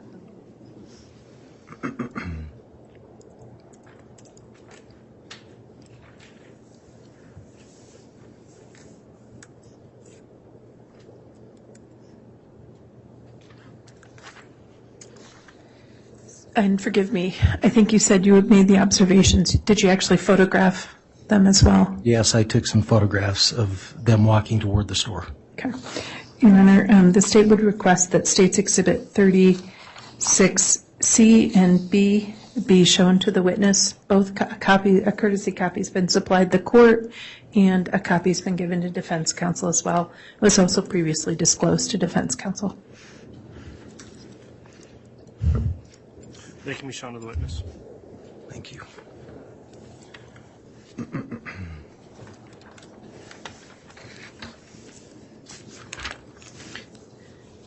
With that, we can't show the jury yet, but do you recognize States Exhibit 36B and C? Yes, I do. Okay. What are they? These would be copies of the photographs that I took of the two individuals entering the store. Okay. And what date? This would have been November 1st, 2019. Okay. Your Honor, move for the admission of States Exhibit 36B and C. Any objection? No. Okay. Exhibits 36B and C are both admitted. Okay. Request permission to publish, Your Honor. They may be published.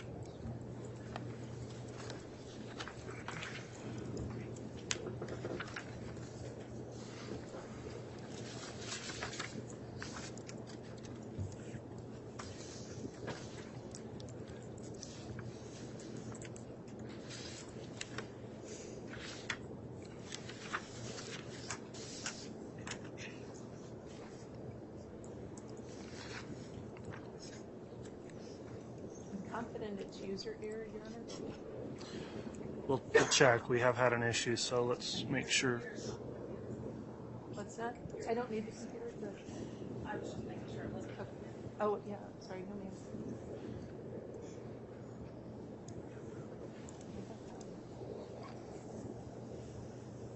It's not accepting it when I push source. There we go. I just need to be more patient.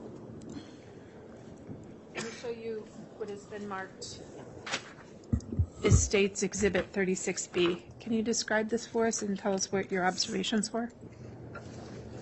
Yes, so in this photograph, I was inside of my car, took this photograph out of my windshield.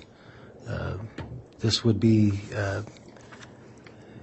Chad Daybell and Lori Vallow as they were walking into the store. My observations were they were walking, they were holding hands and at times talking, and I witnessed Lori at times was placing her head on his shoulder as they walked toward the store. And what are we seeing in 36C? This would just be as I, if you will, as I was approaching them through the parking lot and I was getting closer to them. This is just another photograph of the same as I got closer. They were holding hands and walking into the store as well. Okay. And at this time on November 1st, did you have an idea as to the nature of the relationship between those two?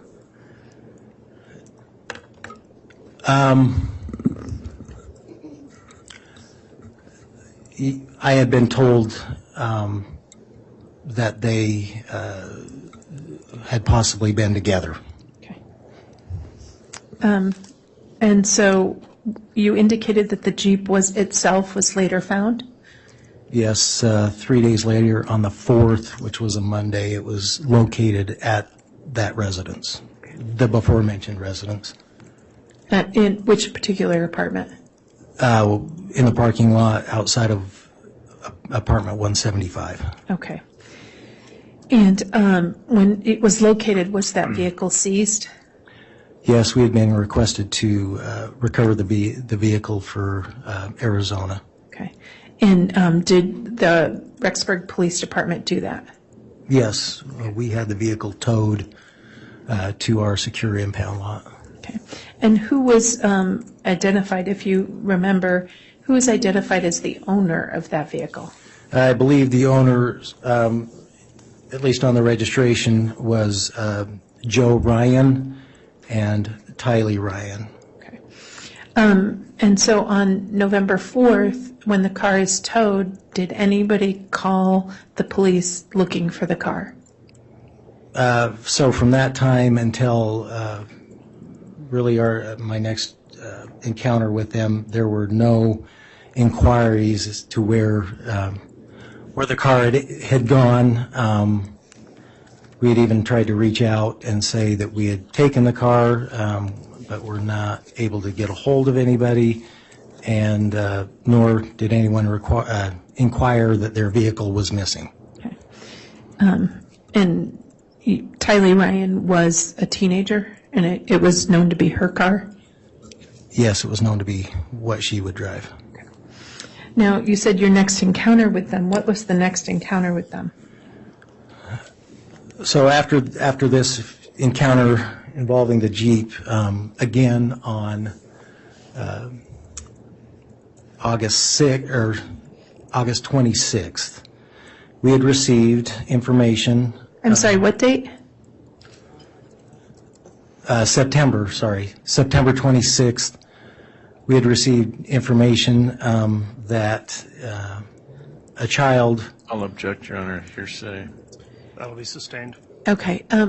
You said there was another encounter with them, so the Jeep was seized November 4th, and forgive me, I may have misheard. The registered owner on that car was Charles Vallow and Tylee Ryan? No, I believe it was Joe Ryan and Tylee Ryan. Okay. And then after November 4th, what was the next contact you had with anyone involved in the group you discussed? That would have been September 26th. Okay. September 26th of 2019? Correct. Okay. What occurred then? We had been requested to again go to that particular residence where we were asked to do a welfare check on a child by the name of J.J. Vallow. This request was at the request of his grandmother. Understood. So did that request for the wild child check on J.J. Vallow happen before the Jeep was found or after the Jeep was found? The welfare check was after the Jeep was found. Okay. And the Jeep was found November 4th? It was seized November 4th, yes. Okay. And then the welfare check on the child occurred after that? Correct. So that would be November or September, because you were saying September earlier. It was, my mistake, November 26th is when we made that contact. Okay. And when you say we made that contact, how was contact made? So, Detective Hermosillo had received the initial request on the welfare check. Detective Hermosillo had gotten with myself in regards to that he had received that request. Being the supervisor, if you will, he would keep us in the loop of. I'll object, Your Honor, to hearsay. It does appear that's starting to elicit hearsay. Your Honor, I'm actually not offering it for the truth of what Hermosillo said, but this caused the detective sergeant to take a particular step, and that makes logical connection to why he made that step. Okay, fair enough. If the witness can get there without indicating specific statements of others, I think that would be more appropriate. Okay. After receiving information about proceeding to an address, what did you do? At some point, myself and Lieutenant Ball went back to that location at 565 Pioneer Road, number 175, where we were asked if we could help try and locate Lori Vallow and do a welfare check on her son, J.J. Vallow. Okay. And so when you said you were asked to do that, do you know the basis of that request? I know that Detective Hermosillo and Detective Hope had gone over that location trying to inquire about JJ. I'll object, Your Honor. Yeah, and I can move on. I'm trying to get there. I'll get around it. Thanks. Let me ask it in a different way. So without saying what somebody told you, why did you go to that address at 175? We were requested to do so to help with locating the child, JJ Vallow. Is it typical for the lieutenant and the sergeant to go on those calls? It would be, yes. Okay. And so once you guys got there, what did you find? At that time, we made contact, or we knocked on the door of apartment 175 to make contact with Lori Vallow with the objective of doing a welfare check on JJ Vallow. And once you got to that location, were you able to make contact with Lori Vallow? Yes, we were. Okay. And during that contact, were you able to have a conversation with Lori Vallow? Yes. Okay. Now, were you wearing any sort of body cam? I was wearing a body cam, yes. Okay. And just so that we're all clear, what is a body cam? Typically, officers, when they're dealing in the course of their job,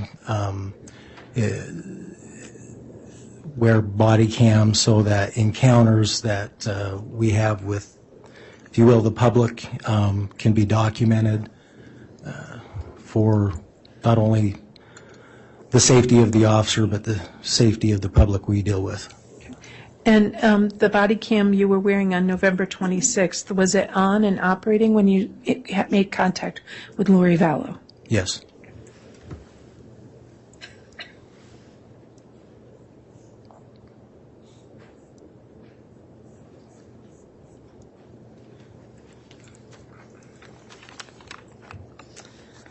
And in anticipation of testifying today, did you review or prepare and review a thumb drive with a copy of that recording?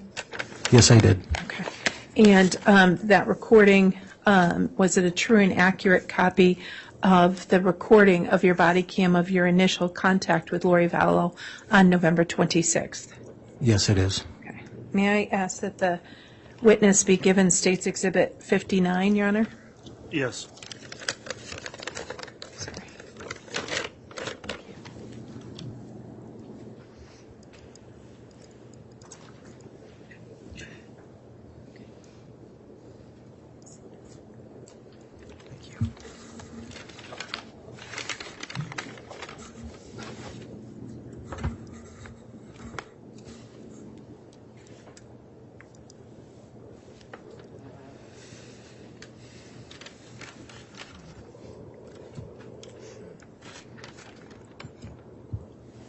Do you recognize State's Exhibit 59?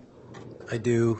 It is a flash drive that I prepared with my first encounter body cam. Also has my handwriting on it. Okay. Your Honor, I move for the admission of State's Exhibit 59. Any objection? No, Your Honor.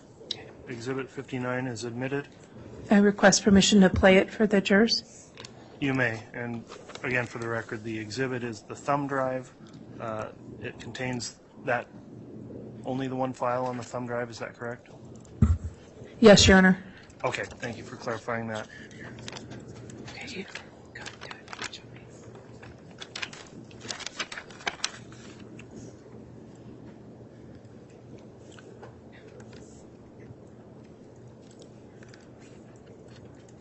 And Ms. Smith, do you happen to know the length of the footage? I don't want to be wrong. Detective Sergeant, what is it about? How long is it? Probably about 5 minutes Okay, All right, thank you. or less. thanks. Thank you.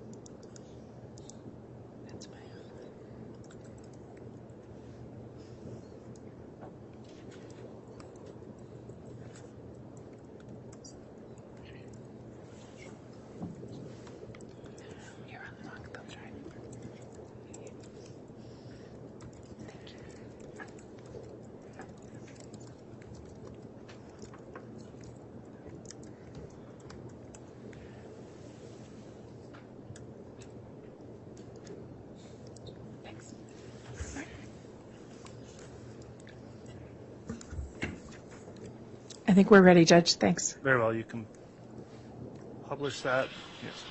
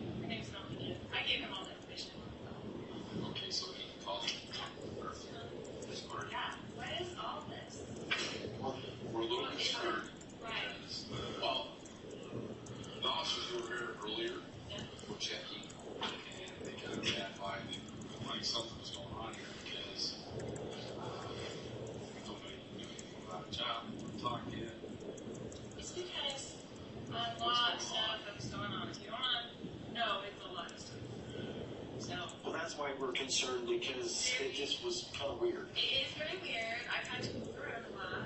One of my brothers is trying to kill me. Not the brother that was here. Obviously, he's kind of my protector. My other brother was in with my husband who was trying to kill me for my $2 million life insurance. So a lot of stuff is going on this last year. It's been a horrible year for us. I've had to move around. And so I was going to move back to Arizona. Put myself back into school there because I tried for the school here, public school in Kennedy. He went for 2 months and tried it, but he had his COVID. Now, the person who called is my sister-in-law, but she's his natural grandmother. He's adopted by us. Okay, so her son, who is a drug addict, had a baby with a girl who's a drug addict, and they took him from, CPS took him, gave him to the grandmother. She came by, and then she wanted us to adopt him, which we did. By us? My husband and I, who died earlier this year. He passed away. Since he passed away, she's been trying to fight me for him and being really horrible to me and that kind of stuff. She's kind of the paternal friend. Okay, thank you. That makes sense. That's what I mean. The paternal grandmother. Yes, he has autism and ADHD. He doesn't really talk to people. Like he's very special needs. So I have him in a special needs school there. She was trying to. So what happened was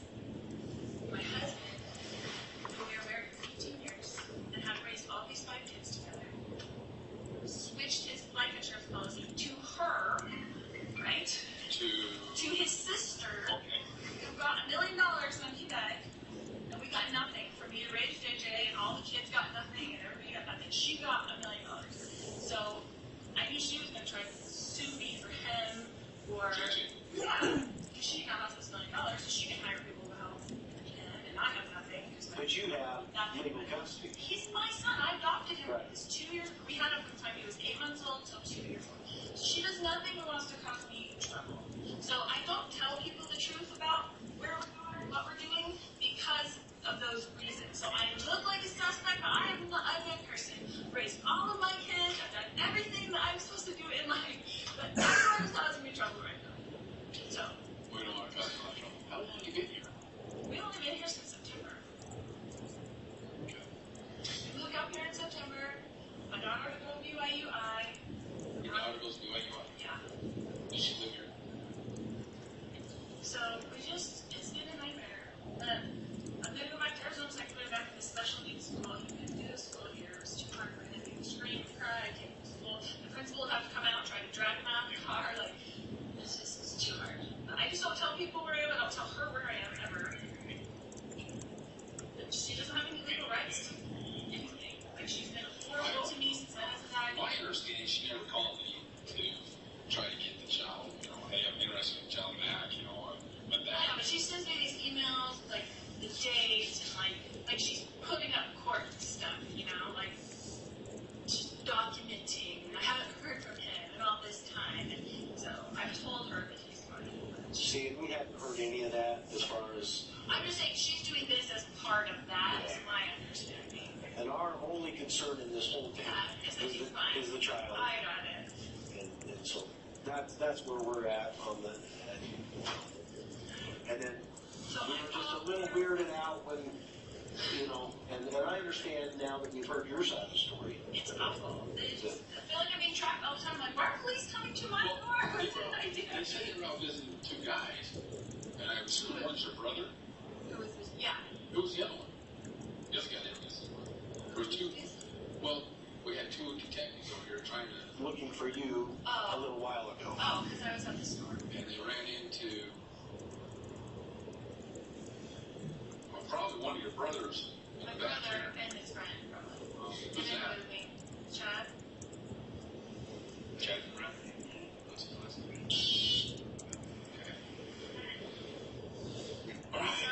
It's just a mess. It's constantly causing me trouble. Chad D-A-Y-B-E-L.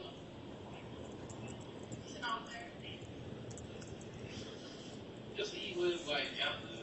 He's not the Chad Daybell. Didn't his wife pass away recently? Is that him? I don't know. But it is D-A-Y-B-E-L. But it sounds familiar as an offer. He's got a couple of daughters.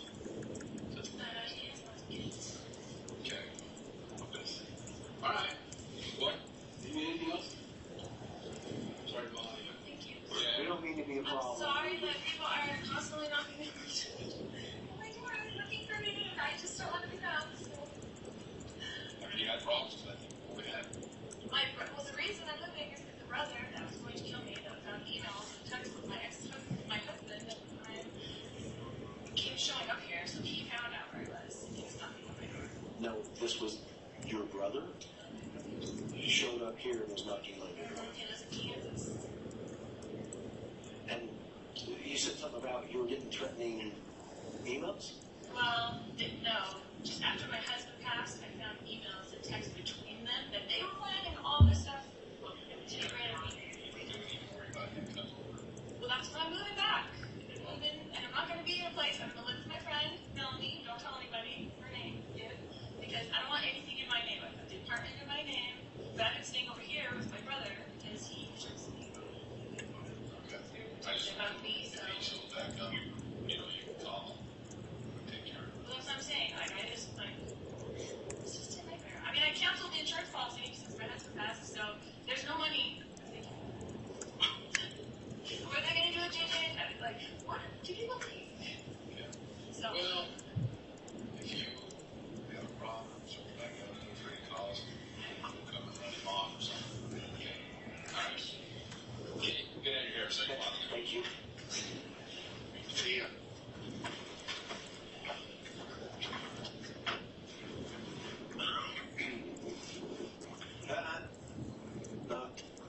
Not.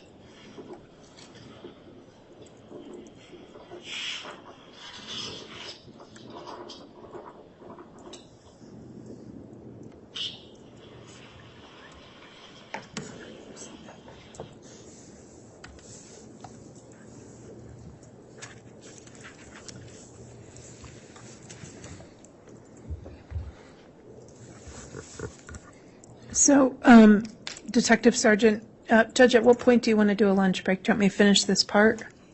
I mean, not lunch break, an mid-afternoon break. I think anytime now in the next 5 or 10 minutes would be fine, or now if you'd like. Well, I can finish this section and then there will be another video to play so we can break between the two? Let's do that. Okay, thank you, Judge. So what parts of that conversation stood out to you that caused you to take additional steps? So at this time, when we made this contact with Lori, there were certain things that I knew already. First being that when we addressed Chad Daybell, she referred to Chad as her brother's friend. However, at this time, number one, I had seen the two of them affectionate together in the parking lot of Hobby Lobby. Number two, at this time, we also knew that they had previously been married. Did anything about any concerns about somebody in the apartment? So she had stated that Alex, her brother, Alex, was in the apartment. A lot of my attention at that time, if you were to notice the stairwell to my right, I had concern because of what had previously been told to me by other officers about officer safety. And I'll object, Your Honor, to hearsay. I'll overrule that. Okay. What was your concern for officer safety? As mentioned in the video, Officer Hermosillo and Hope had contacted Chad and Alex outside. They were concerned with the answers that were given to them. I'll object, Your Honor, to hearsay. If I can connect, the next question is, what was it about you that led you to be, that led you to be concerned for officer safety in the apartment that we saw in the video? And the only way he can answer that is by referring to what others told him. That's my objection. All right, there is an objection based on hearsay, or that it would elicit hearsay. What's your response to that, Ms. Smith? Your Honor, in this instance, the statements go to this witness's state of mind. It also explains some of his observations inside the apartment, and I'm not technically offering it for the truth of what Detective Hermosillo said, is to explain what his observations were and his reaction to the situation he was in inside that apartment. All right, the court does find that in this instance the hearsay objection will be overruled based on the response of the state, so you can re-ask the question if you want, or if the detective remembers, he can answer. Okay. Do you remember the question? Why don't you refresh my memory? What information did you have that led you to be concerned for officer safety? Well, not only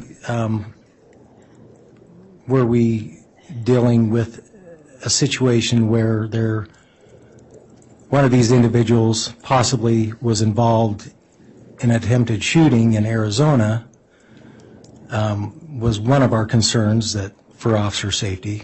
And number two, statements made to us that the individuals were being evasive and lying. Also, as officers, heightened our awareness of our own safety. So while you were in there, you mentioned something about observations of the stairs. What were your observations of the stairs? Well, one of the other odd things that I felt at that time, Lori said that her brother was there.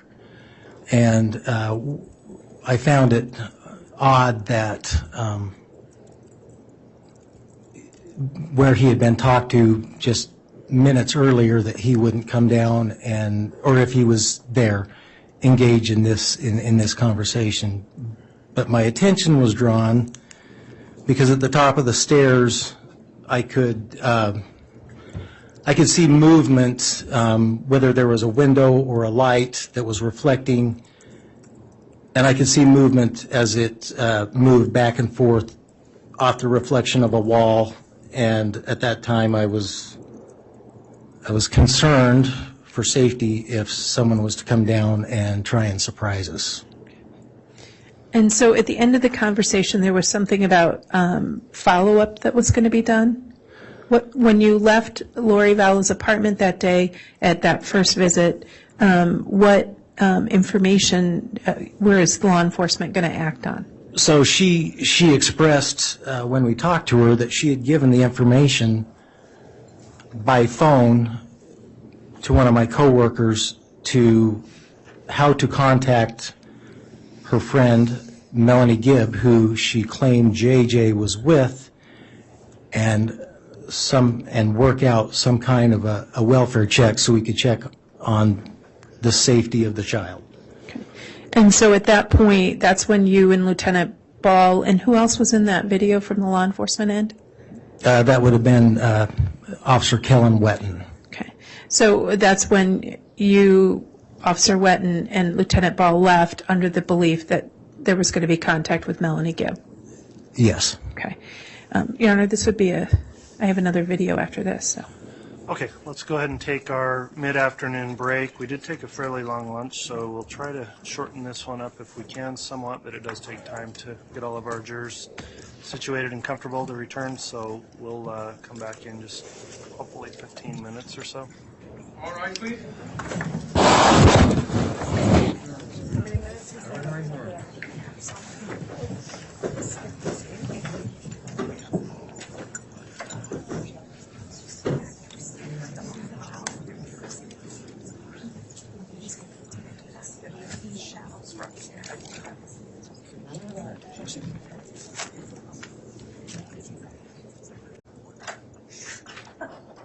Thank you. Please be seated.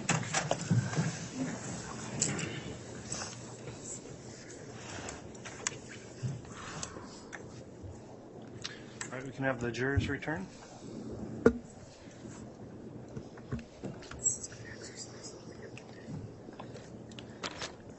Judge, while the jurors are coming in, I ask the bailiff to give him the next exhibit, just Okay. that way it's up there? That's fine.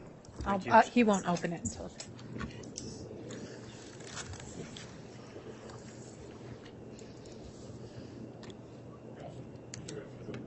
Oh, those can go to the clerk. I think we're done with those. No, those we can publish another time.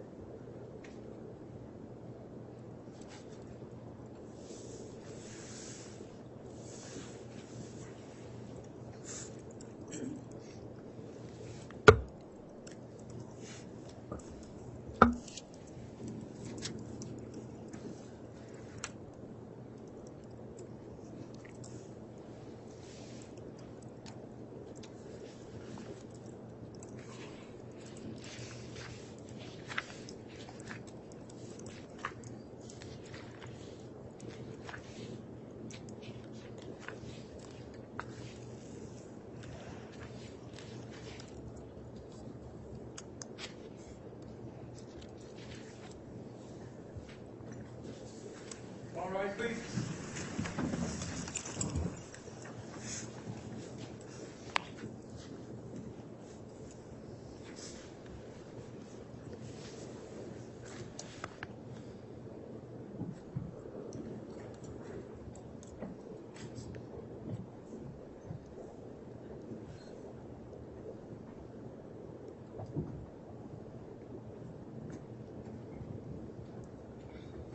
Accused not present, count for Your Honor. Thank you, Mr. Bailiff. Please be seated.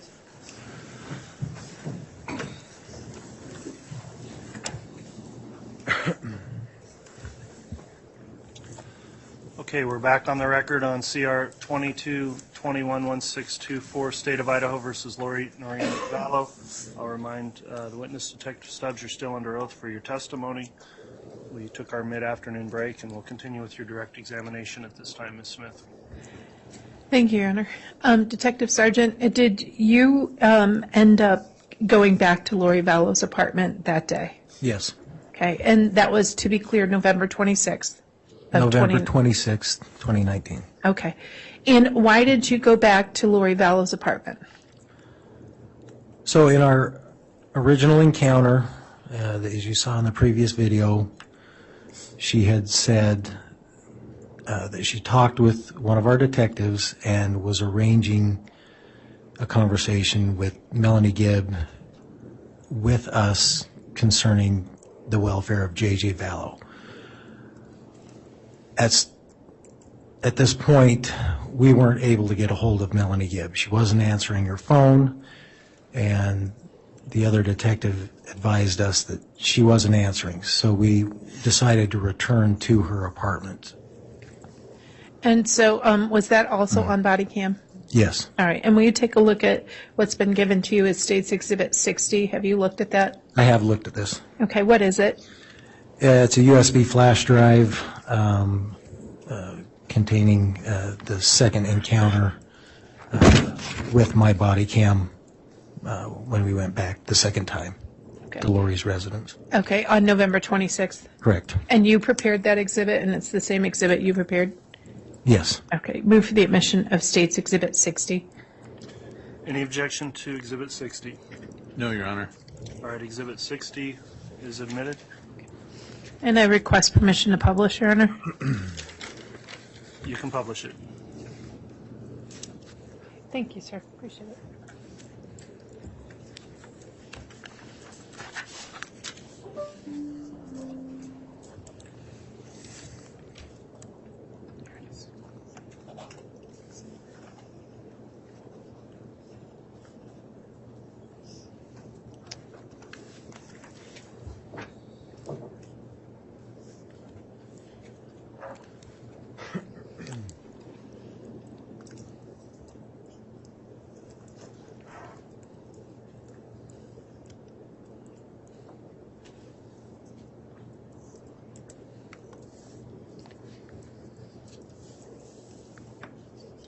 Apparently the computer freezes for me, but not for Mr. Rammel, so I'm going to ask him to do it.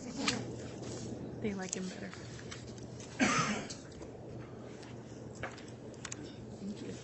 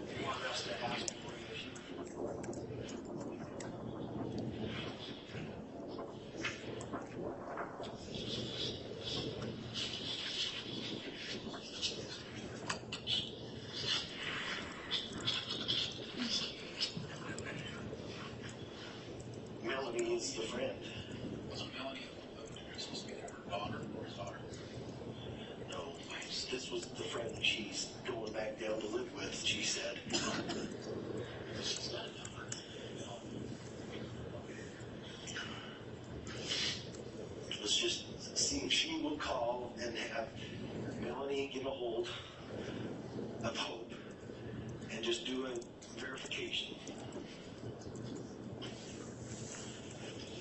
Because apparently she's not answering the phone down there.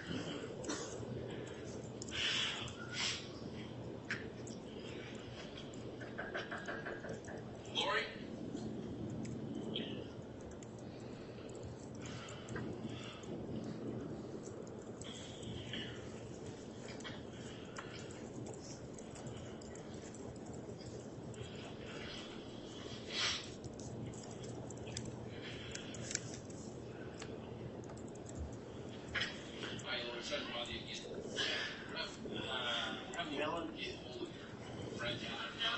They were going to Frozen 2 today, so they may be up for this.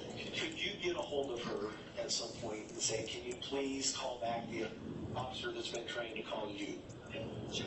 Yeah, 'cause I think they are police right now. He's been trying to call her, or other officer. She's not answering. But if they're at the movie, that's... Probably at Frozen 2 right now. Yeah. Because that's one thing he wanted to do. I'm Frozen too. Yeah. I don't know if I can handle a whole picture. Yeah. So if she'll just return his call, that'd be great. Okay, thanks.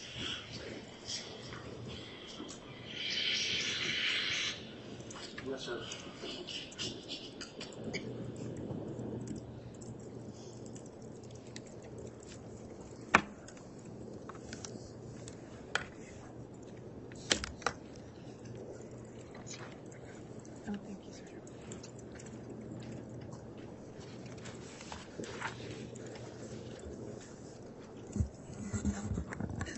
So, Detective Sergeant, after that conversation with her, what was the next involvement that you or officers had?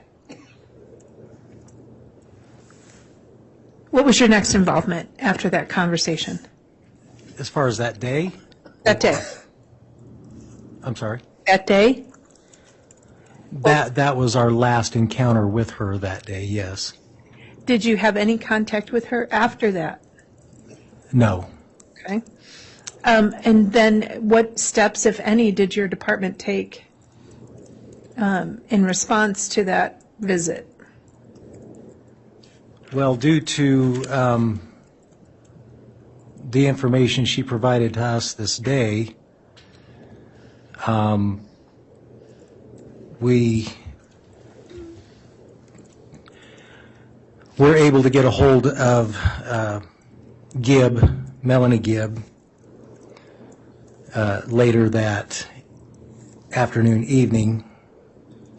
She advised us that she did not have JJ, she was not in Arizona, and they had not been to the movies. She said she was currently I'll object, Your Honor, to hearsay. Sustained. So did the conversation with Melanie Gibb, let's do this. So given some of the information that you had, did you assess the statements that Lori Vallow made to law enforcement that day? Yes. Did you find any of those statements, were they by and large accurate, or were they by and large inaccurate? By and large, inaccurate. How so? She had stated JJ was in Arizona.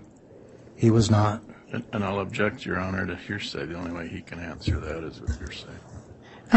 He's talking about the defendant's statements, Your Honor. That's what I understood also. Those are the statements of a party opponent, so the hearsay objection's overruled. Okay. Maybe the witness could clarify who's making the statement. Okay. So what statements of Lori Vallow did you find inaccurate? Lori had told us that her son JJ was in Arizona.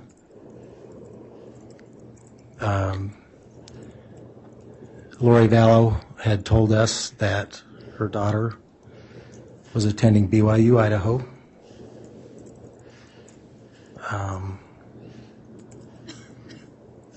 Did you have any information about her relationship with Chad Daybell, and was that consistent or inconsistent with what she told you?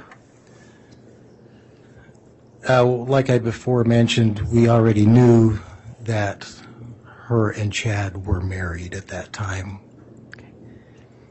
Did you do any research into whether somebody had traveled to Rexburg in an attempt to kill her?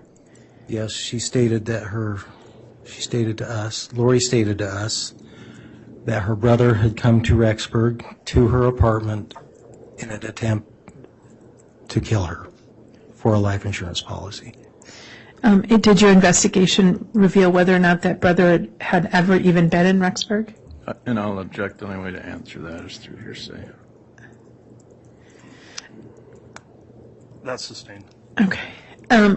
Did you investigate the various statements that Lori Vallow made, and did your investigation into those statements result in you and members of your office department taking steps? Yes. Okay. So what statements were investigated that Lori Vallow, what additional statements were investigated that Lori Vallow made to you?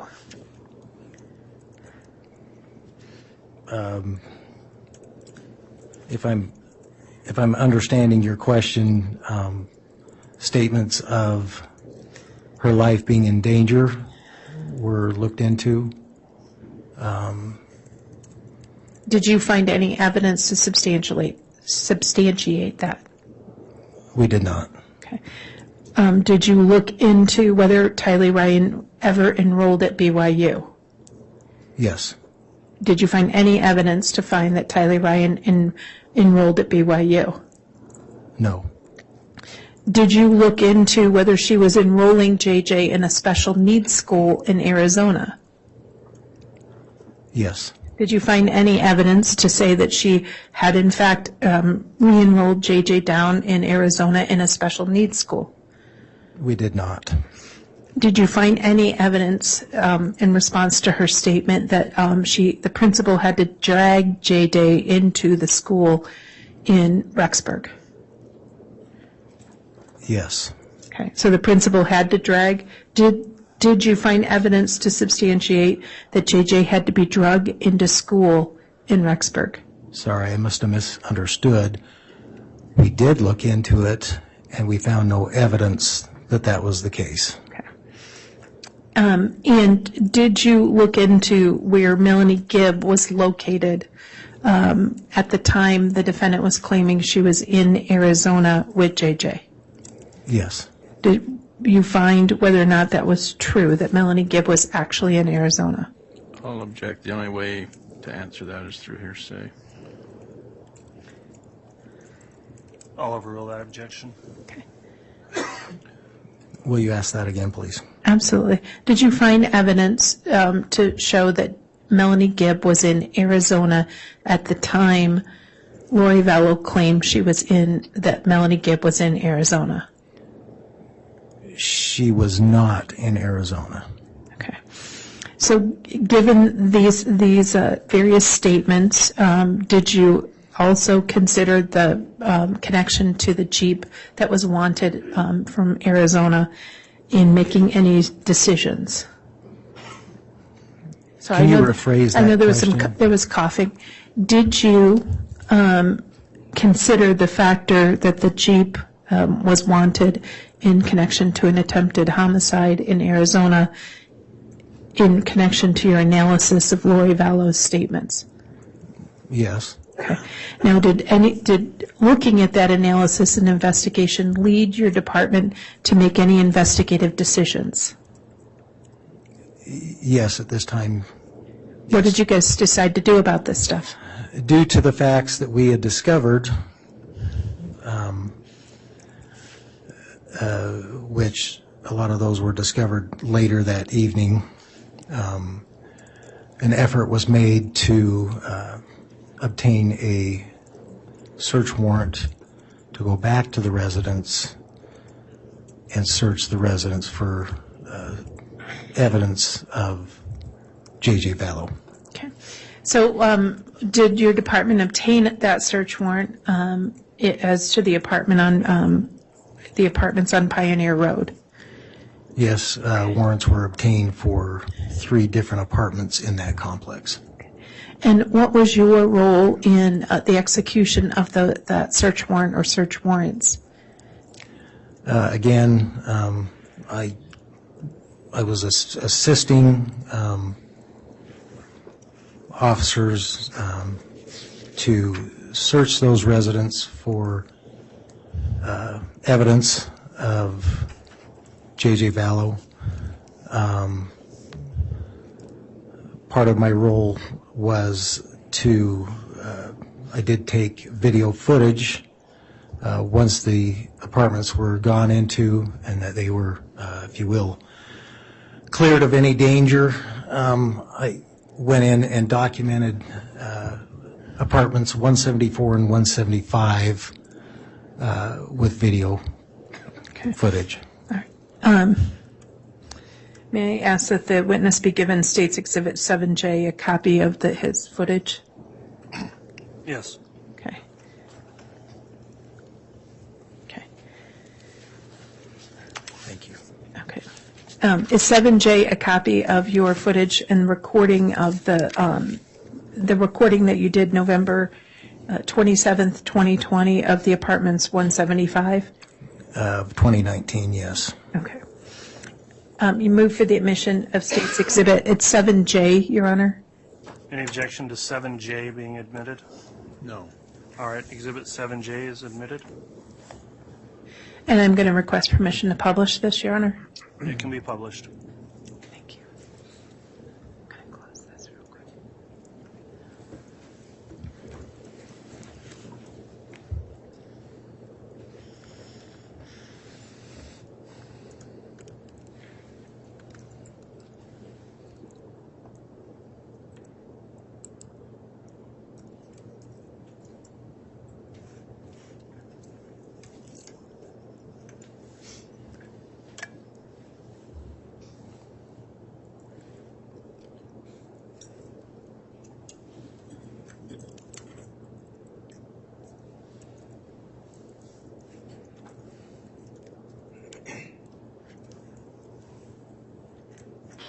I'm videoing, I'm doing the whole house.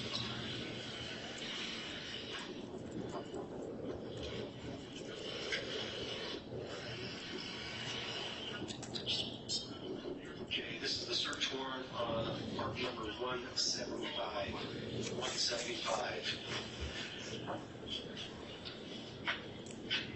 Just into the front door, this is the front room. Scanner. This is the damage to the door upon a non-occupancy warrant.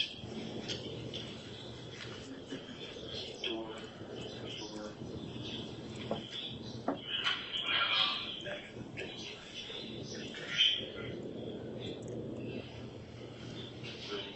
Here's the door jamb. The kitchen area. This arrival keys that had been left on the counter. A envelope from Amazon. This was on the front porch to Lori Vallow, 565 Pioneer Road, apartment 175, Rexburg.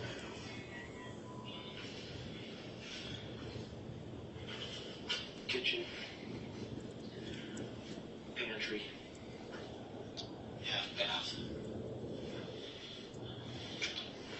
garage leading to the door leading out to the garage. This area, couches, tables, guns located in this area.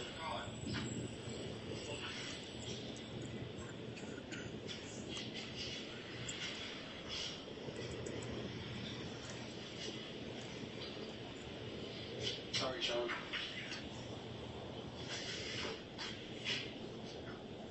I'm going that way, Rob.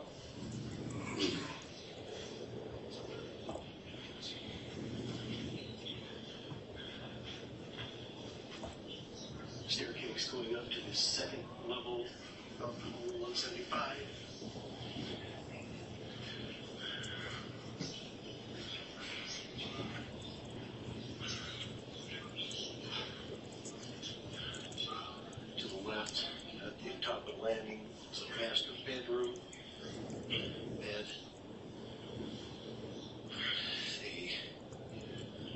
bath and closet area.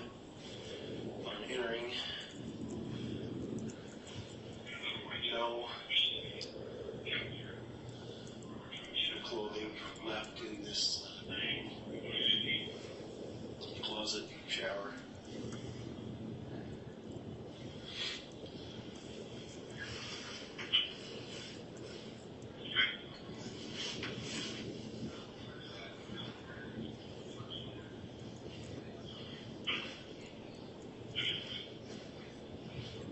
Looks like there was some electronic devices on these at one time. I can see dust imprints. What appears to be computers. Here's a printer. On this printer is a lease agreement.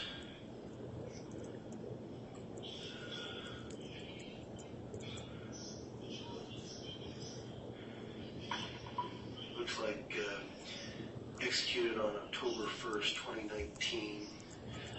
And it says a Lori Ravan, R-V-A-N, as the leaser. Coming out of master bedroom, hall adjoining a laundry room to the right.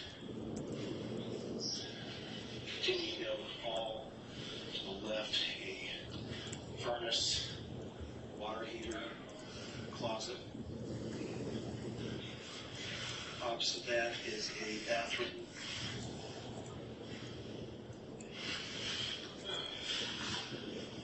Continuing down the hall, 2 bedrooms. One to the south, one to the north of the hallway. This is the one to the south. A single bed, a double bed, a closet containing a couple coats, 1 empty box, a fan, some empty hangers, what appears to be a bedspread, and this box here that appears to have possibly winter clothes, female winter clothes inside. Continuing to the other bedroom, we have, this is the one to the north. We have a bed, appears to be some bedding on the floor. We have 3 cases here, all containing guitars. Looks like a duffel bag full of toiletry items that would appear to be belong to a male subject due to the cologne and so forth inside. This closet is also fairly barren. Looks like there are 2 samurai swords inside the closet, empty laundry basket, another basket containing some odds and ends of some sort.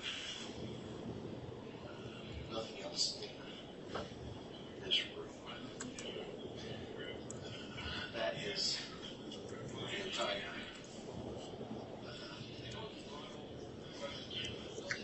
aspect of the home.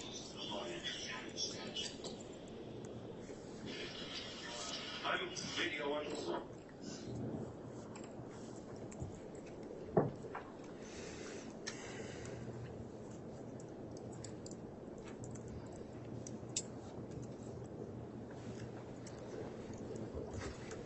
Your Honor, we're happy to keep going, whatever the court's intention is. This officer did numerous electronic search warrants. So you tell me how you want to proceed now, of course do it. All right, well, I know we aren't going to be on tomorrow. However, I still want to keep with our trial calendar, so we are at that time. I would suggest we'll adjourn if this is a good time in your examination to do so. Yes, sir. Okay.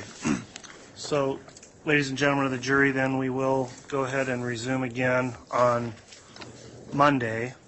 And with the 3 days now, again, I'll tell you specifically, as I've told you every day before, Please follow the court's admonishment to not talk about this case with anyone else or amongst yourselves while you're on this break. Please do not do anything to investigate the case. Don't look up any of the news coverage of the case. Don't follow any stories that are reporting on the case. I very much appreciate how you have continued to follow this admonishment every single day, every one of you. Your jury service is greatly appreciated by the court and by the parties. So with that in mind, we will recess for the day and we'll resume again at 8:30 on Monday for what I believe should be a full trial next week. Full week of trial, I should say, next week. So with that in mind, we'll adjourn for the day. All right, please.